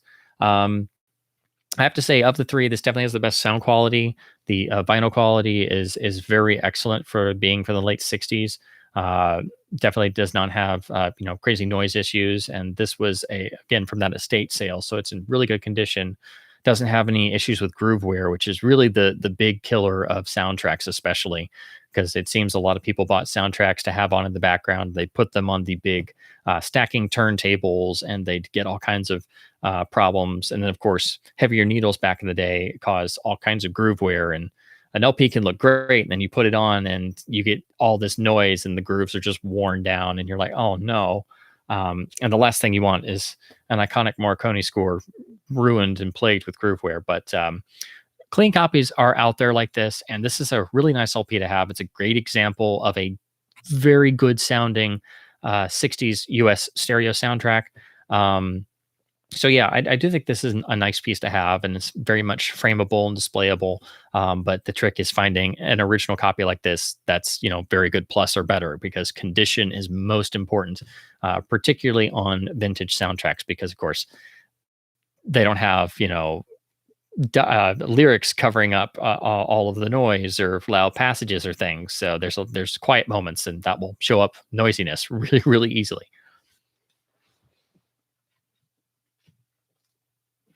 Okay, go ahead. So I feel like that was a mouthful. Gotta take a water break. So thankfully, Once Upon a Time in the West is a little bit simpler when it comes to editions, but still kind of complicated. But before I jump into that, I have to talk about the film some. So, I'd seen the Dollars Trilogy several times by the time I really wanted to see Once Upon a Time in the West. And it was Paramount, but it wasn't as freely distributed as MGM did, and Paramount's always kind of been like that, even when I was growing up. And it was not on television like the Dollars films were, even on the cable channels we had. But I knew it was the one I needed to see next. I knew it was the one that came next. And I was stuck waiting for the special editions of the other MGM films. And Duck You Sucker was nowhere because it did not get released on DVD here in the US until 2007. And I, of course, did not have a Laserdisc player at that point. I didn't really know much about Laserdisc at all. And I thought I just would not get to see that until the DVD, which is pretty much what happened. Um, because I didn't want to track down some obscure VHS tape and watch it pan and scan in a bad print, which it would have been because I've seen early video versions of that film and they look really bad in particular. Plus, they would have been much shortened versions. So I'm glad I waited on that. But Once Upon a Time in the West, I didn't get to see until I found the special collector's edition DVD on sale at Target. This was probably about 2004, 2005. So it was a little, I had known and loved the Dollar films for probably about at least a solid year or two before I got to see Once Upon a Time in the West. And again, I'm glad I saw it on DVD so I could see it, properly in widescreen and watch it with the mono track. And I was really blown away at how different stylistically it was, and how much more adult in feeling, of course. Where of course the Dollars films are very much adult, and very dark, and very gritty, and were re-rated R in certain instances years after the fact.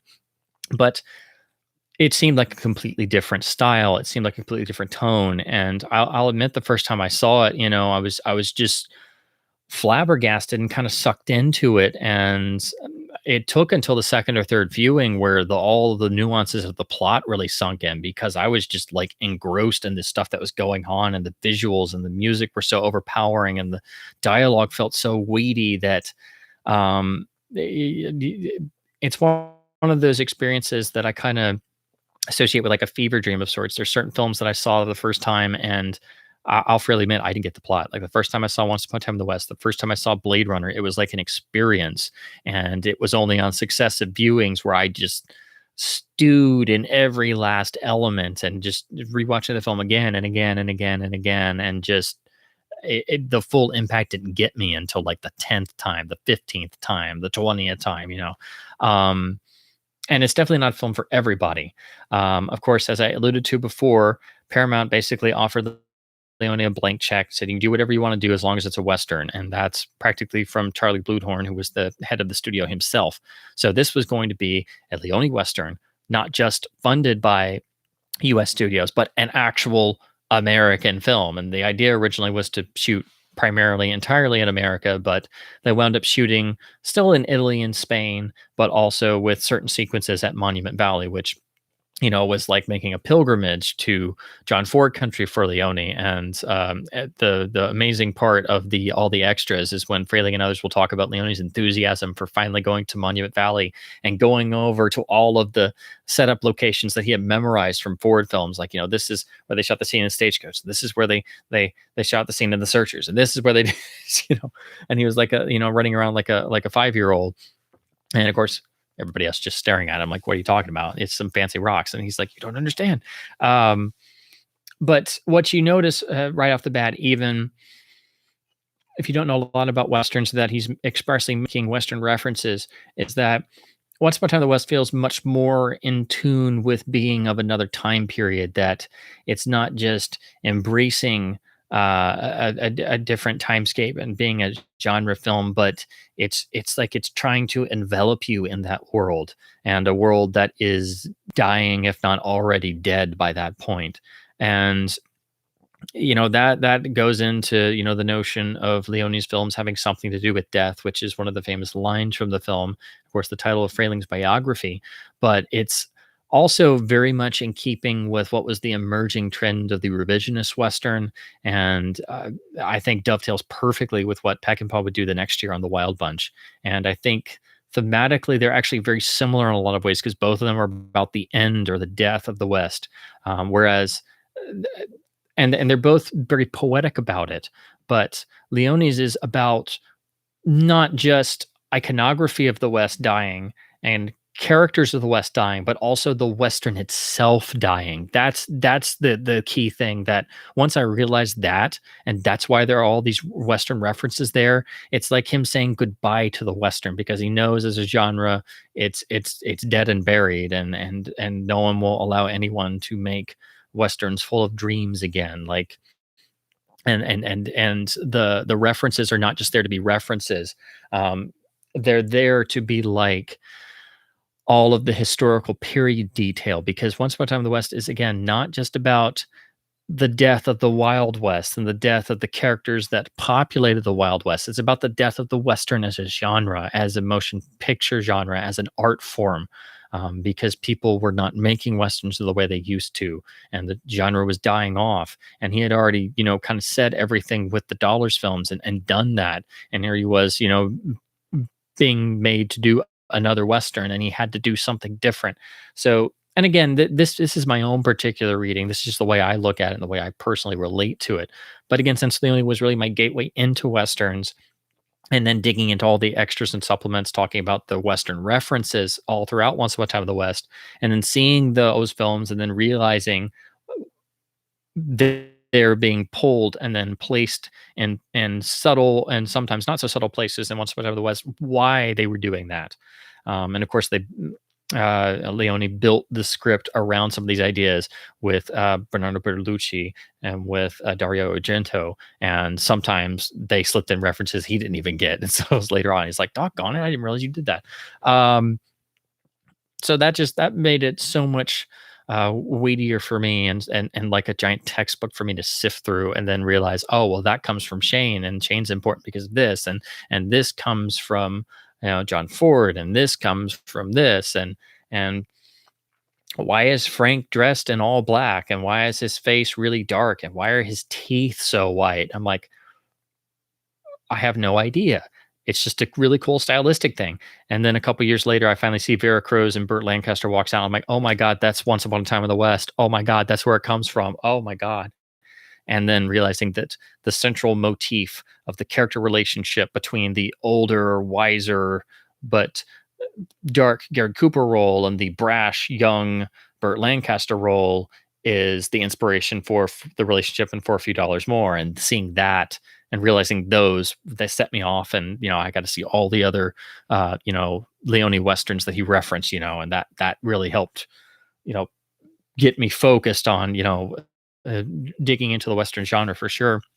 But again, it's this notion of not just the death of the Wild West, but the death of the Western as a genre.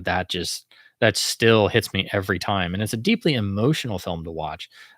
Again, it's not for everybody. It's a complete stylistic change, and everybody, a lot of the commentators and critics and analysts, talking about it being, an opera. There is something to that. There is a grandness of scale.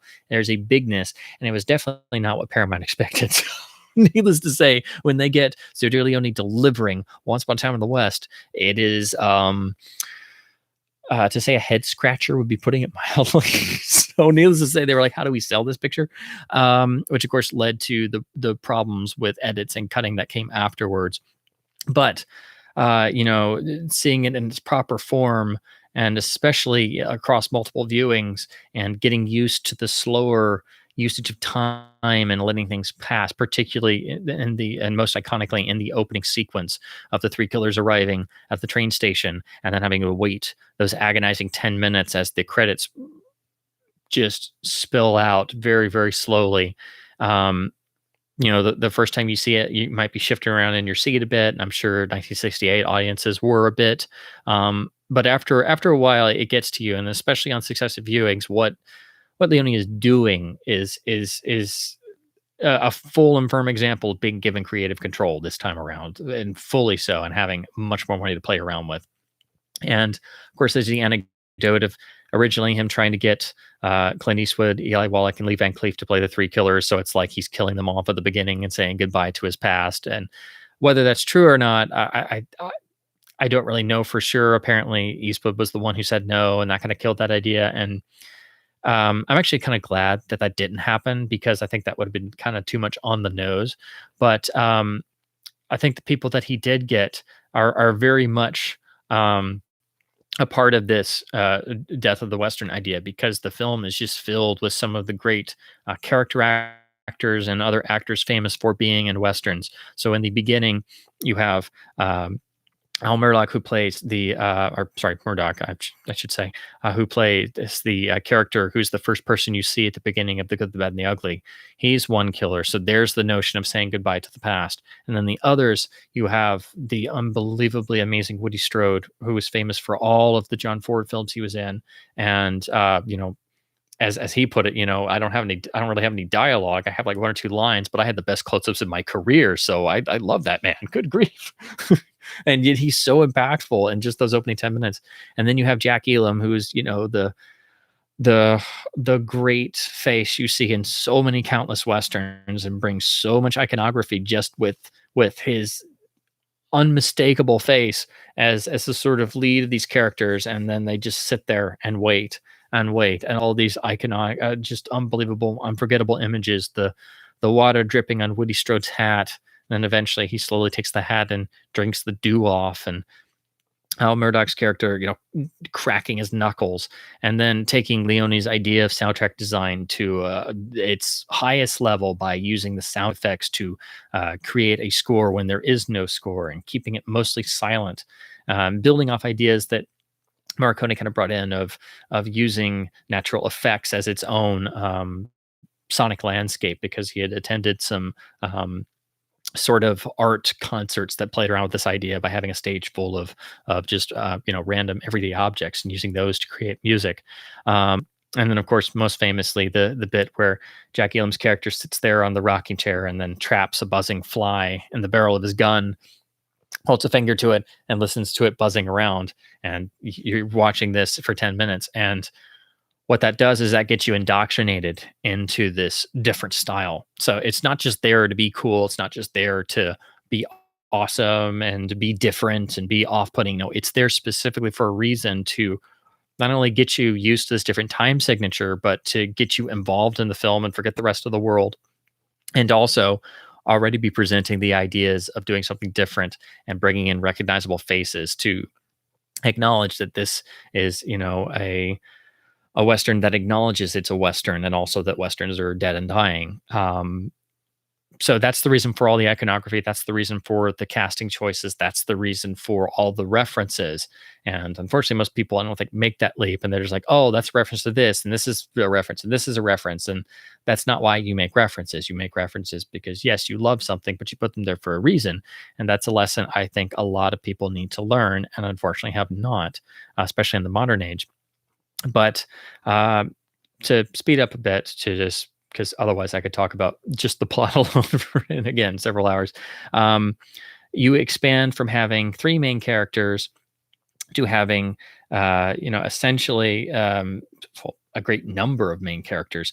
You have the Morton character who represents the oncoming, wave of not only business and high finance, but machinery and the civilized land that is slowly taking over and destroying the Wild West with the railroad, since he's the railroad magnate, and the railroad itself is the visual symbolization of that.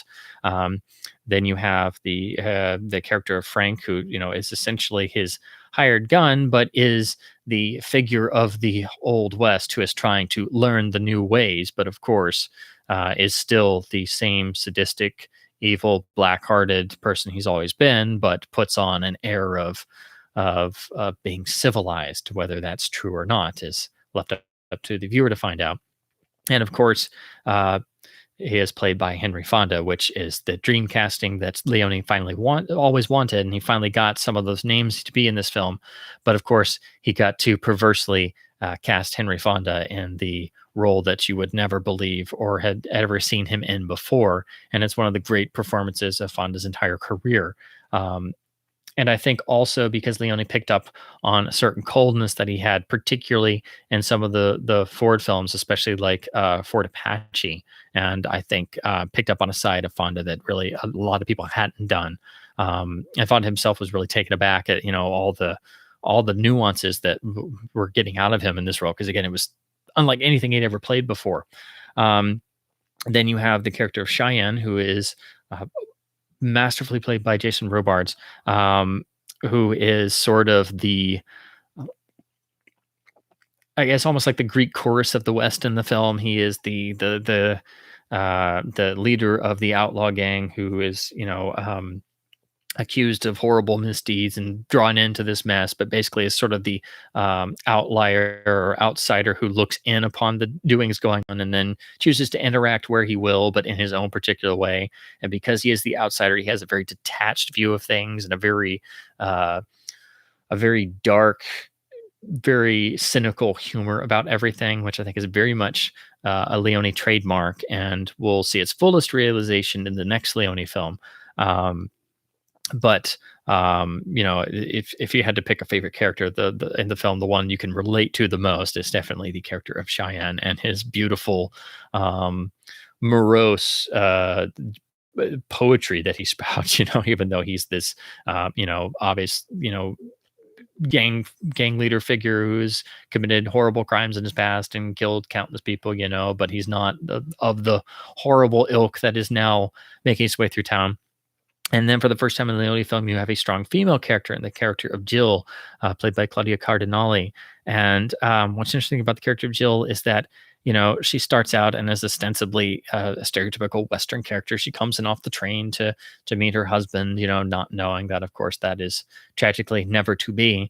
And but slowly over the course of the film, all those cliches are stripped away. She's not a fancy woman of the East. She's actually a prostitute from New Orleans. She's not a cut and dried, can't take any sort of distress, hides under the table and when there's peril going on that you get in countless westerns of the past. She has survival instincts. She has a strong character. She decides to stand up against the overwhelming forces that are there to not only take everything away but also destroy her. So she is very much an atypical a Western female character. She has a strength. She is not a she's not a lady. She's not but she's also not a complete saloon girl. So it is for the first time in a Leone film where there is a female character that is not a and again, I'm not the first to make this. Well, Fraley makes this point all the time that you have the whole notion of the chaste Madonna-like figure, or the opposite, where it's a saloon girl, or a whore character, a prostitute, which of course was very much common in the Wild West and is very much a part of the Western genre and all the cliches and the iconography. But Jill is the first time in the only film that you have something that's developed beyond those two different characters, and is thus much more three-dimensionalized and fully realized. And again, her character arc is something that is extremely rewarding and unexpected from what you get in the beginning, and also part of what makes rewatching this film over and over and over so rewarding, because you always discover more, it seems. And it's like it has to seep into you. You don't just get story points. It doesn't have a beginning, a middle, and an end. It's an experience more. It is very much operatic in that sense. And then the final of the five main characters is, of course, the unnamed character, only referred to as Harmonica, played by Charles Bronson. Again, dream casting Leone always wanted, that he finally got to get, and Paramount thought was great. And then, of course, they get this beautiful film that is not Good, Bad, Ugly 2. And they're like, what did we do? Again, I keep harping on that, but I just would love to have seen their reactions seeing the original cut of the film in 1968 and going, what? But and I don't think Bronson's ever been as effective on screen as he is in this film. Again, Leone can use faces like nobody else. It's even apparent in Colossus of Rhodes.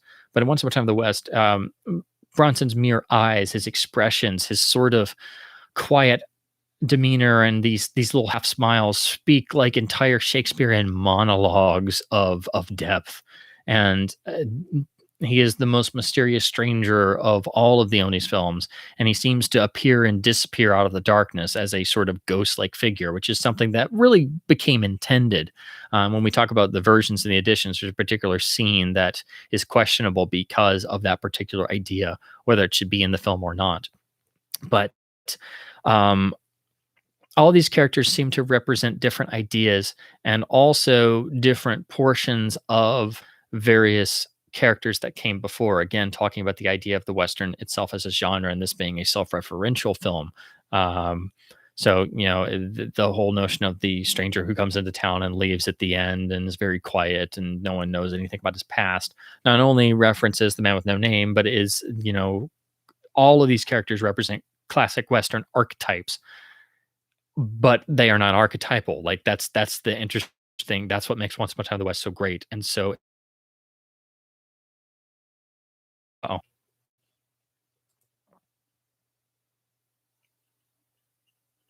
oh, okay. I think I dropped out there for a second, but I think I'm back now. Um, so anyway, definitely let me know if I'm still coming through. I know I haven't been. I've been talking. I have been reading the comments, but um, okay, I think I'm good now. Okay, but basically, you have the five major characters, each represented in the score, interestingly, by almost their own themes. Of the five, Morton, I should say, played by Gabriel Ferzetti, who most of us know and love from Honor Majesty's Secret Service. Is the least of the characters, but I think he's important to mention because of what he represents and being the railroad magnate. I think it's a really interesting choice to have him be suffering from from the disease condition he has, where he has to walk around in a full body cast and crutches, and he has to live inside his own train. And the whole notion of that character just living to only see the other side of the country and see the Pacific Ocean. I mean, that's a movie in and of itself. That is so unbelievably dramatic and poetic in so many ways. Um, but again, it's this notion of also being about the Western as a genre that really appealed to me, and it made me feel like I'd never before since seen anything like this. It is so, in the way that the Dollars films are so identifiable and their own thing. This is its own thing as well, and it's amazing that Leone could come off of the Dollars films and do something completely different and also so completely original. That these films are unimitable. You can't imitate them. You can imitate the style, but that's about it. And the style without the substance is nothing. It's a it's a trick. It's a bit of window dressing. Um, so again, there's a depth here, and there's a certain sense of poetry that again, I think beautifully pairs with Peckinpah and the Wild Bunch. And I would have loved to have known what Peckinpah thought of Once Upon a Time in the West. I know he really loved Leone's films, but and of course Peckinpah is referenced in My Name Is Nobody later on. But I know Leone and Peckinpah, kind of knew of each other and respected and admired each other. But I think it would have been really great to hear a lot from each of them about the other, because I think they were both actually working in similar ways, and were really the only two people working in this genre, and bringing it to a new art form, and really the last ones to do so, because after they stopped, really, that was it. It's just been one-offs ever since. Um, but that's what Once Upon a Time in the West means to me. Again, that's just my own particular reading, and it's a film that has really grown with me over time. I loved it from the get go, but it's not accessible immediately like the Dollars films are, and it's a more difficult film to get into, and it may cause people have a knee jerk reaction to kind of be distanced from it, but I'm really happy that now it seems to be universally respected, and particularly in Europe, Leone was able to go for these longer run times and not really have a problem with audiences getting restless, and it was extremely successful overseas. It was just here, not really so, and that led to Paramount cutting it down for the original release. And while it wasn't hacked to bits, by cutting out 20 minutes and cutting out really important scenes, it made the film not play nearly as well, and it dulled a lot of the effectiveness, which of course led to a lot of the reviews not being so good in 1968. And then it kind of came and died a quick death, and then started getting reissued, in the intervening next handful of years in a variety of different longer and shorter edits and different things. And that's where all the different release versions started to really come into play when you compare all of the different reissue prints that were, shorter and shorter and shorter. Um, but it's amazing that their reputation has so completely come around, and now it's universally hailed as the great artistic triumph that it is. When in 1968, after a week or two, it was gone, and that was it. Um, at least here in the U.S. In France, it played for unending months on end, on and on and on and on and on, because you know and France, it's generally held, like, even back in the day, once the auteur theory took hold, and the critics would find stuff in films that nobody put there, and everybody's like, well, that's nice. Yeah, I totally meant that. But at least they like the movie. So at least there, it had success, and in Europe as well. But um,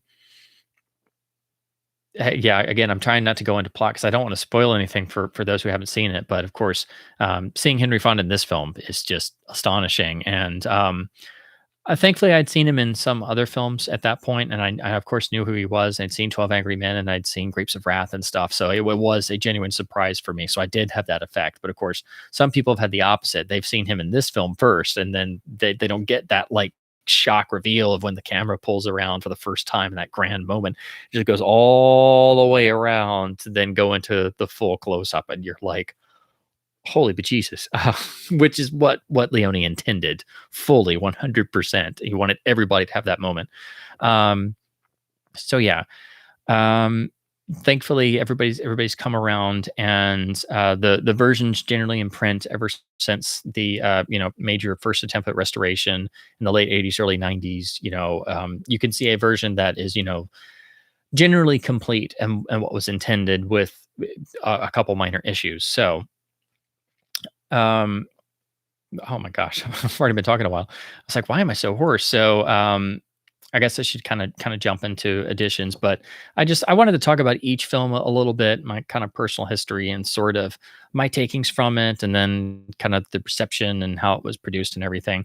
But the key thing to note about Once Upon a Time in the West is that you had full U.S. money. The budget was a lot more, and Leone had full creative control. That is, until Paramount made the decision to do the final U.S. cut and drop it down to about 140, 145 minutes, which, again, it didn't completely mutilate the film. It wasn't butchered, but it did remove critical scenes, and it was really shameful to see it in that truncated version. But again, other films have suffered far worse fates.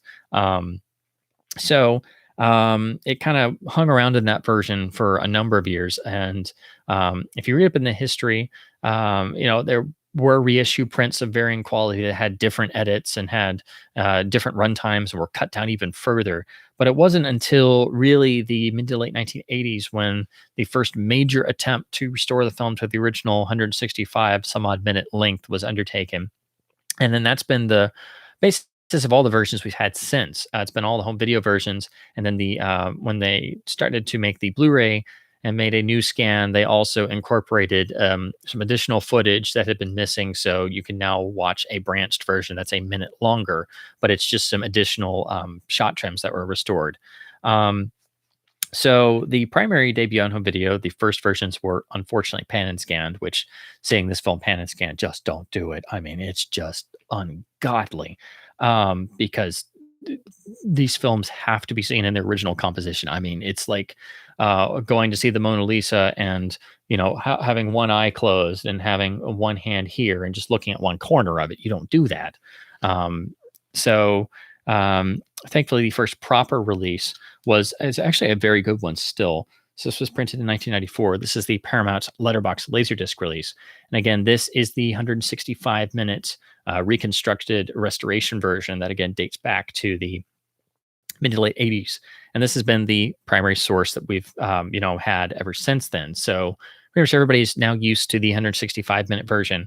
And for the most part, again, this is like 95% of the way there. There are still some legendary lost sequences that were cut from the film that exist only in stills and various evidence, but it is unknown whether those were ever actually included in a release version of the film. Particularly, most notably, is the scene where Harmonica's character is. There's the obligatory, beating, roughing up sequence in an Italian Western where he is beaten and roughed up by Keenan Wyn's sheriff character and some of his cronies. Um, so later on, when Harmonica appears and he has a scar on his face and it looks roughed up and it's not explained, that's because that scene was removed. So that has been, unavailable and doesn't exist outside of stills. And there's a couple other things like that, but that's the primary one. But for the most part, this you're seeing the film properly. The only two real issues that come up here are I mean, the big one is in the ending, the finale of the film, and this big grand pullout when the end credits start to play. It's playing Jill's theme, "Once Upon a Time in the West," and it's absolutely beautiful and gorgeous. But when they were restoring the film and putting the footage back in and extending the runtime, they apparently had um, the soundtrack wasn't running the right length, and so instead of continuing the theme as it was intended, it segues into Cheyenne's theme, which is much more darkly ironic and funny and everything. And I mean, it still works. It doesn't destroy the ending, but it ruins the original intent to end fully with the soaring version of Jill's theme, which is what the ending was designed for. And so, ever since this version was created, the end credit music has been screwed up and is still that way on all the official release versions. It is fine on the Italian versions. So, if you import, like, say, for example, the Italian master on Blu ray, which is roughly still the same as the Paramount master, it does have the correct end title music. But then there's also the Italian version that's popped up on some DVDs that does run longer, but that seems to be entirely made up of slightly different edits and, again, longer shot lengths and a few alternate takes here and there. I would like to get a copy of that just to finally look at it. But hopefully, if they ever do a deluxe 4K package, which they need to do, they could finally address the issues with the end title credit music and actually present a second disc with the alternate Italian edited version and present two versions of the film on disc. Because as I said before, the Blu-ray has already presented a branched version with some extra footage that totals about a minute of extra runtime. So quality-wise, this is actually a pretty nice LD package. This is the sort of airbrushed art that existed on the VHS tape that came out as well. Of course, the older LD and the VHS tapes are pan and scan. Avoid those like the plague, but that was how most people saw this film for the first time on video. Then there's a pretty good gatefold. Unfortunately, this copy still had like some glue on it, so when I opened it, it unfortunately tore some. But you do get the moments from the iconic flashback across the gatefold, which is a nice touch. And then you get the film spread across three sides, and it's spread pretty well. Unfortunately, there's no CAV sides here, but it is a longer film. I should also say what I forgot to mention is, of course, Leone's usage of flashback reaches a new level of intricacy and integration into the film over for a few dollars more. And I know I talked about that before, but here it becomes an art form to and of itself. And you get little fragments over the course of the film that only become fully realized by the end of the film and the final duel. And of course, this continues in Leone's next two films for even greater heights.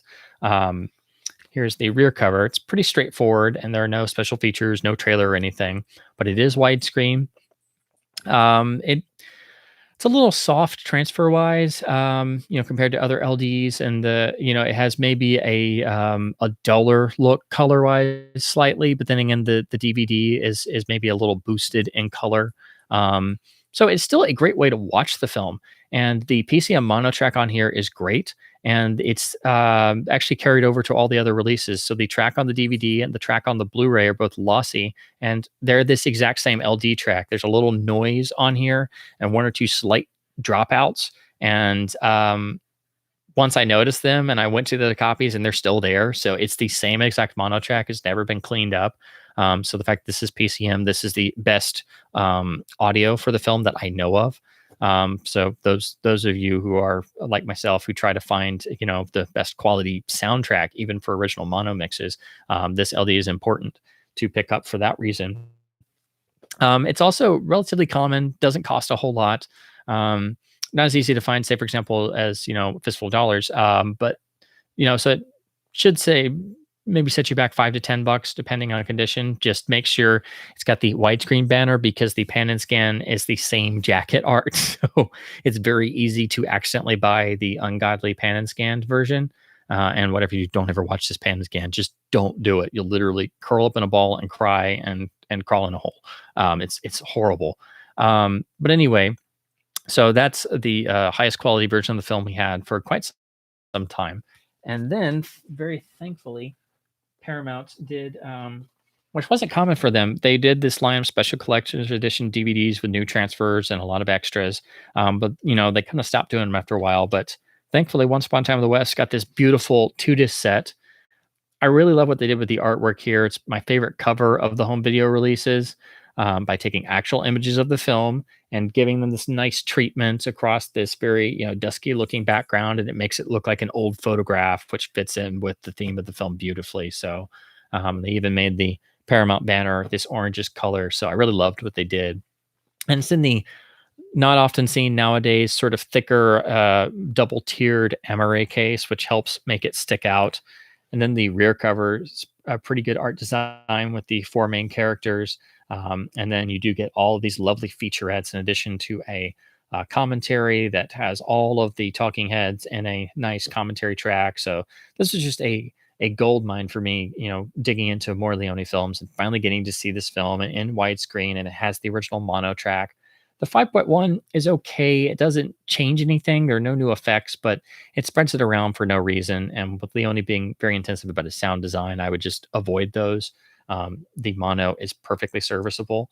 The only issue, of course, is the end title credit. I should also mention the one scene or sequence or shot that is questionable about being in the film, much like MGM putting back in the Tuco Grotto scene in the long version of GBU, is after the opening on the train, of the film, and mostly all of the foreign release versions, you immediately cut to the rest of the film. You don't see Harmonica's character again until the scene at the trading post when Cheyenne takes the lantern, hurls it back, and it reveals Harmonica sitting in the back of the bar in the distance, in the darkness. So insinuating that he again is this sort of ghost-like figure, because in the opening shootout, you see him shot and go down. However, Paramount balked at this and insisted on including this shot of him getting up that had originally been shot. And it's debated whether Leone intended on it being there or not. But as far as I can tell, that shot was in the US release version and not in most other versions, but then was replaced in the late 80s restoration and has been there ever since. So it's known as the Harmonica Rising scene. It's long debated whether it should be there or not, whether it was intended to be there or not. And again, if I were making the 4K restoration UHD release, in addition to having 2 discs, one with the US, the 165 minute reconstructed version, and then having disc 2 be the Italian cut, I would have both versions with the seamless branching option to play with the rising scene or without the rising scene. But again, that would be me designing the release myself. I mean, I never thought about it until I read about it, not being in some versions. And then I was like, oh, well, that makes sense. And then the cut makes a lot more sense in terms of being like really jarring from going to the end of the shootout to immediately at the McBain house where you have Father McBain and Son McBain out shooting. And so you cut from shooting, guys fall down dead, to shooting and realizing, oh, wait, no, they're shooting at Burns. Oh, wait, we're somewhere else. And that was a really great transitional edit, which, of course, is lost with the rising scene put in there. So, again, it's very much debated whether that should be there or not. That's the other issue with the 165-minute reconstituted version. But this was the version to have for the longest time. And then the discs themselves, I got to say, this double tier design has always been really annoying to me because it's like these discs are bolted in here. It's very difficult to get them off these hubs, but I do like that this film has this, different case, and this is really one of the only films I have with this style case. And this is the first printing. My sister, who became a fan of Leone because I kept watching these films over and over and over growing up, and so she got introduced to them, and still to this day loves the Good, the Bad, and the Ugly. And I was very surprised she immediately loved this film, which I was very surprised that she did. She's much younger; she's about 6 years younger than I am, and so I was a teenager, and she was like 8 or 9 at the time, and she saw me watching this, and she just got hooked on it. So she loves this film too, and I was shocked because this is not really her type of film, but that just speaks to the power of this. But she bought her own copy because she wanted her own copy, and hers is like a second or third printing, and it just has like a generic silver label, like a lot of Paramount discs. So that led me to believe, like, apparently only the first printing of the DVD had the custom artwork that matches the case. So again, I love the artwork of this. And I have a lot of nostalgia for this particular release because it was my first copy, so I'll never get rid of it. But I still think it's the best packaging. Again, the transfer is really solid, a lot sharper than the LD, but I think the color is maybe a bit too a bit too high in certain places. Not bad per se at all, but definitely compared to the Blu-ray, that has a better color rendering, and it is a newer scan. So to get onto said Blu-ray, it uses sort of images they had already used on the disc label art. And again, it's a lot more generic and modernized. It's in color, but it's definitely kind of washed out looking. Must admit, I never liked the usage of this particular still of Frank on the image of the DVD itself. But putting it on the front cover here also really kind of, if you look at it for a second, you can kind of tell what's going on, which is kind of unfortunate.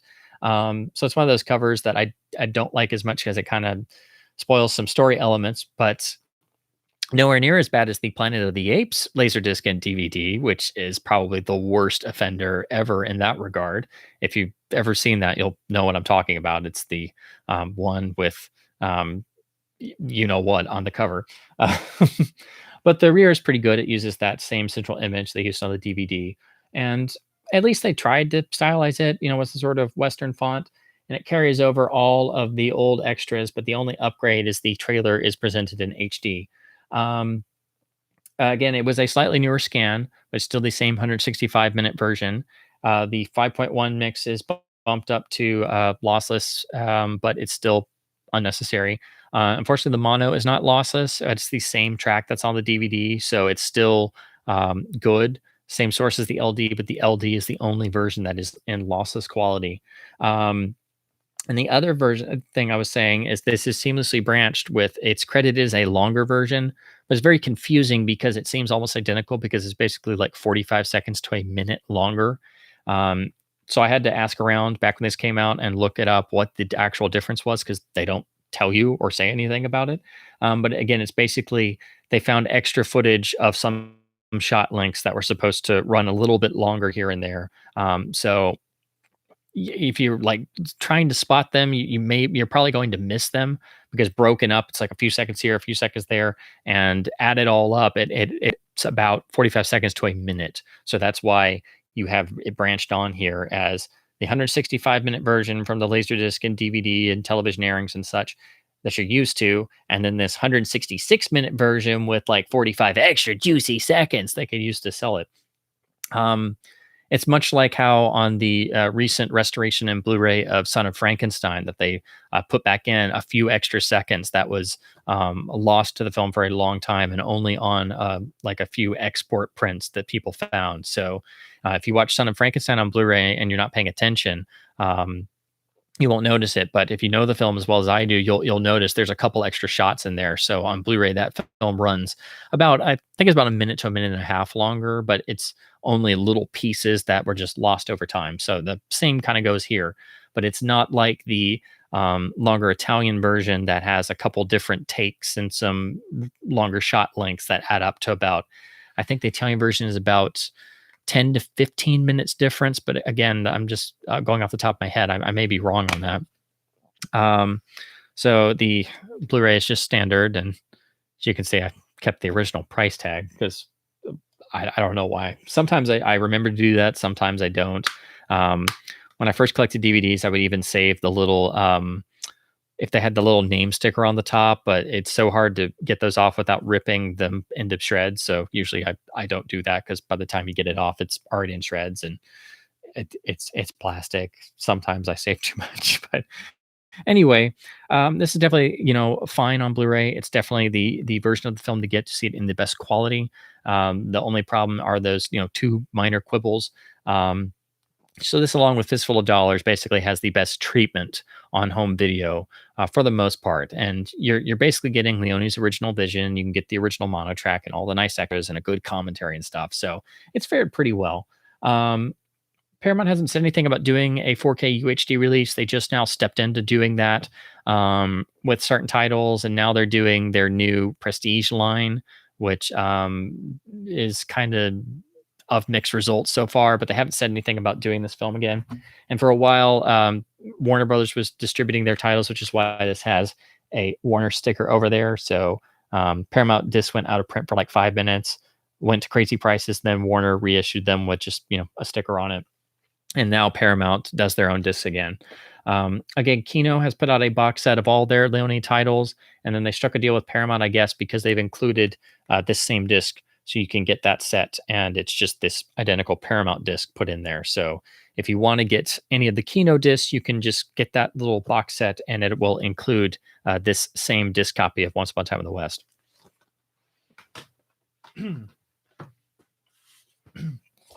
Now, soundtrack wise, there are some more complete Italian CDs I would love to get, but again, availability and they kind of go in and out of print, and they're usually kind of expensive, especially if you look for copies on eBay or Discogs.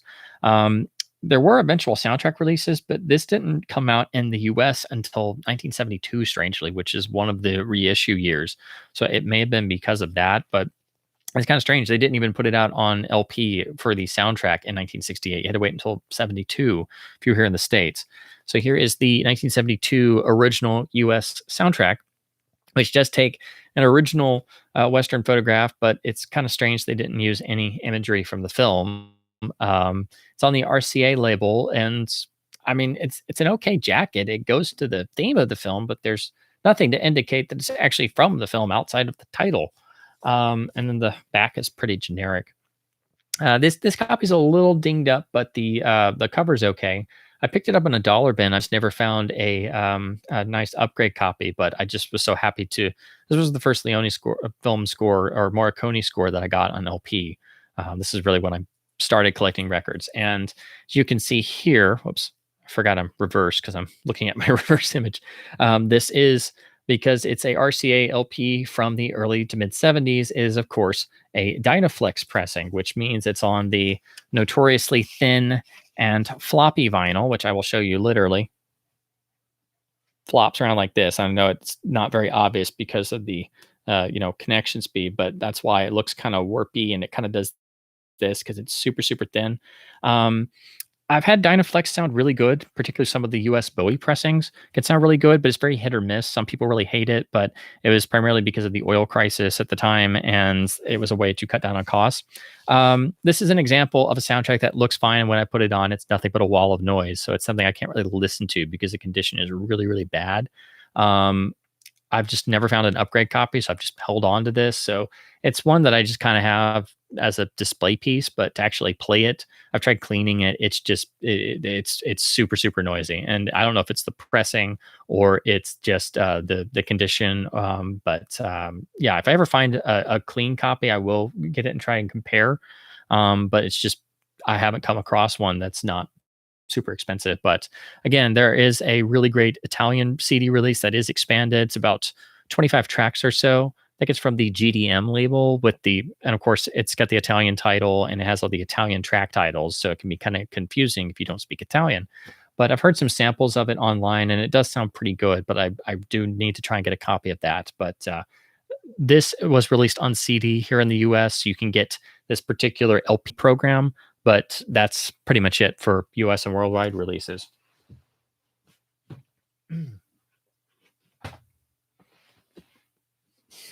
Water break. Oh man. I feel like I've been talking a little while. I don't know why. We're almost there. You only have 2.5 films to talk about.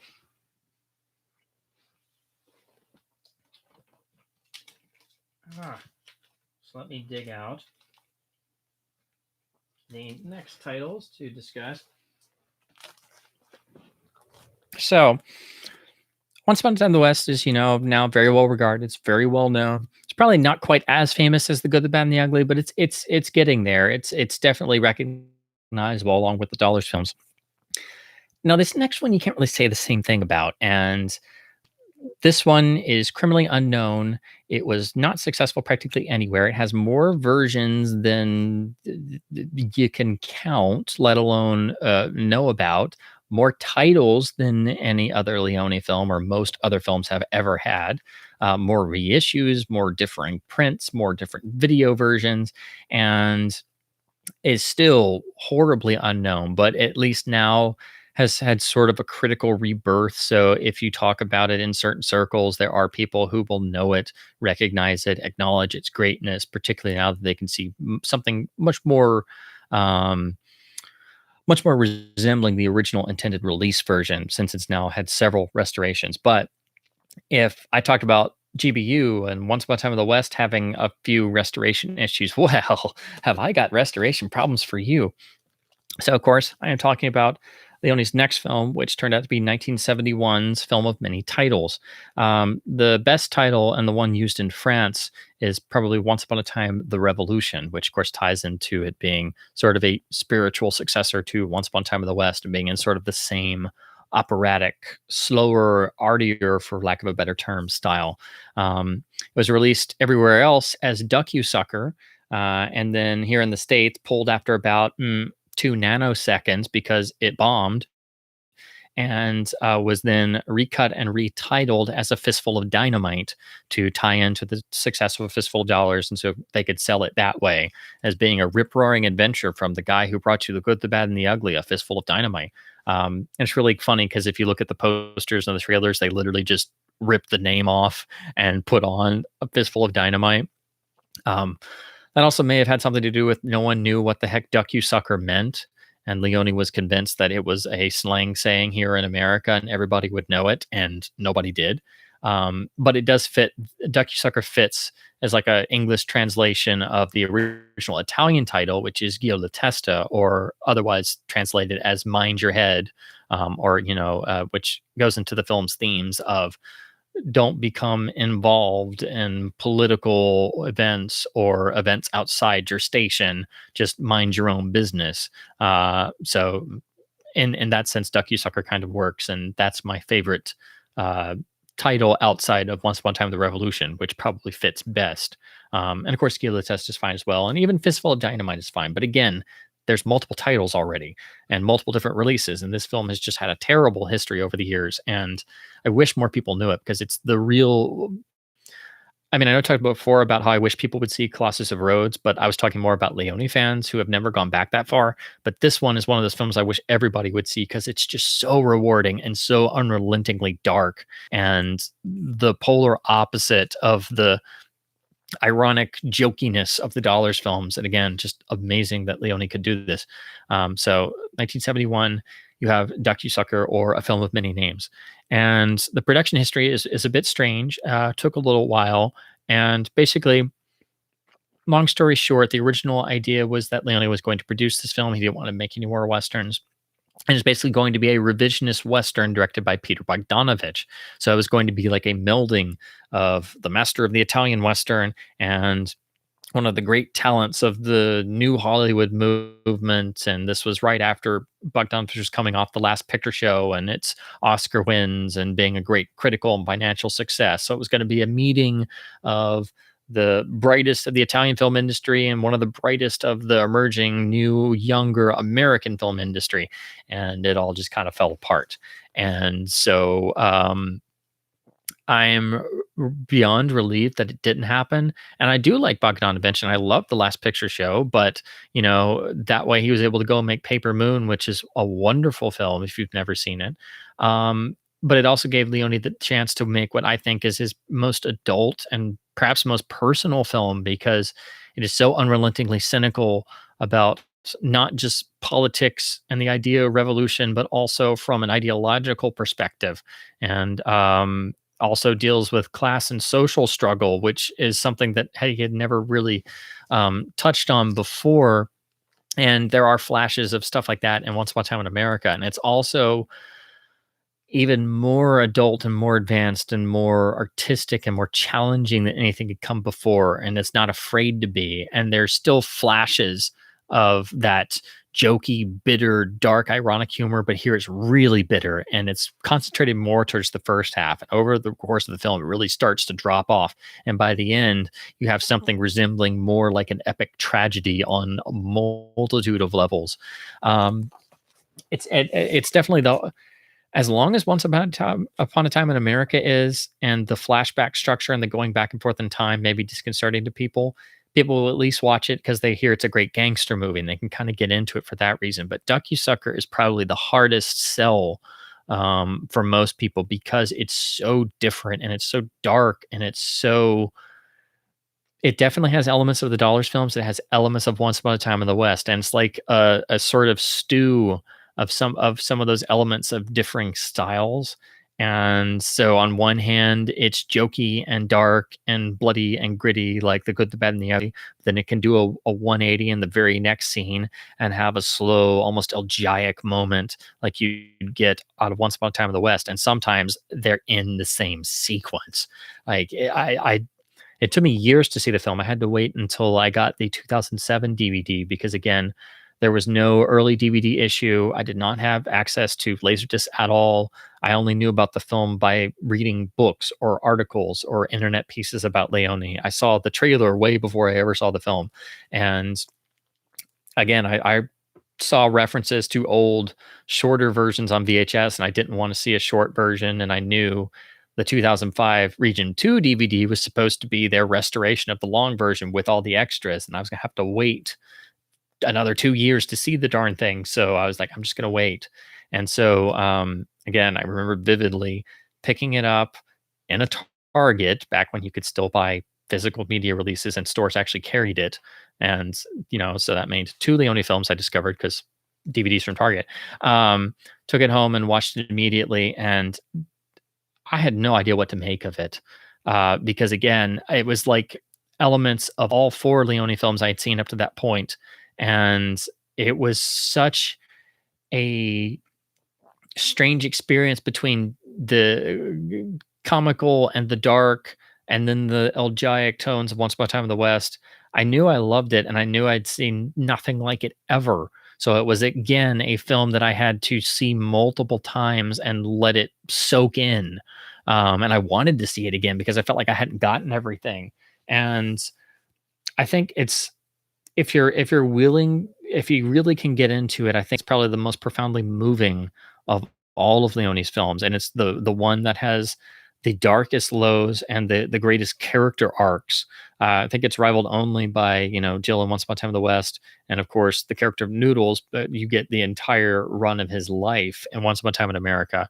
But the arcs themselves and the if you were looking at it on a chart, if you could do that, because some people have done it, but like you talk about character arcs being from one point to another, but with Duck You Sucker, the character arcs are not just about point A to point B. It's like the curvature of the arc, the difference between the high and the low point and the starting and end point are so vast for both of the main characters that it's just an incredible piece of work that I think it's just a triumph. But again, it seems it's the one film that most people will write off or not see or say it's not that good and has a lot of problems. And I'm like, no, it doesn't. Like it's really great, I swear. Whereas it seems like the others now, you can pretty much say, oh yeah, that's great, and everybody is on board with you. But this one is the real challenge. And thankfully, it's now been reconstituted around 157 minutes in most available versions. But I think what hurt it for a while was all the different versions and the different names and not being able to see the whole film and so on and so forth. And then then its distribution was not that great, so it was hard to see, and then it didn't get reissued like the other films, so that kind of helps to build up a reputation of something not being that good, or kind of helps it get forgotten about or buried, or pushed under the carpet when they just pushed the other ones.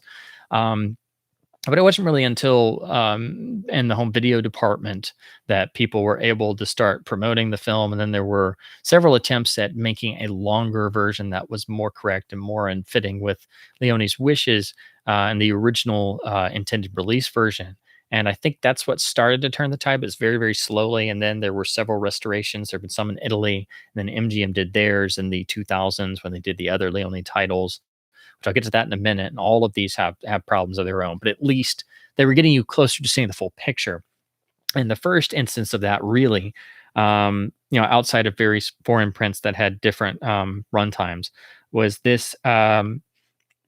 Make sure if I get the year right. It's printed 1987. I believe this is maybe it's from like the late 80s, early 90s.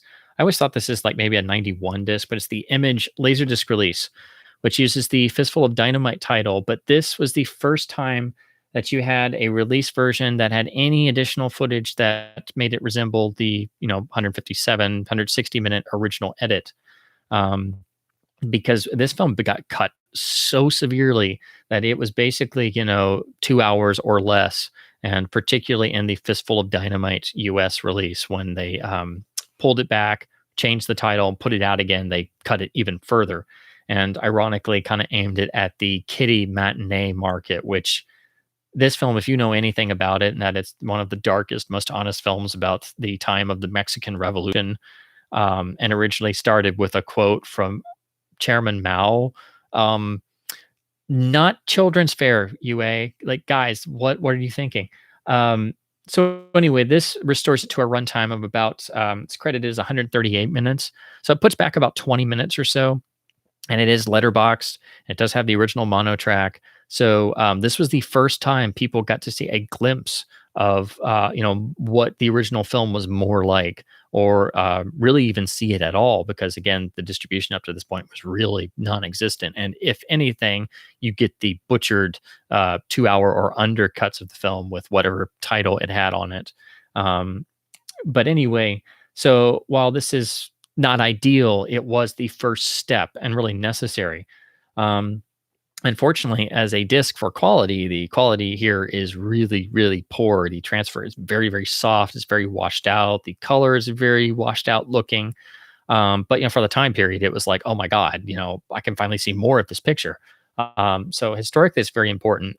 But the mono track's pretty good. What's interesting is the problems that turned up later with the tracks on disc having censoring in certain elements, because this film does have some F-bombs in it, which is also kind of uncommon for a Leone film, especially up to this point, and some along with the darker moments. So, of course, that got censored on reissues and television prints and such. So, this track seems to have some of that censoring, but then from what I remember when I did my comparison, it had some bits that weren't censored like the later versions have. And then this version has the final line of the film that is done right at the very end, right before you get the end title cards, is on here, but is missing on the next version and certain other versions. So again, it makes no sense sometimes what turns up on various editions of the film. But I think this is what started to turn the tide, kind of make people think about taking a second look at this film, which again is really great and was very helpful, because there's so much richness that gets lost when you see this film improperly. And it's the one that rewards the most for repeat viewings, because it's the hardest to get into. It's the darkest of all of Leone's films. But I think it's the most rewarding in terms of if you're willing to give it those revisits. So yeah, that's the first release and the first attempt at making a longer version. But the real great one didn't happen until 1996, when MGM did their attempt. And this clocks in at about 2 hours, 34 minutes or so. It is almost entirely complete. It's still going under the Fistful of Dynamite title, and uses the original artwork from the US poster on this lovely glossy jacket. it's letterboxed and promoted as the uncut version. So again, this was the first major attempt to try and fix all the problems, and it almost succeeds. It's just missing the crucial flashback at the ending, which kind of is the whole point of the movie. So it's like you got everything but the climactic shot, and it's really unfortunate because that is the one thing keeping this from being perfect.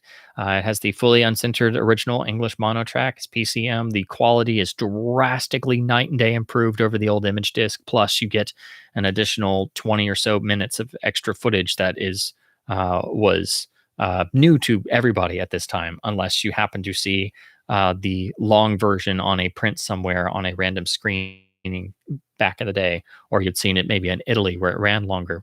The rear jacket is a pretty nice, very spiffed up image MGM co-production. This was kind of designed to be more of a special edition treatment for the film, but it doesn't really have anything outside of the trailer. And it has what's listed as an alternate ending for the film, but basically it's just a slightly different edit.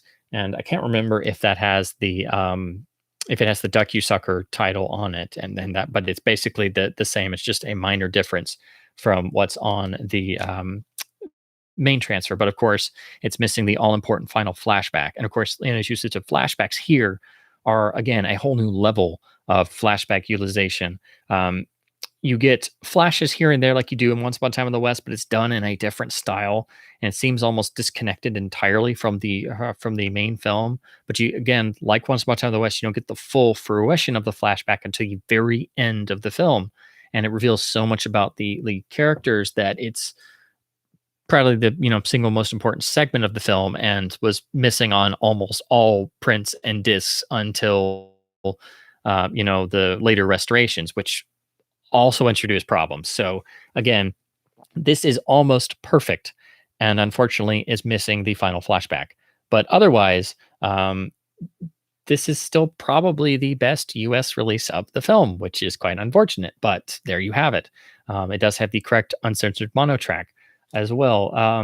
So I was very happy to pick up this LD. It's definitely a later release, very uncommon. They didn't print a whole lot of these, but it was cool. They were trying, and they promoted it as uncut, and actually indicate on the back this uncut version contains approximately 20 minutes of additional unseen footage. So this was really great. The transfer is really great, but unfortunately they didn't put it out on DVD here. They did do a Region 2 PAL DVD, which is this same master. So that is available if you have if you're in the UK or Europe, and that's what you would have seen for a while over there until they did the new restoration with the longer version that did put the flashback back. But that's what makes it kind of confusing, and that's why that older DVD has a different transfer, different color timing, and doesn't have the censoring of the swearing in it, because it's this same LD master. But I didn't have that DVD here in the States growing up, so I had to wait until the next version came around. And so I can talk about that. And again, I think it's helpful to talk about the versions of this film before I kind of talk about the film in general, because there's so many different ones, and it really hurt the film's discovery for a long time. So here is the aforementioned 2007 DVD that I waited years for, with the matching artwork and design of the other MGM films. Again, this is the first printing with the lovely slip box, and you get lovely extras and a Christopher Frayling commentary, and then the awesome white case, and then a similar booklet with the similar disc labels that match all the others. Now, what should be noted about this, and the problems that happened here have carried on ever since. This is the MGM restored version for, to refer to it later on, so you'll know what I'm talking about. I'll just call it the MGM version. They used an Italian restoration that had already been going on, and they were trying to make an even more complete version of the film. So again, had already been other restorations overseas as well. So this version puts back the original flashback. They did a new transfer. They also made prints of this, which I saw at that Leone retrospective, that looked great. The transfer is great. Everything's great. The only issues crop up in the audio. Everything else is fine. They also finally restored the Duck You Sucker title, which had been missing since the original US release. So this is not Fistful of Dynamite, which is a problem that came back. So I'll get to that in a minute. They do put also known as, so you don't get confused. So that was a nice way of doing it. Also did that on the spine. Um, but the problem with the audio tracks are they did a 5.1 remix with new effects and then included a mono track that was actually a down mix of the 5.1. The film lost its original audio track. But when they made the 5.1 mix, whatever source they used was apparently the censored version because all of the swearing is now censored.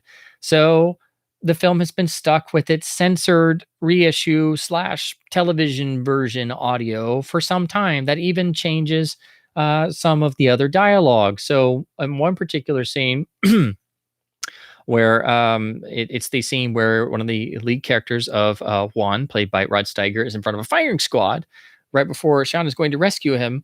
In the MGM version, he just says the film's title, Duck You Sucker, which I mean fits, but it's the same reading taken from much earlier in the film. Whereas in all the other versions, he simply says short fuse, which is in reference to the stick of dynamite he's throwing so he can you know, put up a smoke screen so he can get one out of there so he's not killed by the firing squad. So that's an example where they accidentally changed something for no reason and it makes no sense and it messes with the dramatic context. But the worst problem is some of the music uses the incorrect musical cues, and most of all, the final flashback has the wrong Morricone music on it, which kind of changes the context of the film. So when I was first watching this over and over, I kind of got confused as to what was being intended because the music they put on there kind of makes the scene and the flashback kind of read a little bit differently. So what was maybe sort of subliminally going on there is now made really obvious, or what was maybe not even intended at all is put there because the wrong musical cue is placed on there. So that's the big major problem with this release, is that the audio is screwed up and the original mono is not on here. But otherwise, their attempts were admirable and everything else works. And they put the original English title back on, but the audio is screwed up and you can't win. So this is the version we had for a long time. This is all I had and the only version I had to watch. At first, I didn't know the music was screwed up, so I thought the ending flashback was supposed to mean that. So I still kind of wonder about that because I grew up with this version. So then they finally did the Blu-ray release, which basically ports that over with the same problems, but you get it in HD. This kind of shows up the problems in the transfer a little bit more. The color timing seems okay, but it's maybe, favoring more towards the browns and such. It still has the screwed up audio. It still has a mono track that's a down mix, so it's not the original mono. Still has the same problems with the music cue and the censored audio.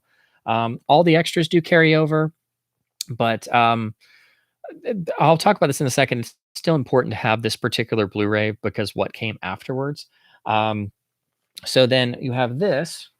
And then in Italy, they did their own transfer, again, off of some newer restoration, which this one I actually do have the first printing of. So this is from the Leone Film Group and the 01 distribution label under the original Italian title of Gio La Testa.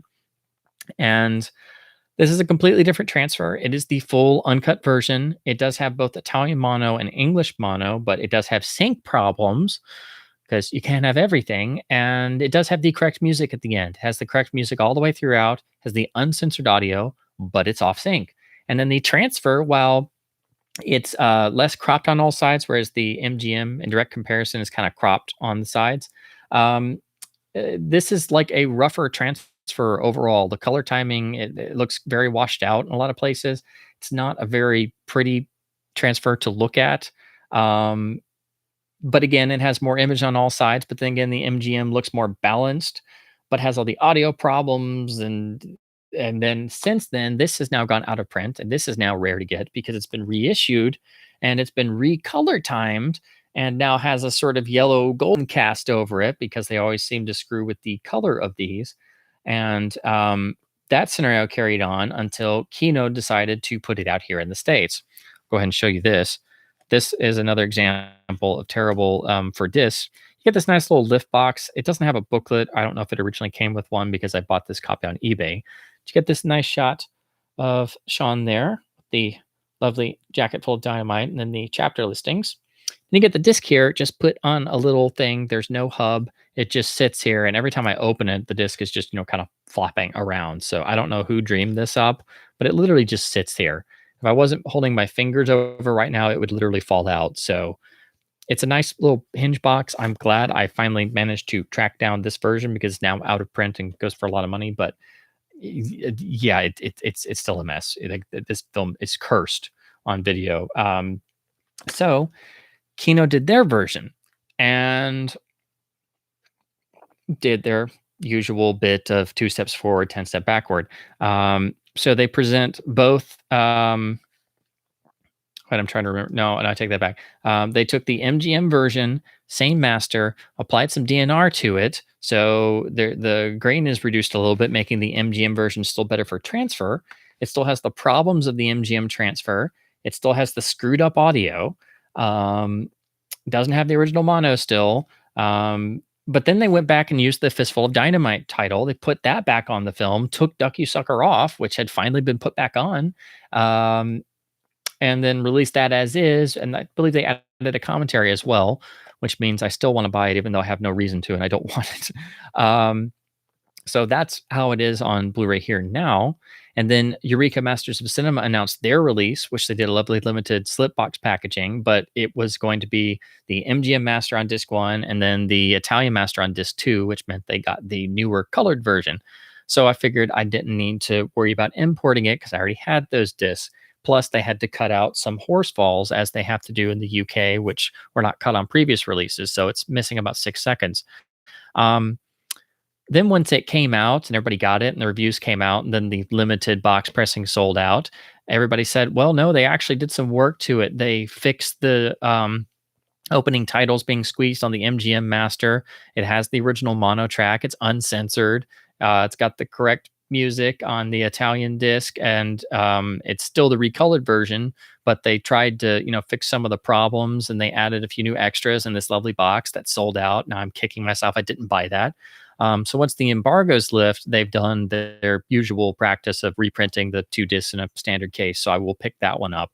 So that one tries to make the best out of all possible things that exist, and they at least tried, and I love them for it. And I wish I had gone ahead and gotten the box set version with the booklet and everything, and I really wish I had, because this is one of my favorite films of all time, and I'm really kicking myself that I did not buy it. But I was like, I don't need it, it's the same disc. But should have realized Eureka is not Kino. But anyway, it's still problematic, and it still has the horse falls trimmed, so you have to hang on to this one. And because of the usage of the Kino version, it has that same DNR pass on it. So basically what I will have to do is buy the Eureka version and then sync the audio tracks on that to this MGM master that doesn't have the DNR pass on it. That I have to figure out somehow how to fix the squeezing of the opening titles. And then that would make the MGM version perfect, because this, of course, doesn't have the 6 seconds of horse falls cut out of it. But that's going to take a lot of work, but that's at least how I figured how I'll have to do it. But of course, the Masters of Cinema have the best packaging and original poster artwork and are great. And I need to get that. And I can't wait to get that when I'm able to get stuff from Amazon UK again. But that's the very convoluted history of this film in a nutshell on disc. And if you were to get any version currently, I'd say just go ahead and get the Masters of Cinema disc, because it has 2 different versions, different color timings, 2 different masters. It has all the old extras, and it has the mono tracks that are correct. But of course, just keep in mind, it's missing 6 seconds of the horse falls from the MGM master. But that's the best way to go. I would say maybe supplement that with the MGM Blu-ray for not having DNR, and then maybe if you ever find this first printing Italian Blu-ray, for having this version without the color timing changes, and then also the US LaserDisc, because this was the first almost complete version of the film. So now that I've got that out of the way, I do have to talk a little bit more about this film because I just adore it. So you have this time going back to having, a pair of leads, and they sort of have a bickering back and forth relationship. It's not really a buddy film, but you can kind of label it as being that, a very dark one. Rod Steiger plays the character of Juan, which is very much stemming from the character of Tuco. Originally, they wanted Eli Wallach to play the part, but he decided not to do it. So they got Rod Steiger, and his performance kind of gets criticized by some people as maybe being too broad or too theatrical, but it kind of serves this film very, very well. And he plays this Mexican peasant bandit who is going thinks his life is going pretty well, and he robs people with his entire family and children of peasant bandits. And the film's dark humor kind of gets kicked right off because the opening titles, the first thing you see is a little mound of dirt. You don't even realize what it is, and all of a sudden you see liquid being poured on it, and you're like, huh. And then, of course, you pull back a little bit and you realize it's Rod Steiger urinating barefoot on an anthill. That's the opening shot of the film, and that sets you up. That you know what you're in for. Um, and again, the first third, the first half is a lot jokier, and it really does it puts you off guard for how dark the film is going to go. But then you're introduced to James Coburn's character of Sean Mallory, who is revealed to be a ex-IRA man on the run who's wound up in Mexico, kind of living out his later days in a boozy mix of pain and regret, and basically doing mercenary work for hire for the government factions or whoever will pay him in the Mexican Revolution, which, of course, gives him flashes back to his IRA days, and that leads to the flashbacks we get spread throughout the film that kind of give you ideas of his backstory and what must be the source of all the regret and misery that he's just carrying around with him. And of course, he encounters Juan, who tries to rob him on the road, and it doesn't go very well because, of course, as his character as his character famously says, "You shoot me, they'll have to alter all the maps." Uh, 'Cause he's literally filled. He's got a long duster coat on this little motorcycle, which seems so incongruous to this landscape because it's a Leone Western, but you already see the modern world creeping in because we're now in the time period of the Mexican Revolution. And there's a lot of political things that are kind of mixed in here because Leone was not very happy with the political unrest and how it was always politicizing this, and different factions in Italy. And so you can see in this film, like he kind of finally got a lot more of that on the screen, and just the overall disgust he seemed to have had for the endless bickering and debate that gets everyone nowhere. And so the futility of revolution and endless death for whatever reason, and there is none shown in the film whatsoever. No gains whatsoever. It's just a cycle that continually perpetuates itself. So the notion of the Civil War bridge sequence and the good, the bad, and the ugly, of I've never seen so many men wasted so badly, gets its fullest fruition here in Ducksucker.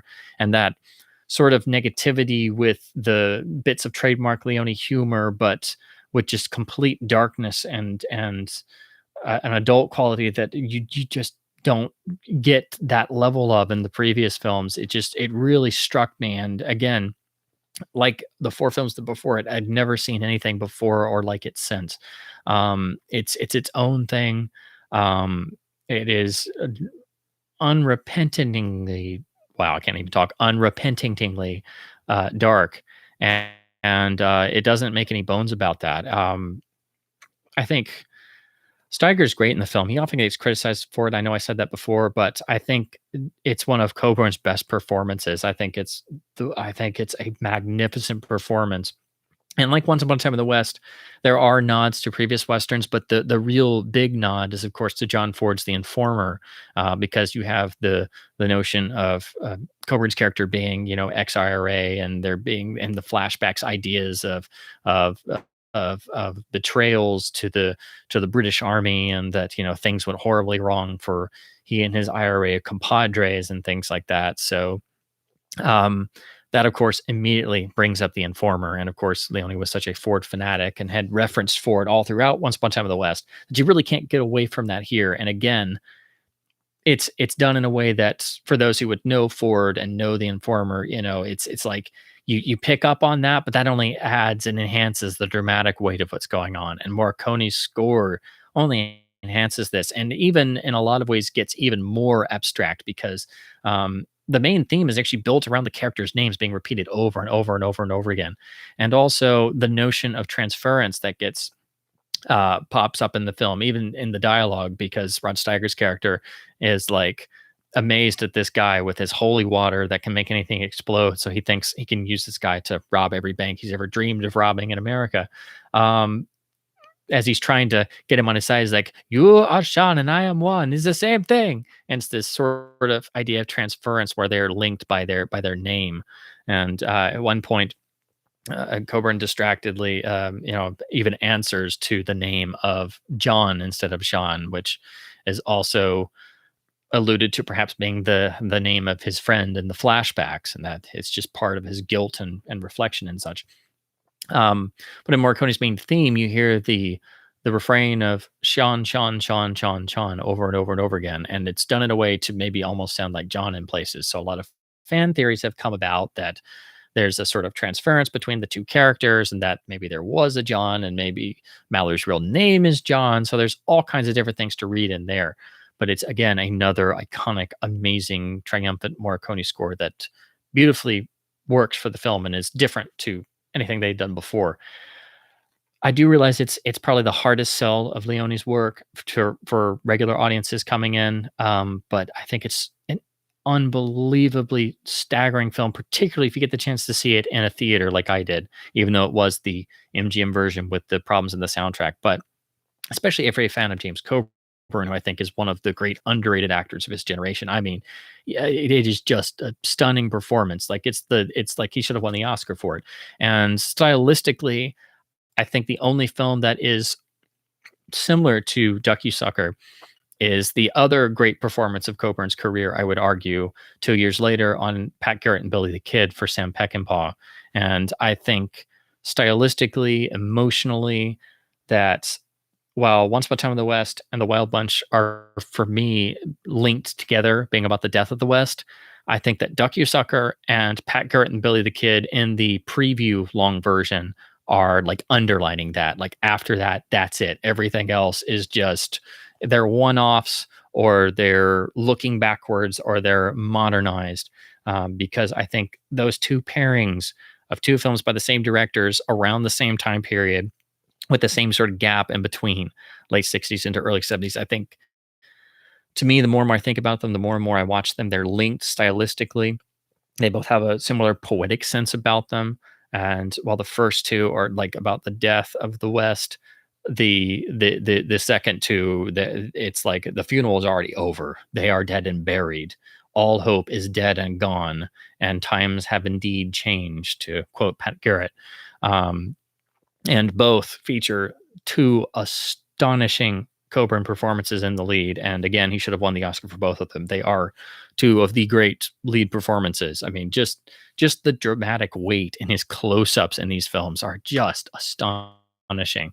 And I really wish there was like some video footage of Leone and Peckinpah meeting, because I feel like they hit so many of the same notes in these particular films, and it's like they were working along similar lines but doing it in their own different ways. And I just wish there was something where they'd gotten in a room together, because it would have been really, really astonishing, I think. And I know I'm it's not often that those are linked, but I've just always done that in my head because I feel all these films are so stylistically linked, and it's interesting to see these particular pairings in the late 60s and the early 70s, and they're so similar. And of course, all four of them suffered release problems and cuts and pushback. And of course, Pat Garrett and Billy the Kid was butchered by its studio, and the only reason we have the long version is Sam Spirita printed it away and hid it in his garage until he died. So, but yeah, both Ducky Sucker and Pat Garrett took decades to be able to be seen properly, and they still need proper authoritative 4K presentations to be 100% correct, and we still haven't gotten there yet, but at least we have versions to be able to appreciate that are like 80-85% there, and I think they're both masterpieces. So that's my spiel on Ducky Sucker, which I know is the one that's kind of the outlier. Unfortunately, I don't have any sort of soundtrack release for that. There was an original LP, but it is very rare. It was printed, and it actually came out under Ducky Sucker and then Fistful of Dynamite. They're very rare. They go for a lot of money on eBay. There is now an expanded Italian CD I want to check out. I didn't know of its existence under the Guia La Testa title, so I will have to track that down. Then shortly thereafter, this is the in-betweener film that doesn't get mentioned very often. Leone didn't direct it. There's been debate whether he did direct a lot of it. But essentially, he produced it and then had to step in and do some second unit. And then he did shoot some footage when there were some production problems. So he stepped in to help. And and then stories have been told throughout the years, so it's kind of gotten listed as a Leone film and not a Leone film, but it was directed by I never know how to pronounce these names, but I'm going to try. Tonino Valeri, who, if I'm remembering correctly, he had been, I believe he was the cameraman for a lot of Italian films and had worked with Leone before. But he got to start directing. And so that is the 1973 film, My Name is Nobody, which I have here on this lovely letterbox Universal double feature Laserdisc with the Brando film, The Appaloosa. But so they bring back Henry Fonda and they bring in Terrence Hill off of the success of the Trinity films. So it's not a comic joke Western 100%, but it is more on the lines of a comic foreign Italian Western. But it does have darker tones, but it's of course Henry Fonda not playing, his character from Once Upon a Time in the West, but it's also not a Leone film, although it's been labeled that before. I saw it, thinking it was a Leone film and always reading it was, and I saw it and I'm like, well, that was okay, but it didn't feel like that. And so it's a weird sort of hybrid between, I'd say maybe some of the feel of a Leone film, but then also one of the Trinity films, and then it basically feels much more like one of the other Italian spaghetti westerns. It's not a Leone film, though he did shoot scenes and footage and second unit for it, and you do have Henry Fonda in it. So I mean, that's not to say it's bad. I still think it's very good. It's a rewarding watch, but it's also not been very much available all that much. I didn't get to see it until I found the DVD which Image put out in the library years ago, and I've seen it since. And they have put out a Blu-ray that I've been meaning to pick up, but it's just very expensive and not obviously not in stores. But I did pick up this LD that I'm gonna check on and check out. It does have both films letterboxed in proper ratio with digital mono tracks. So I will rewatch it on this. And I actually had a copy before this. This is a very uncommon LD, but it had some mildewing, so I had to get rid of it. And so I thankfully finally got a replacement copy that's in really good shape. So I will rewatch the film on this version. And of course, you never know if there's differences with Italian Westerns. Leone, anything related will have versions. There's apparently a newer Blu-ray out in Germany, I think, and some other countries in Europe that's supposed to be a slightly better master, but I haven't seen much about that. I just recently found out about that, so I will try to look that up. But I do need to get this on Blu-ray. But it's an interesting outlier. But again, it's very confusing because a lot of places and sites will list it as being directed by Leone, but it's not really. It's not full blown like the Poltergeist situation. Was it directed by Spielberg? Was it directed by Tobe Hooper? I don't really know. But he did have to kind of step in and do some directing on it. So that is partially why you should watch it, but it's also a good standard fun film in its own right. If I had to make any comparisons, I would say kind of like how I was talking in the Man stream last time. It's like going from Man from Laramie and going into Night Passage, which is the Stewart Western that he made without Anthony Mann because they split up at that time. And so Anthony Mann goes and makes other films like Man of the West with Gary Cooper, and Stewart makes Night Passage, which is beautifully photographed in Technorama, has darkness like a Man film, but it's just not that great because it was made by other people and the script wasn't as good. And but it's still got elements there, and it's definitely worth your time. So I would equate this kind of like that, worth your time, very good, well made, but not obviously, not like the others. But it's always confusing because it gets often misconstrued as being a Sergio Leone directed feature, which it's not.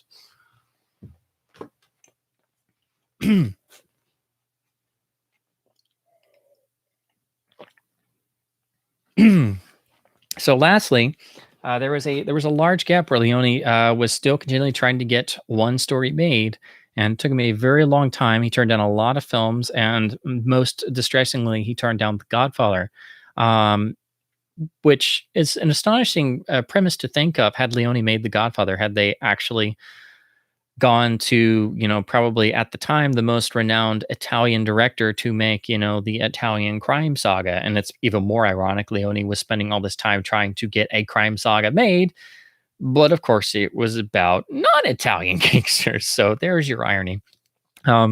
Of course, The Godfather came out and became one of the greatest films of all time and made Coppola the household name that he is. But it's an interesting what if to think if Leone had made The Godfather in 1972. But of course, the film he had tried to make all those years eventually reached us in 1984, and that was Once Upon a Time in America, which becomes the third of the so-called second trilogy of Once Upon a Time of films, if you label Duck You Sucker with its Once Upon a Time the Revolution title, since all three of these films have the more operatic, longer style, intensive uses of flashbacks and so on and so forth. They're viewed as sort of a trilogy of films on their own, if you will. Um, so you have the Dollars Trilogy and you have the Once Upon a Time trilogy. And that's not official. No one ever said that, back in the day. It was never intended that way. It's just something a lot of fans have kind of come up with, and it's a notion I actually quite like. I like the idea of it. Again, just with the caveat, it's something we all came up with by just watching these over and over and noticing stylistic tendencies. But of course, as I've mentioned before, the big elephant in the room when you get to this film is the fact that it's 4 hours and it's told in and out of time sequence, and is one of the most beautifully put together films you'll ever see in your life. All of Leone's artistry comes into play here just to keep the story going and keep it straight, and use all kinds of intricate editing techniques, not just visually, but also using the soundtrack to be able to jump back and forth from the 1920s to the 40s, back to the 30s, to the 60s, to the 50s, to the 20s, to the 10s. It is just an astonishing piece of work once you actually see it and then stop and think about what he's doing here. That, of course, perplexed studio heads to no avail. And by this point, it was in the 1980s when the corporations were already buying out studios, and you had less of the original creative talents in charge that were in place during the Hollywood Renaissance period of the 70s. So that, of course, led to an infamous problem that happened when the original release came up for the US. But seen in its original form, you have the 229-minute version, which is the standard version we've had pretty much after the debacle of the first US release in 1984. It was rumored to originally have been intended to have been like a 6-hour film released in 2 3-hour parts, perhaps, and then cut down to about 259 or so minutes, and then further trimmed down to the 229-minute version that we all know and love. And since then, on the most recent restoration, they did put back a lot of that footage to get it up to 259 minutes. But I'll talk about that in a minute, because that's a real sticking point for me, and I think it's a very, very debatable thing that I don't really think is a good idea. So here we have the Letterbox Laserdisc, which is the 229-minute version. It's from Warner Brothers, who distributed the film here. I talk about that debacle that I was talking about. The original controlling interest here in the States hated the film so much and thought it was so unbelievable that they then took it upon themselves to cut it down to just over 2 hours, but also restructured the film to play out an entire chronological time sequence, and thus undid the entire editing of the original film and destroyed it. And one of the greatest moments of studio tomfoolery and butchering of any film ever. And thank God it did not stay long in that version. And thankfully, even critics during the time back in the day actually found out about this and realized what the studio had done. It was not just butchering a 4-hour film to almost half its runtime, but actually undoing the entire structure of the whole film that was originally 4 hours. So it was butchery on the highest level, and thankfully the outcry was so large that they were able to convince and force the powers that be to put it back correctly. And of course, it played here, and the theatrical release for a 4-hour film in the 1980s that was extraordinarily unconventional was not the greatest. So outside of winning great critical praise, it basically kind of came and went very, very quickly. And I'm not sure about all the early home video releases. I have heard there were releases of the shorter versions, and then different territories apparently got shorter, cut down versions because, of course, a 4-hour film for theater distributors is not a welcome prospect because, of course, that means less show times, less money to be made for everyone. So there have been different export and foreign versions, anywhere from 2 hours to 3 hours, 3.5 hours, different edits all over the place. As with any Leone film, more versions always seem to come out of the woodwork. Um, but anyway, the 229-minute version is really the de facto standard and the go-to version, and is really the one that we have that Leone himself signed off on. Um, this is the version that is a masterpiece.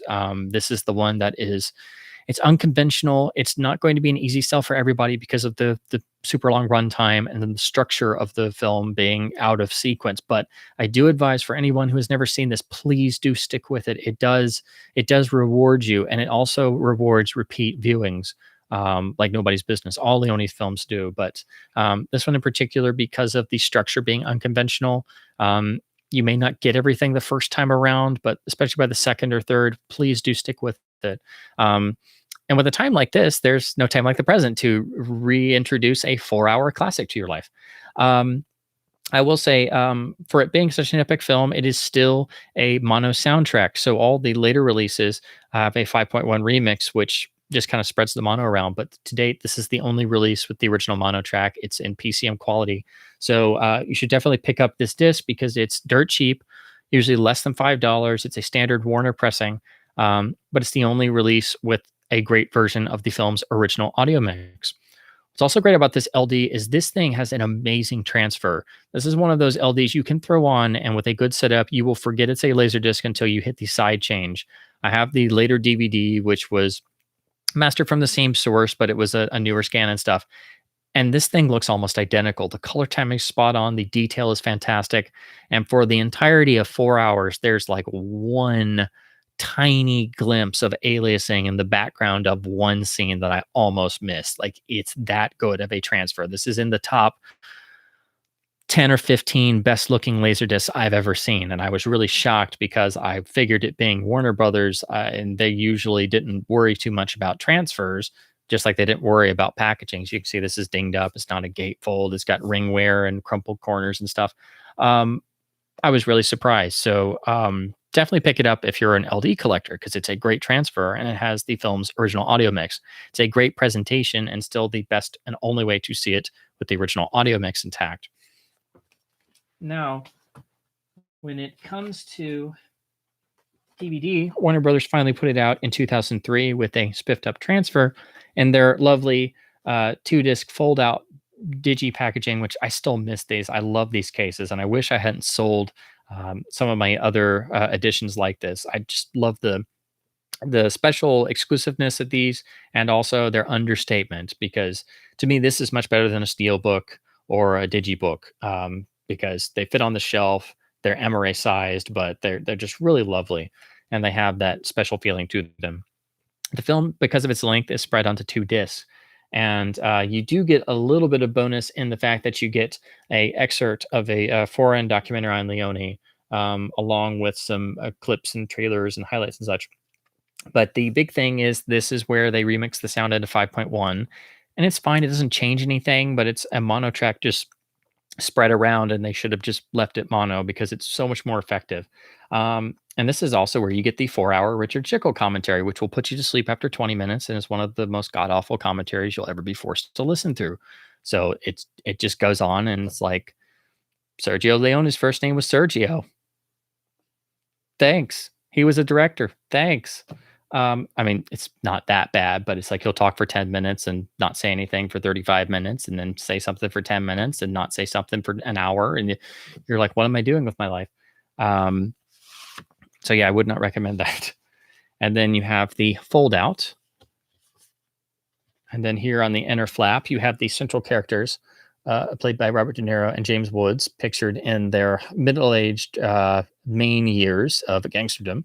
And tons of chapters, and the film is pretty well done, but the break point for the DVDs is a little jarring. There are much better points to break the film, but if you watch this on DVD or if you've ever watched it on DVD, you'll know that what I'm talking about, it pretty much just kind of stops. It's much more like a Laserdisc side break that's kind of abrupt, which I thought was kind of funny once I got into LD. And then I was like, oh my gosh, this is like the Once Upon a Time in America DVD. And then you always had a nice overlay. So here you have them when they're doing one of their robberies, which is actually a pretty central moment in the film. But yeah, this is still a great presentation and definitely the best packaging the film has gotten. But this is still the most common way you see the film, and is the full 229-minute version. And then, where did it go? Here we go. When the restoration was done, that put back in the extra footage, which brings it up to 250 some odd minutes. It was first released in Italy with this terrible looking Blu-ray and not very good color timing. And of course, the footage they rediscovered is in really poor quality, and it was just kind of shoved in there. So when Warner Brothers did the Blu-ray over here, they first put it out in a limited package, which went out of print, but then they just put it out as a standalone, which comes with the original Blu-ray, which was just an upgrade of the DVD. So you also have the 229-minute version and that DVD master. So the issues here are, it's better than that Italian disc, but the color timing definitely has leanings towards the teal side. And I really don't like what they did with the color timing, because the 229-minute version on DVD and Blu-ray and LaserDisc all look the same and they all look fine. So that's unfortunate. And then the new footage is so degraded that it's very disconcerting and very distracting when it comes up. First, you're not used to it, and it's really degraded. They did try to clean it up, but it's still not very good. Also, most of the scenes really, I don't think, are necessary, and they really seem to make the film keep going too long. There are one or two scenes that have really great plot information, but when you're already used to the 229-minute version where you already know what's going on, those scenes are nice, and I wish they had been there, particularly for those who know the film and have seen this, the final scene that's added back in James Woods' character's office in the 1960s segment towards the very end of the film. That's a really great important part with some great story material, but most of everything else I feel is unnecessary. Plus, this is all gestures because Leone himself signed off and edited the 229-minute version, and this now runs 251 minutes. This is now what's shown on 4K DCPs in theaters, and I really don't like that because the color timing is not right. The sound is still the remix. It's not the original soundtrack, and now you have all these scenes put back in. So to me, it's like seeing the reconstructed GBU with the Tuco Grotto scene put back in, but there's like an extra 15 minutes of those. And I'm like, so I would say stick with the 229-minute version. That's how I feel. I know I'm not alone on that. I'm so happy we have these, but I wish they had been presented for you to be able to watch as extras. I like that there's a version with them reincorporated, but I don't think it needs to be the de facto new standard version of the film. And also the new color timing and remix soundtrack are still problems. But thankfully you can pick up this release for very cheap, although it seems to go in and out of print all the time. What's great about this, it's a 2-disc set, has the new version on disc 1, and then disc 2, this is a reprinting of the original Blu-ray from about 2009. And this is simply a 1080p rendering of the 229-minute version that was on DVD. So this has nice color timing.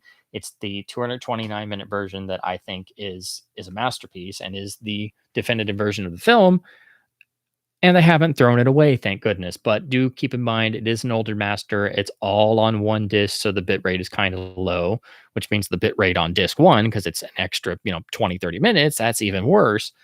These both needed to be 2 discs, and this film needs 4K UHD really, really badly. But I would be afraid they would just present the new version only with the screwy color timing and not fix the audio and stuff. So that's the state of the film on home video now. I would say the best way to watch it would be either just watch the LaserDisc if you have a good LD setup, or check out the theatrical, the 229-minute version on Blu-ray. Look at the extra scenes on disc 1. Best of all would be to capture the LaserDisc audio and sync it to the shorter version on Blu-ray, which is something I hope to do at some point in the near future. I just have to get a capture setup going.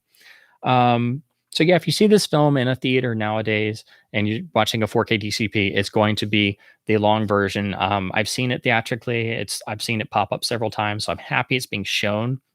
It's amazing to be able to see this in a theater, and they'll usually program an intermission somewhere because it is, well over 4 hours.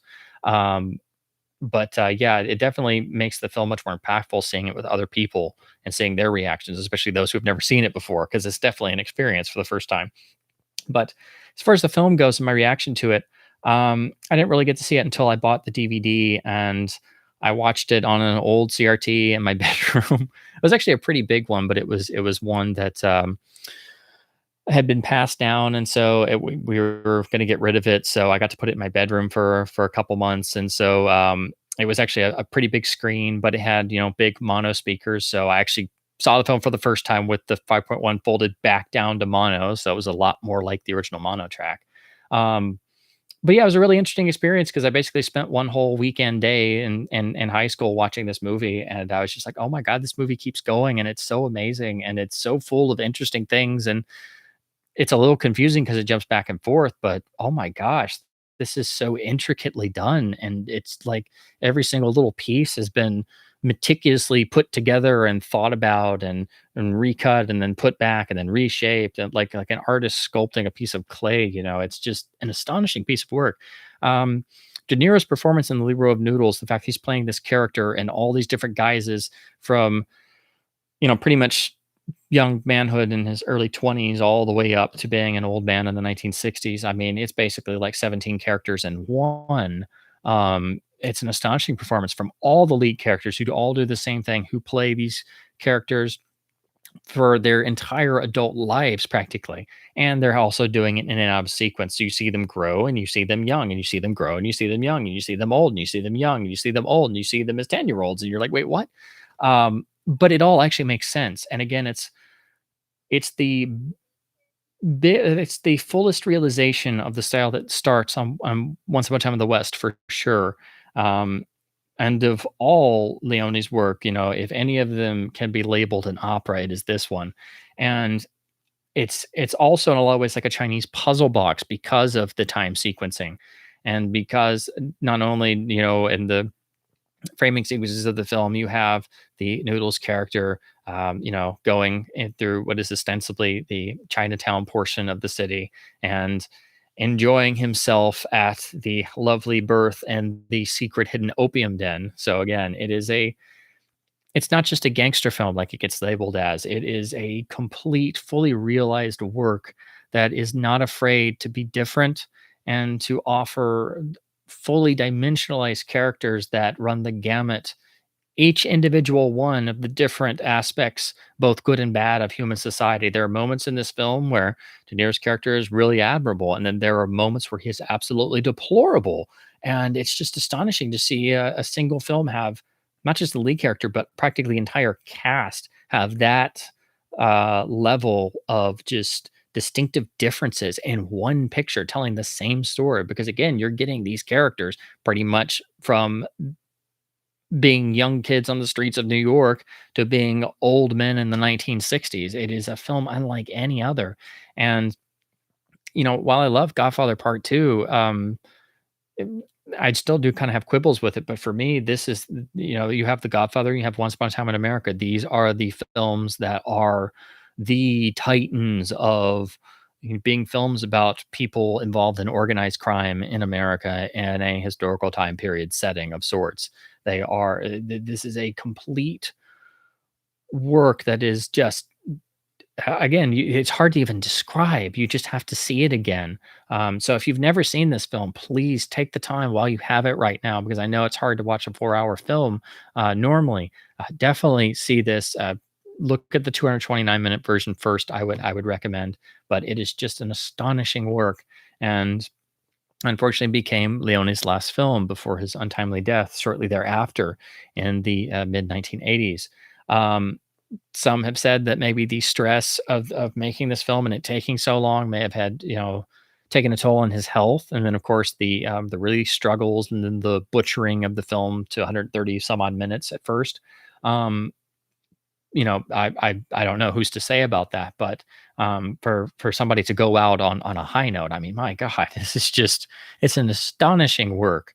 Um, so um, that's my little blurbage about it. And again, I don't want to spoil anything about any Leone films, but this one in particular because it's so long and so rewarding. Um, and it has a phenomenal ending that has so many great complexities to it when you stop and think about it. You may not get it at first, but once the credits start rolling and the final image hits you, and you're sitting there after 4 hours and you're like, oh my, and the whole film takes on a whole new dimension. I have never seen a film do that with the very last shot on the end credits in that manner. Um, so yeah, it is a film that grows with you, only grows in stature, and is unlike any other. I am beyond happy that the missing footage has been found. Again, I think the reconstituted version has questionable color timing issues and is perhaps more of a fan cut, if I can use that term, for a professional release. Again, I don't have all of the firsthand documents or evidence that they may have had, but no one's really said anything. But as far as myself and most others have been able to figure out, it's the 229-minute version that really counts. And I do hope that this film comes to 4K and we still have the choice of looking at the 229-minute version, hopefully with the mono track restored. So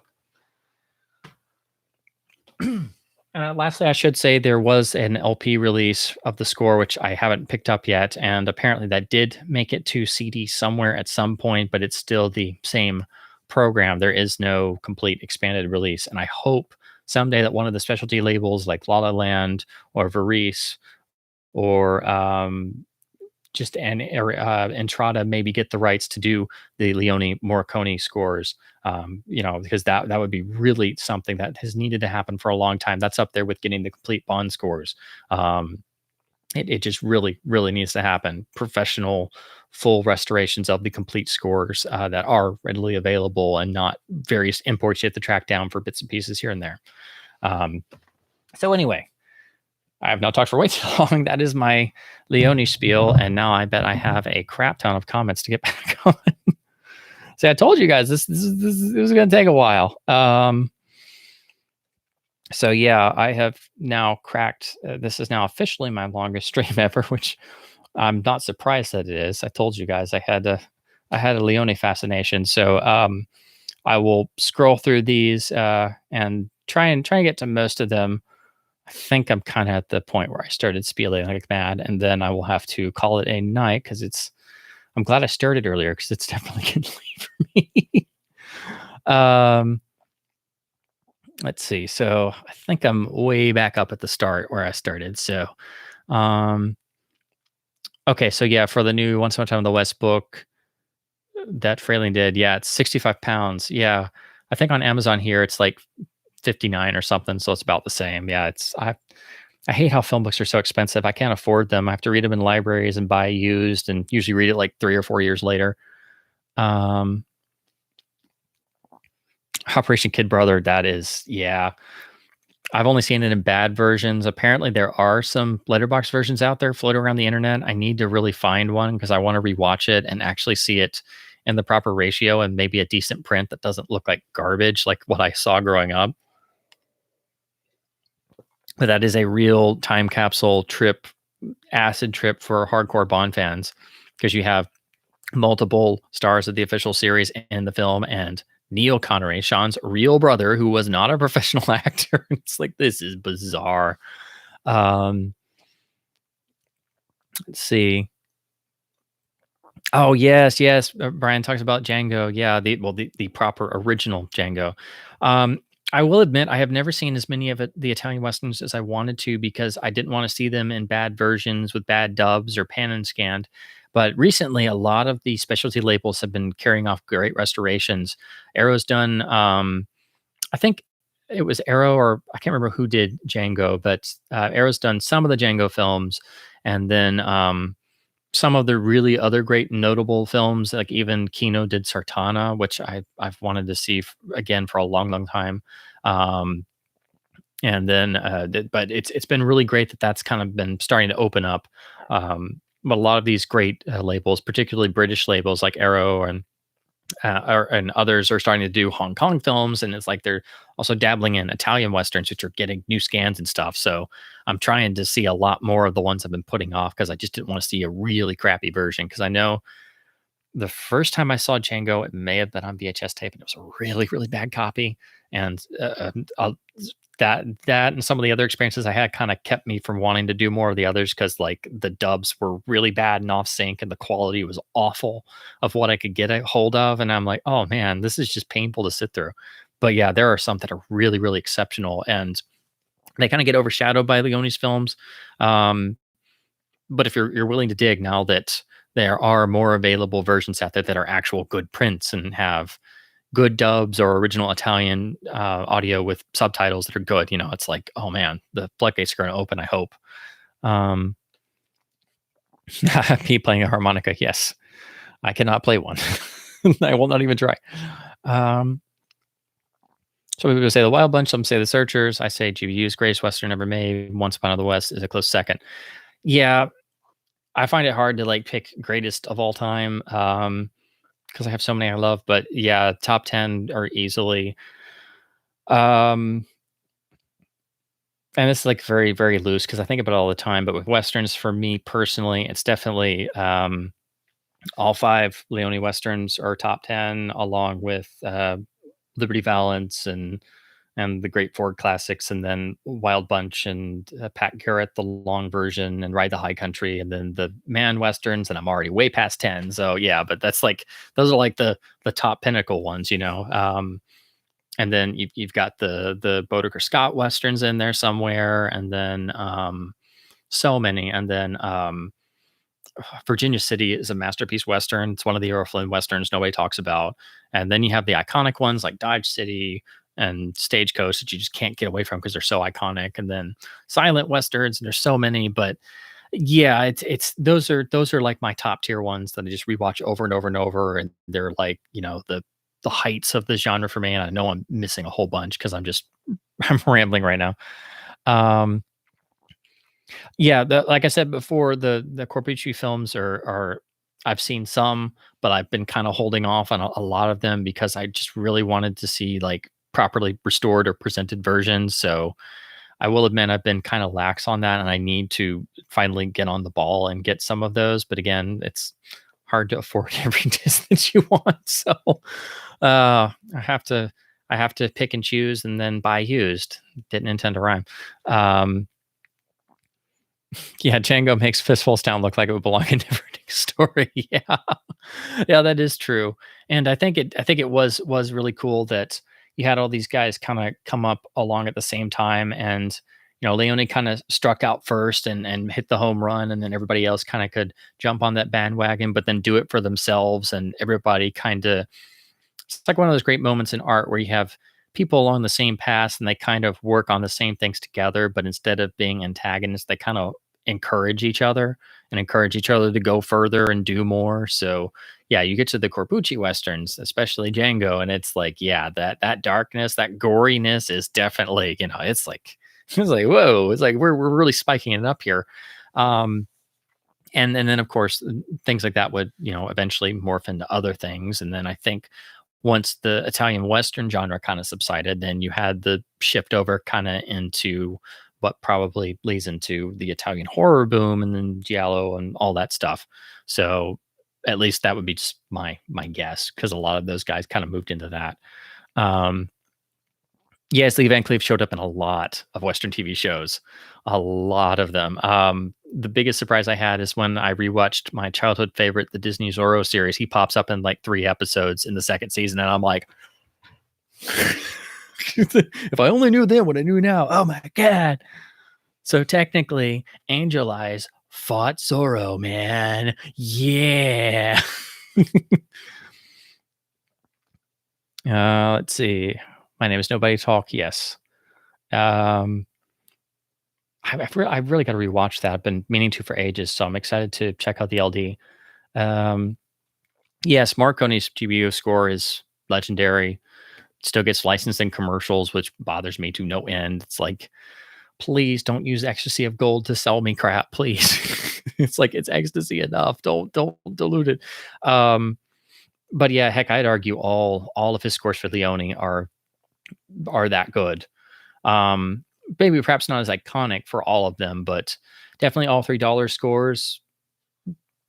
It's in the greatest category of all time with John Williams, with Elmer Bernstein, with uh, Bernard Herrmann, like the greats of the greats. Miklos Rosa, Morricone's in there. He is in the pantheon for all time. I would put Once Upon a Time in the West in there, of course. I would put Sucker in there. That is a magnificent score. And Once Upon a Time in America is a magnificent score for having to score that film. It's like, how do you score that? And then all of a sudden, when the pen flute comes in for the first time, it's just like, oh my God, what is this? This is incredible. So yeah. Deck John Dem. Good to see you, man. What a coincidence this is the subject tonight. Yeah. I gotta admit I was inspired by Dice K's stream on Once Upon a Time in the West. That got my old Leone engines fired up again. And I got to catch some of that because I usually don't get to see his because of the time difference between here and Tokyo, of course. If I see them, I manage to catch them here at 7 or 8 in the morning. I see like the last hour and I'm like, oh damn it. I should have skipped more sleep, man. Possibly two favorite scenes in all most pictures: the final duel in GBU and Quint's monologue in Jaws. Yes. I remember when I was growing up, I started thinking about it. People always talk about the shower scene in Psycho, but I think from an editing and a single sequence standpoint, in terms of just looking at a single sequence and how it's made, and people always talk about the Psycho shower sequence, and that's probably the one people will point to as like the great sequence. But I think the final duel in GBU is even better. It is iconic, immortal. It never fails to make the hairs on the back of your neck stand up. But the building, the unbuilding, the usage of silence, the building of editing rhythms and then stopping, and then building them back up and then stopping again, and then constantly. And then finally, when you get to it, it is so earned. And thus, it makes the duel worth sitting through 2 hours, 45 minutes, or 3 hours in the long version. It gives it that gravitas that it needs. Because if it was just, a simpler duel like what we had before, everybody would have been kind of disappointed because, it's like you need that. So yeah, that's it. It is just, it doesn't get better than that. But as you say, the duel in Once Upon a Time in the West, the point of it is much more introspective, and it is very character driven, and you get the final flashback reveal in its full length there to give you the rest of the story, which is something Leone repeats at the end of Sucker, which doesn't have a duel of the same ilk. It doesn't have a duel at all. But what's also interesting about Once Upon a Time in the West, what they talk about in the supplements and Frailing talks about, if you notice, this is all being done off area. They go behind the house and they're just standing there and nobody's around and they're all alone because at this point, the West is dead or dying and nobody cares about the ways of old. This is a thing that is being settled at the end of someone's life, only at the point of dying. And, the rest of the world doesn't care. It doesn't matter to them. So it's these two guys having this ritualistic moment that means something completely central to their entire identities right there. But it's out behind a house in the middle of the desert and nobody's watching, except us. So we're there and it's thus much more intimate. So yeah, I always like that point because once you realize that, you literally see them, they walk behind the house, it's like they go out behind a shed and decide life or death right there.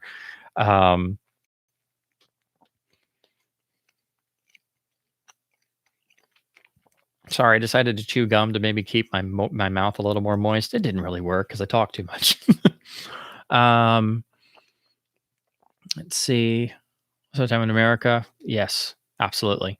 Comes to 80s gangster films, Scarface my favorite, but America is artistically the better film. Yeah, I think that's fair, and that's not to begrudge the De Palma Scarface because I still like it very much, but it's definitely a completely different type of picture. That's for sure.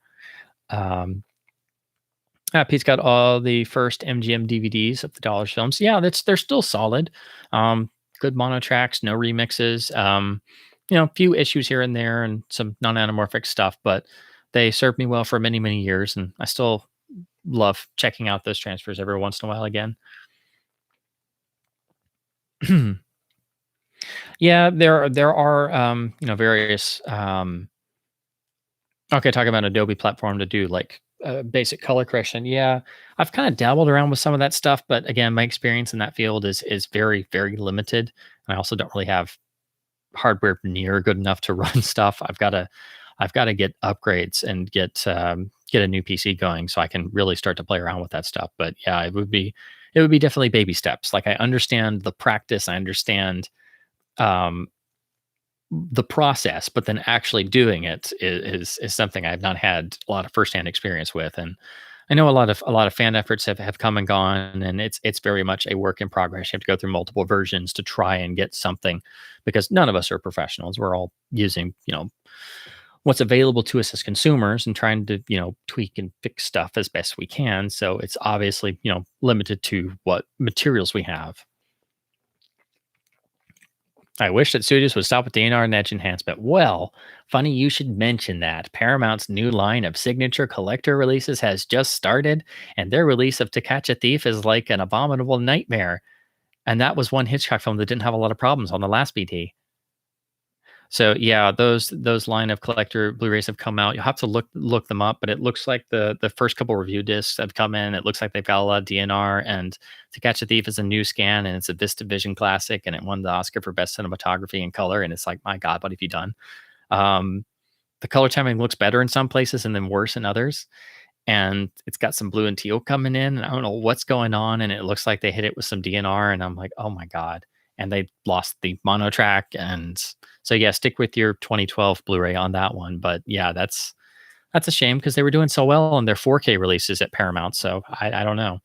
Um, Kino willfully ignoring years of objective research that fans and collectors tried to tell him is hilariously baffling.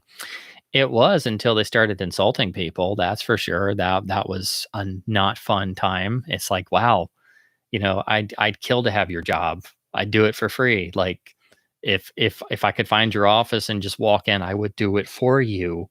Like you wouldn't have to pay me. I would sleep in a closet. I would live there. Um, but yeah, that was just bizarre and awful, and just I mean, they seem better at responding to people now online, but that just because of their responses, that just led to a lot of back and forth, and then a lot of people got upset, and there just was a lot of vitriol going in those threads. But it's like all people want to do is help. Like it's like somebody trying to send you a copy of the original shooting script they managed to get a hold of. It's like, why are you gonna yell at them? It's like, come on. Um,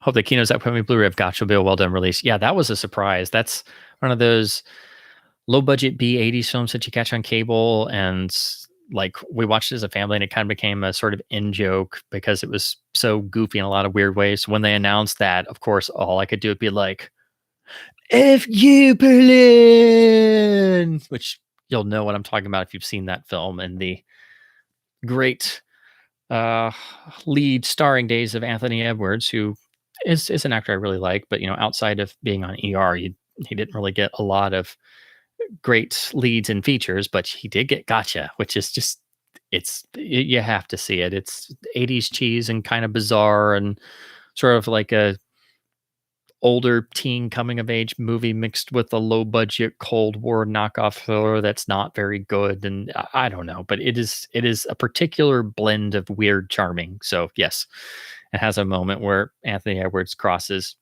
the Berlin checkpoints when the wall was still up in the middle of the 80s, turns around and gives East Berlin the middle finger. So yes, I'm shocked it's getting a Blu-ray. I couldn't believe it. I was like, what? Wow. Yeah, the UHD art on Jaws is kind of goofy. It's like, okay, yeah, the original poster is iconic and very subtle, and now you just have the shark coming out with the title in his mouth. I'm like, okay. I mean, as long as the mono's there and the transfer's good, but it's already got issues. I'm sure those won't get fixed, but at least it's on 4K now, so good. Yay. Can we get more extras now? Thank you. My Eastwood impression has been it's been a long work in progress. It's obviously better when I haven't been talking for 6 hours, but it's just something I always like to tinker around with, and of course you have to do the eyes squint. You have to kind of step the voice down. See, my friend, there's two kinds of people in this world: those with loaded guns, and those who dig. You dig. So yeah, I've always walked around the house doing that as a kid. um, let's see. God isn't on our side because he hates idiots also. Yeah. Well, yeah, you Blondie likes making fun at Tuco, but see, Tuco is not he's not fully dumb. He's wily in the sense of, he's a character who's much more salt of the earth. So he has, sensibly street smarts and he can get the better of people a lot of times because they don't expect him to, because he is somebody you're not supposed to trifle with. I mean, when they read out his list of wanted, his wanted list, it's like, so he killed like 700 dudes and did this and burned this down and stole 800 horses and this and this and this and this and this. And by that point, he's just like, can we get this over with? So, but it's also cool that on the flip side, he is shown to be, he can't properly read. He's a bit illiterate, but he doesn't let that stop him, which is why we all love him so. But you do get that wonderful back and forth where they're constantly trying to one up each other, and Blondie can get the drop on him because of his cool intelligence, but then Tuco can get the drop on him for being underestimated and other things. Almost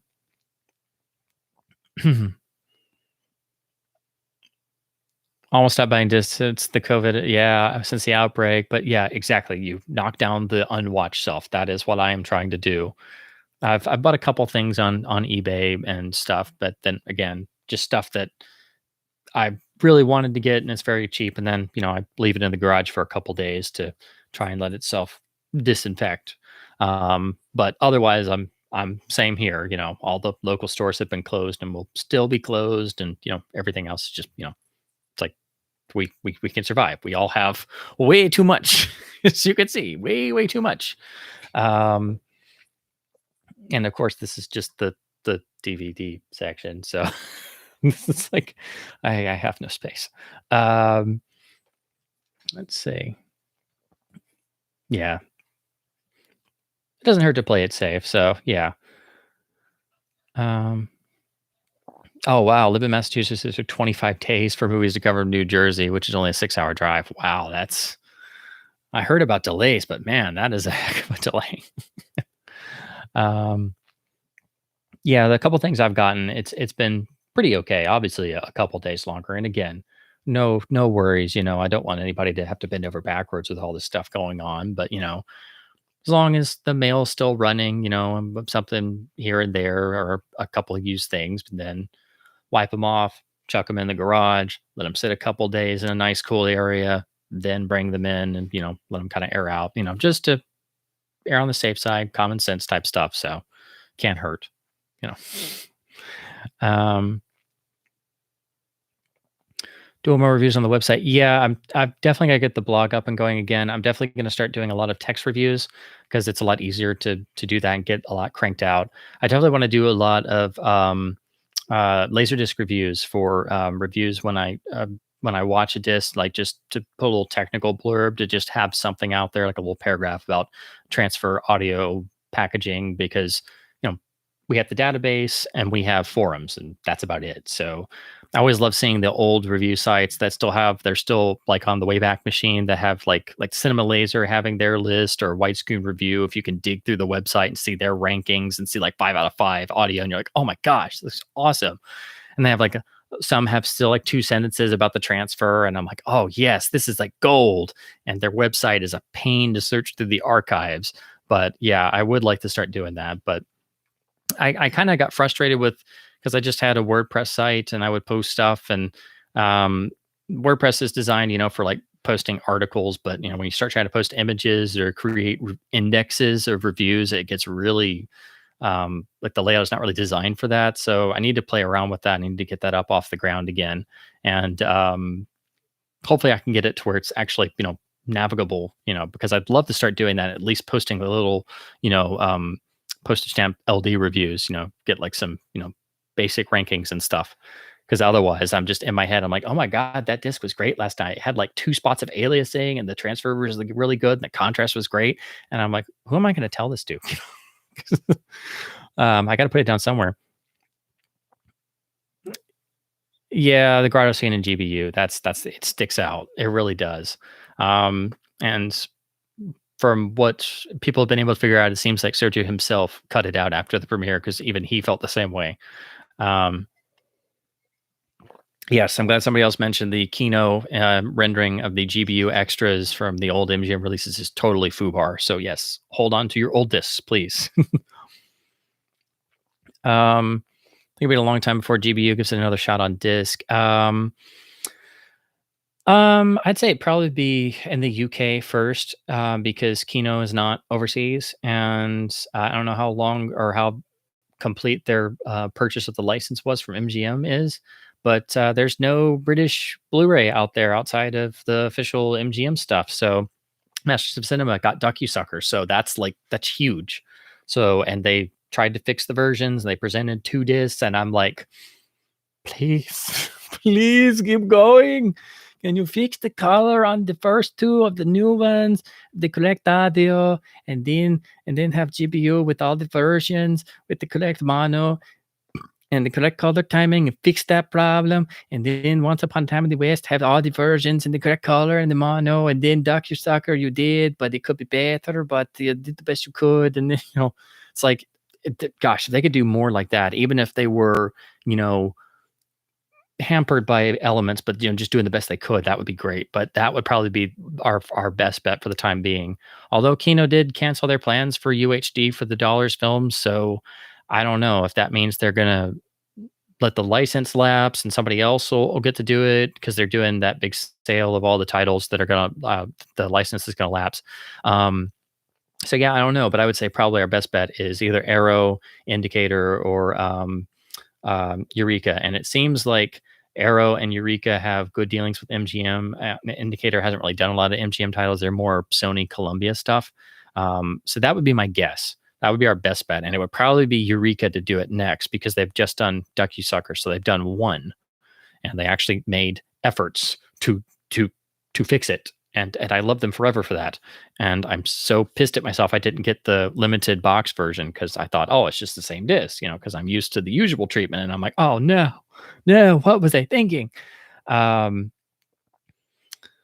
see.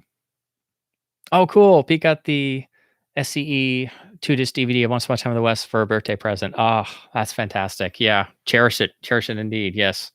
There are certain things I will never give up, certain VHS copies I grew up with, certain DVDs for sure.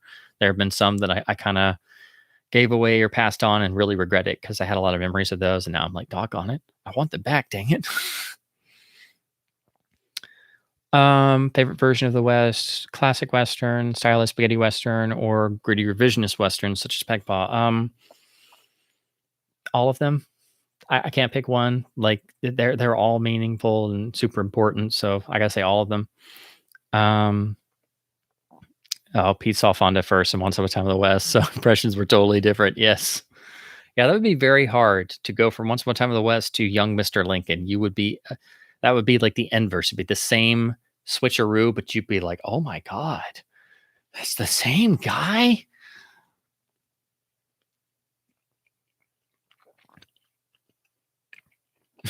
Yeah, Daisuke talked about the cover showing what happens to Frank in the finale. And it's like, seriously, guys, again, not as bad as the Planet of the Apes cover that shows the ending, but still, it's like, come on.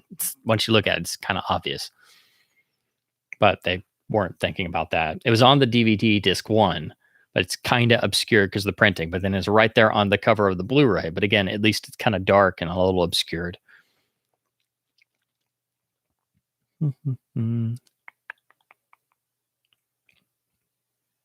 Yeah, and of course, the LaserDisc gatefold shows you the flashback, so that'll really do it. Oh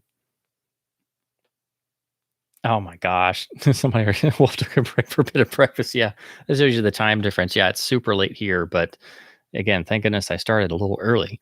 Oh, cool. Yeah, Pete got your copy of 4K 77. Awesome. Yeah. I gotta get a Blu-ray burner because there's so many things I just want to burn to disc and not have to, resort to thumb drives and conversion and all kinds of stuff. Or I gotta get some better setup to watch stuff like that. Um, yeah, and then of course there's the like I was saying before with fan efforts, the really good ones try to do versions that um, improve on the older ones because they're always a work in progress. And they always try to improve where they can. And 4K 77's up to a higher version, which I don't know if I've seen that in its entirety. I think I may have just seen the earlier ones. I'll have to double check.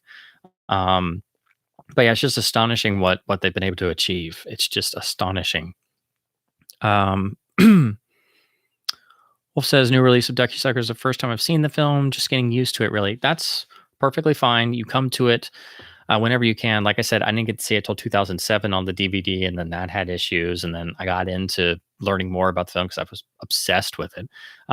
So yeah, it's a problematic film. There's no perfect release, so wherever you can get into it, just hopefully it's widescreen, it's got mono, and it's got the final flashback, and it's 150 some odd minutes. Because going back to the old short pan and scan versions is just don't do it. But that's what people were stuck with for the longest time. Um,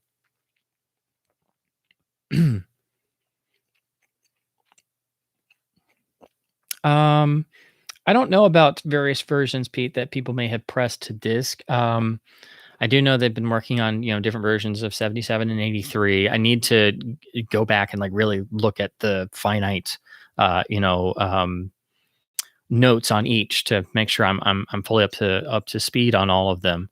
Um, it's probably just whoever burned this just used whatever they had on hand.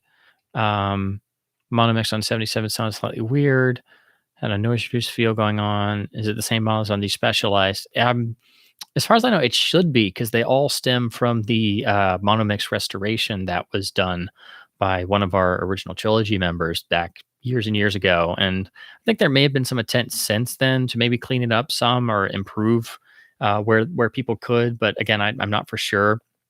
I didn't think anything had been tweaked or anything, but it is possible. I'm not for certain. I would have to, look it up and kind of ask around. But as far as I know, it all stems from that original restoration project that was from like pieces of a radio broadcast, if I remember correctly, and like a VHS recording of a television broadcast. So it had to be cobbled together from some really dicey sources. So it's amazing we even have it. But I will double check that.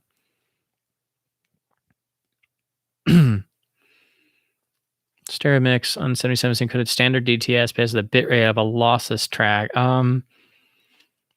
Uh, I don't know. I mean, standard DTS can get to 1600 plus kilobits per second, and then that's what's the core track inside of the HDMA stream. So yeah, standard DTS can do lossless. So that's probably what it is. I don't know what the bit rate is of that track for sure, but yeah, it's just like DTS on LD or early DVDs was like 1500 or 1636 or whatever. So that's just a manner of encoding. So I'm just not sure what settings they may have used. Force is very strong with it indeed. Yes.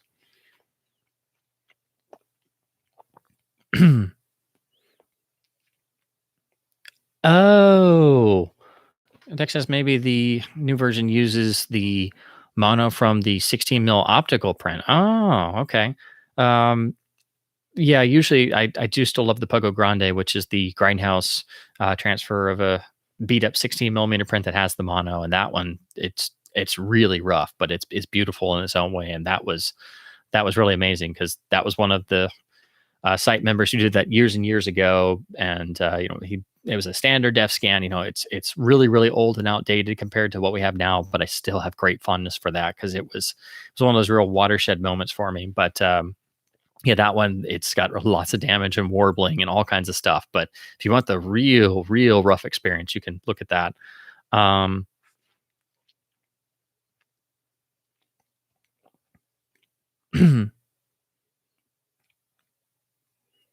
oh, cool. Lots of tech talk. I will have to um, dig into more of this. I will admit I've kind of been a little out of the loop because I haven't been reading the tech stuff as much as I used to. I need to get back on that.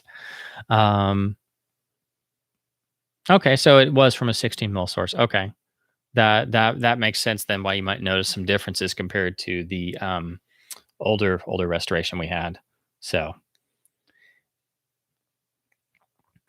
okay, now I'm catching up to myself. Okay, yeah, yeah. The Eureka Masters of Cinema docusuckers. The overall so far, it's the best version we have. It's not perfect, and there are reasons to own other discs, but so far, it's the best of the bunch, even though it's got issues of its own. So yes, you are good to go with that. I wish I'd just gone and gotten a copy of my own because it's far better than I expected.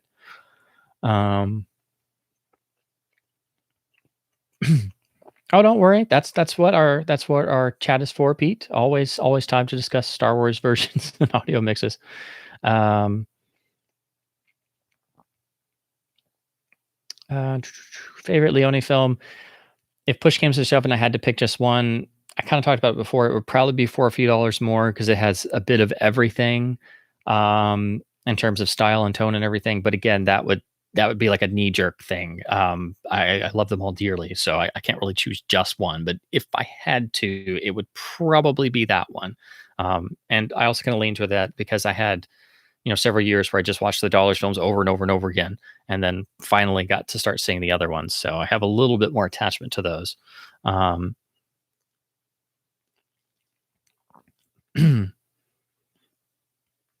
yeah, Wolf talking about John Ford, being called Sean sometimes, and of course being called Jack Ford as well. So yeah, I don't know. I hadn't thought about that. Maybe that is a Ford reference. I don't know.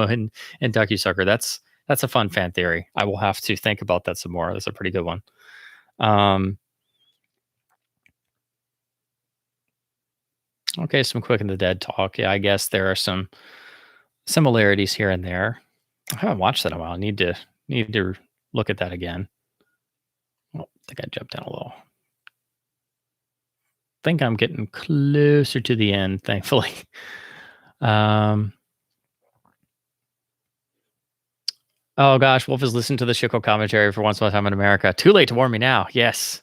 Um, had to listen to him on Titanic. Oh, yeah, the humanity. Yeah. Yeah, if you see he did a commentary, just don't bother. It's not worth your time. Just a real waste. Kind of like his books. Sorry, couldn't resist. I've read too many of his books too. But he did do several good books and good works, but generally it's just telling you a lot of what you already know. Um, De Niro was putting on the mask for COVID-19 that early. Yes, they were first. They were first on the scene. Um,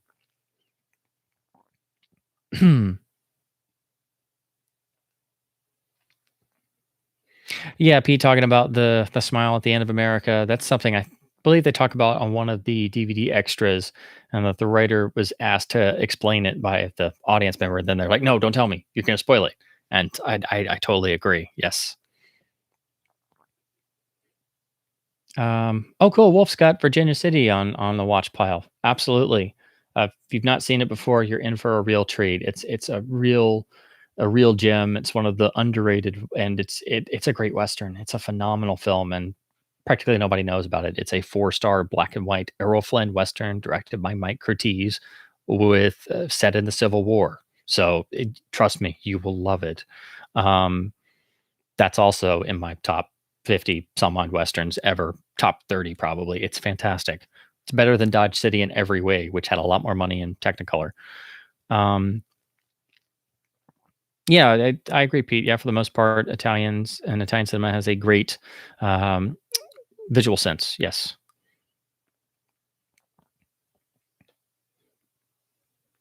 Okay, yeah, talking about To Catch a Thief. Someone posted a 35 mil frame on the Blu-ray forums. Color far more gorgeous and vivid. Yeah, um, there were some of some of that, and then somebody linked to there was a website that's had uh, grabs of IB Tech prints up before, so that's I've even linked that on some places again because somebody reminded me of it, so I relinked that on like Home Theater Forum where there's another thread going on about it.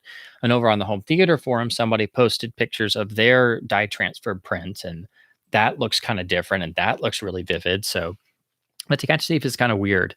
It's looked kind of different in every release, and I've had all of them at some point, and none of them have really been satisfying for some weird reason, and they all look different. So I've never known why. So yeah, and the captures so far, parts look better colored and other parts look worse. And it looks like a lot of the grain has been taken out, a lot of the detail. And a VistaVision film should not look mushy, and it does. And again, this film won Best Color Cinematography for Robert Burks, who's one of the great cinematographers. And it's like, no, like, well, what is going on? This needed to be 4K UHD day one. It's a crown jewel in the Paramount library. What's going on? But it looks like some of their other discs, like people posted about Fatal Attraction, maybe having some DNR, and I'm like, oh no, here we go again. Bad Paramount discs. I thought we were finally done.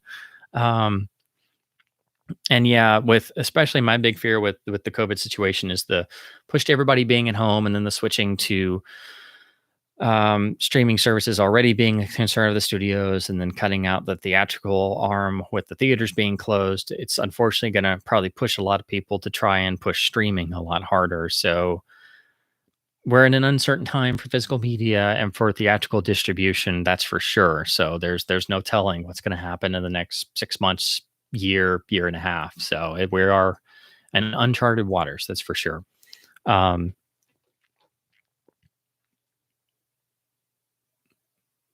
Disney or centering Splash. Oh my god, that's just like, I mean, I'm not surprised because it's Disney, but it's like, Disney also owns Pulp Fiction. You ready for the Disney Pulp Fiction cut? Yeah. Yeah, hey, it'll be 20 minutes long. It'll be random images, and the only thing that won't be cut will be the Royale with Cheese dialogue. All censoring will be removed. Everything will be removed. It'll probably be more like 4 minutes. It's like, yeah, people forget Tarantino movies are Disney.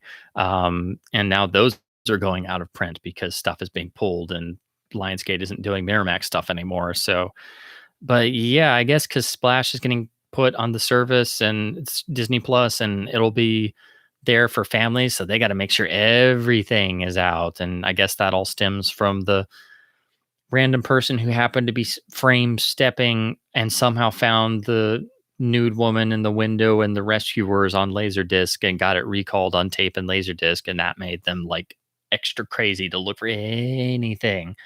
Then they removed the priest's knee and the Little Mermaid because somebody thought it wasn't a knee somewhere, and it's like, really?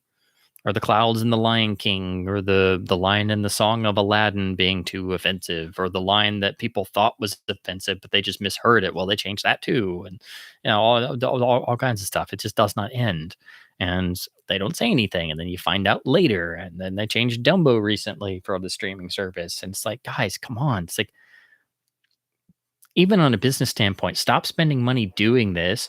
It takes 2 seconds to put a disclaimer card on the beginning of it saying this is of its time and the historical context does not represent the views of the corporation today. Please understand, blah, blah, blah, blah, blah.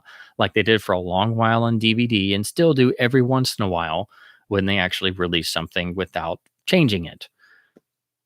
That's all you have to do. It takes 2 seconds, and you're spending far much more time and money screwing with stuff and messing with historical accuracy for this and future generations. It's like, what are you doing? Why do you get a free pass? Let's see. In the future, I'd like to come on as a guest, so at least my voice heard. Hope there's microphones where you can change the pitch of your voice. My voice sounds too whiny. Anything that's not real life. In 1972 is not my birth year. Yeah. Well, no, that's fine. It's always fun. I guess 72 is your favorite. Okay, yeah, favorite cinema year. Yeah, that's understandable. I'd have a hard time picking mine. I have several. I have too many. But yeah, that's totally understandable. I've really done much of those Zoom chats, but I guess that would be the easiest thing because everybody seems to be liking that now, and you can have multiple people on at the same time. But I guess we'd have to get a bunch of people together at the same time and see if we could get something like that going. maybe get Culture Dog and other people in here, maybe like try and make it a super group or something. Yeah, that's it. A live super group. Yeah. um, but yeah, yeah, they did change Dumbo with the crows and stuff. That's for sure. Um, um, yeah, that was for the Disney Plus version or something, and of course, because they put that up and changed it because they had the Dumbo remake, so they wanted to put the original up to cross market or whatever they would term it. But yeah, that's yet another thing, and at least that got noticed, but most of them don't. I exhausted most of my water, but since I've gone way longer than I wanted to, I'm like, well, I'm almost at a new benchmark, so I'm trying to wait out the clock a little bit because I'm almost at 7 hours. Oh my god! Uh, so again, good thing I started a little bit early, but I'm sure if you play this back, my voice will noticeably change a little bit every time. So, oh man. With that being said, if you notice, I'm kind of glancing like this. I'm like, well, I'm this darn close. I better just go for it. Um, so yeah, it seems like Disney is still up to their ways and will probably be pushing streaming a lot more. And now they're getting into the live action stuff that's from the 80s and is not objectionable. Like, wow. Um, I do have a Letterboxd account. I kind of started it when they started, but they hadn't really they didn't have nearly the amount of films because they just started, and then I kind of forgot about it. And it wasn't really until like a day or two ago that I actually looked up my old password and logged in. And so all my stuff is like really out of date because I did it like back when they started, and I just threw a bunch of things on. So I'm trying to get that updated and get back into that, and maybe post some reviews over there because those are really nice because they're well thought out, and you can just post like a little, a nice review, which is how the when movie got started, MUBI, that service for streaming art house films, it was called the Auteurs, and I was all over that thing because I was in college and I had nothing better to do when that started, and it was a cool site. You could write these little like mini paragraph reviews, and I reviewed everything they uploaded when they started, so I can have like a review on most everything. And then they kind of started focusing more on foreign and art house stuff. And I never bought a membership over there because it became a streaming service. It was going to be a little bit different beforehand, but then I kind of forgot about that. Then I started Letterboxd, and then I totally forgot about that because I started an account when they started, and they had a handful of films. They were building the library up, and so literally I was like, I thought I made an account. Maybe I should look at it. And I looked, and I'm like, oh my gosh, this is so much more awesome than I remembered. I need to, oh my gosh, I logged into this like 6 years ago. What's going on? So yeah, I am going to get that going. And I also like to put things on the watch list on things like that, even if I know them, and I don't rate them until I rewatch them because I want to give it a fresh watch. So I know there's a lot of stuff on there that I marked on my watch list because I just haven't seen it in a long while, and I wanted to get a fresh perspective again. So yeah, I haven't made any lists over there, but I definitely will because that's always fun to do. Um, let's see. Oh wow, Pete's been digging through my old blog. Thank you very much. Um, I want to say sacrilegious the Dark Knight review. Oh well, it's nice to have back and forth and feedback. So I take it. I know it's an unpopular opinion, so I'm cool with that. I'm just happy I can actually discuss it now because I remember when it came out. If you had any sort of qualms with the Dark Knight, you were tarred and feathered. Professional critics were tarred and feathered. It was just you had to just sit down, shut up, and be very quiet and sink down in your chair and be like, I didn't think it was very good. Don't hate me. So let's see. Seeing Dice Gaze on, I guess on Letterbox. Okay, I guess he's getting. Um, Guess he's getting on Letterbox too. I'll look him up. That'll be cool to see everybody's first-hand accounts and such. Yeah. Um, Yeah, I always find it hard because I love so many films and such. And you see stuff like that. I'm like, I feel compelled to click that, but I'm like, am I supposed to save that for like my diehard favorites or like my top tier immortal classics of the cinema, or can I just like everything? I don't know. I don't know what's right. I guess it's open ended. I just feel compelled. I'm like, I just I rate highly, rate highly, rate highly, right glowing, right glowing. It is problematic, but I love this picture from 1936. Blah blah blah blah blah. It's like, yeah. So sometimes it's hard to just rank stuff because it or rate it because it's like it's still great. I still love it.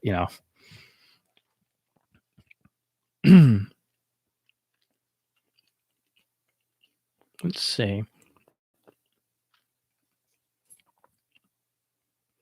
Okay, that's honest. Pete being first experience of Ronin was maybe not the best experience. Didn't really connect with it. Didn't pay attention the first time, but yeah, it's definitely a grower. You may not get all the full impact that first time, but yeah, oh man, it is. That's a whole other multi-hour discussion. So, with that, I definitely better call it a night. It's definitely been a wonderful, uh, longer than normal stream. Definitely a topic I have a lot to talk about. There's a lot to talk about versions and disc editions and foreign cuts and different reissue cuts and trims and all kinds of stuff. It's a giant can of worms and something I always want to talk about on this channel. So I'm very happy I finally decided and sat down and did it and got it all out. So, um, but yeah, thanks so much for hanging out, everybody. I hope you're doing well in this craziness going on. Hope you continue to do well. Um, so yeah, that's going to be it for me on this lovely evening slash early morning. So thanks again as always for hanging out. Hopefully you will go off and rediscover old favorites, dig back into the Leone catalog, maybe see some of the Leone classics you haven't seen, dig into the earlier films. I know I'm definitely going to try and finally see Last Days of Pompeii in its entirety. So that's where I'm at. But as always, uh, stay safe with this stuff going on. Enjoy your physical media and all our backlogs on the shelves. And as always, have a better one, everybody.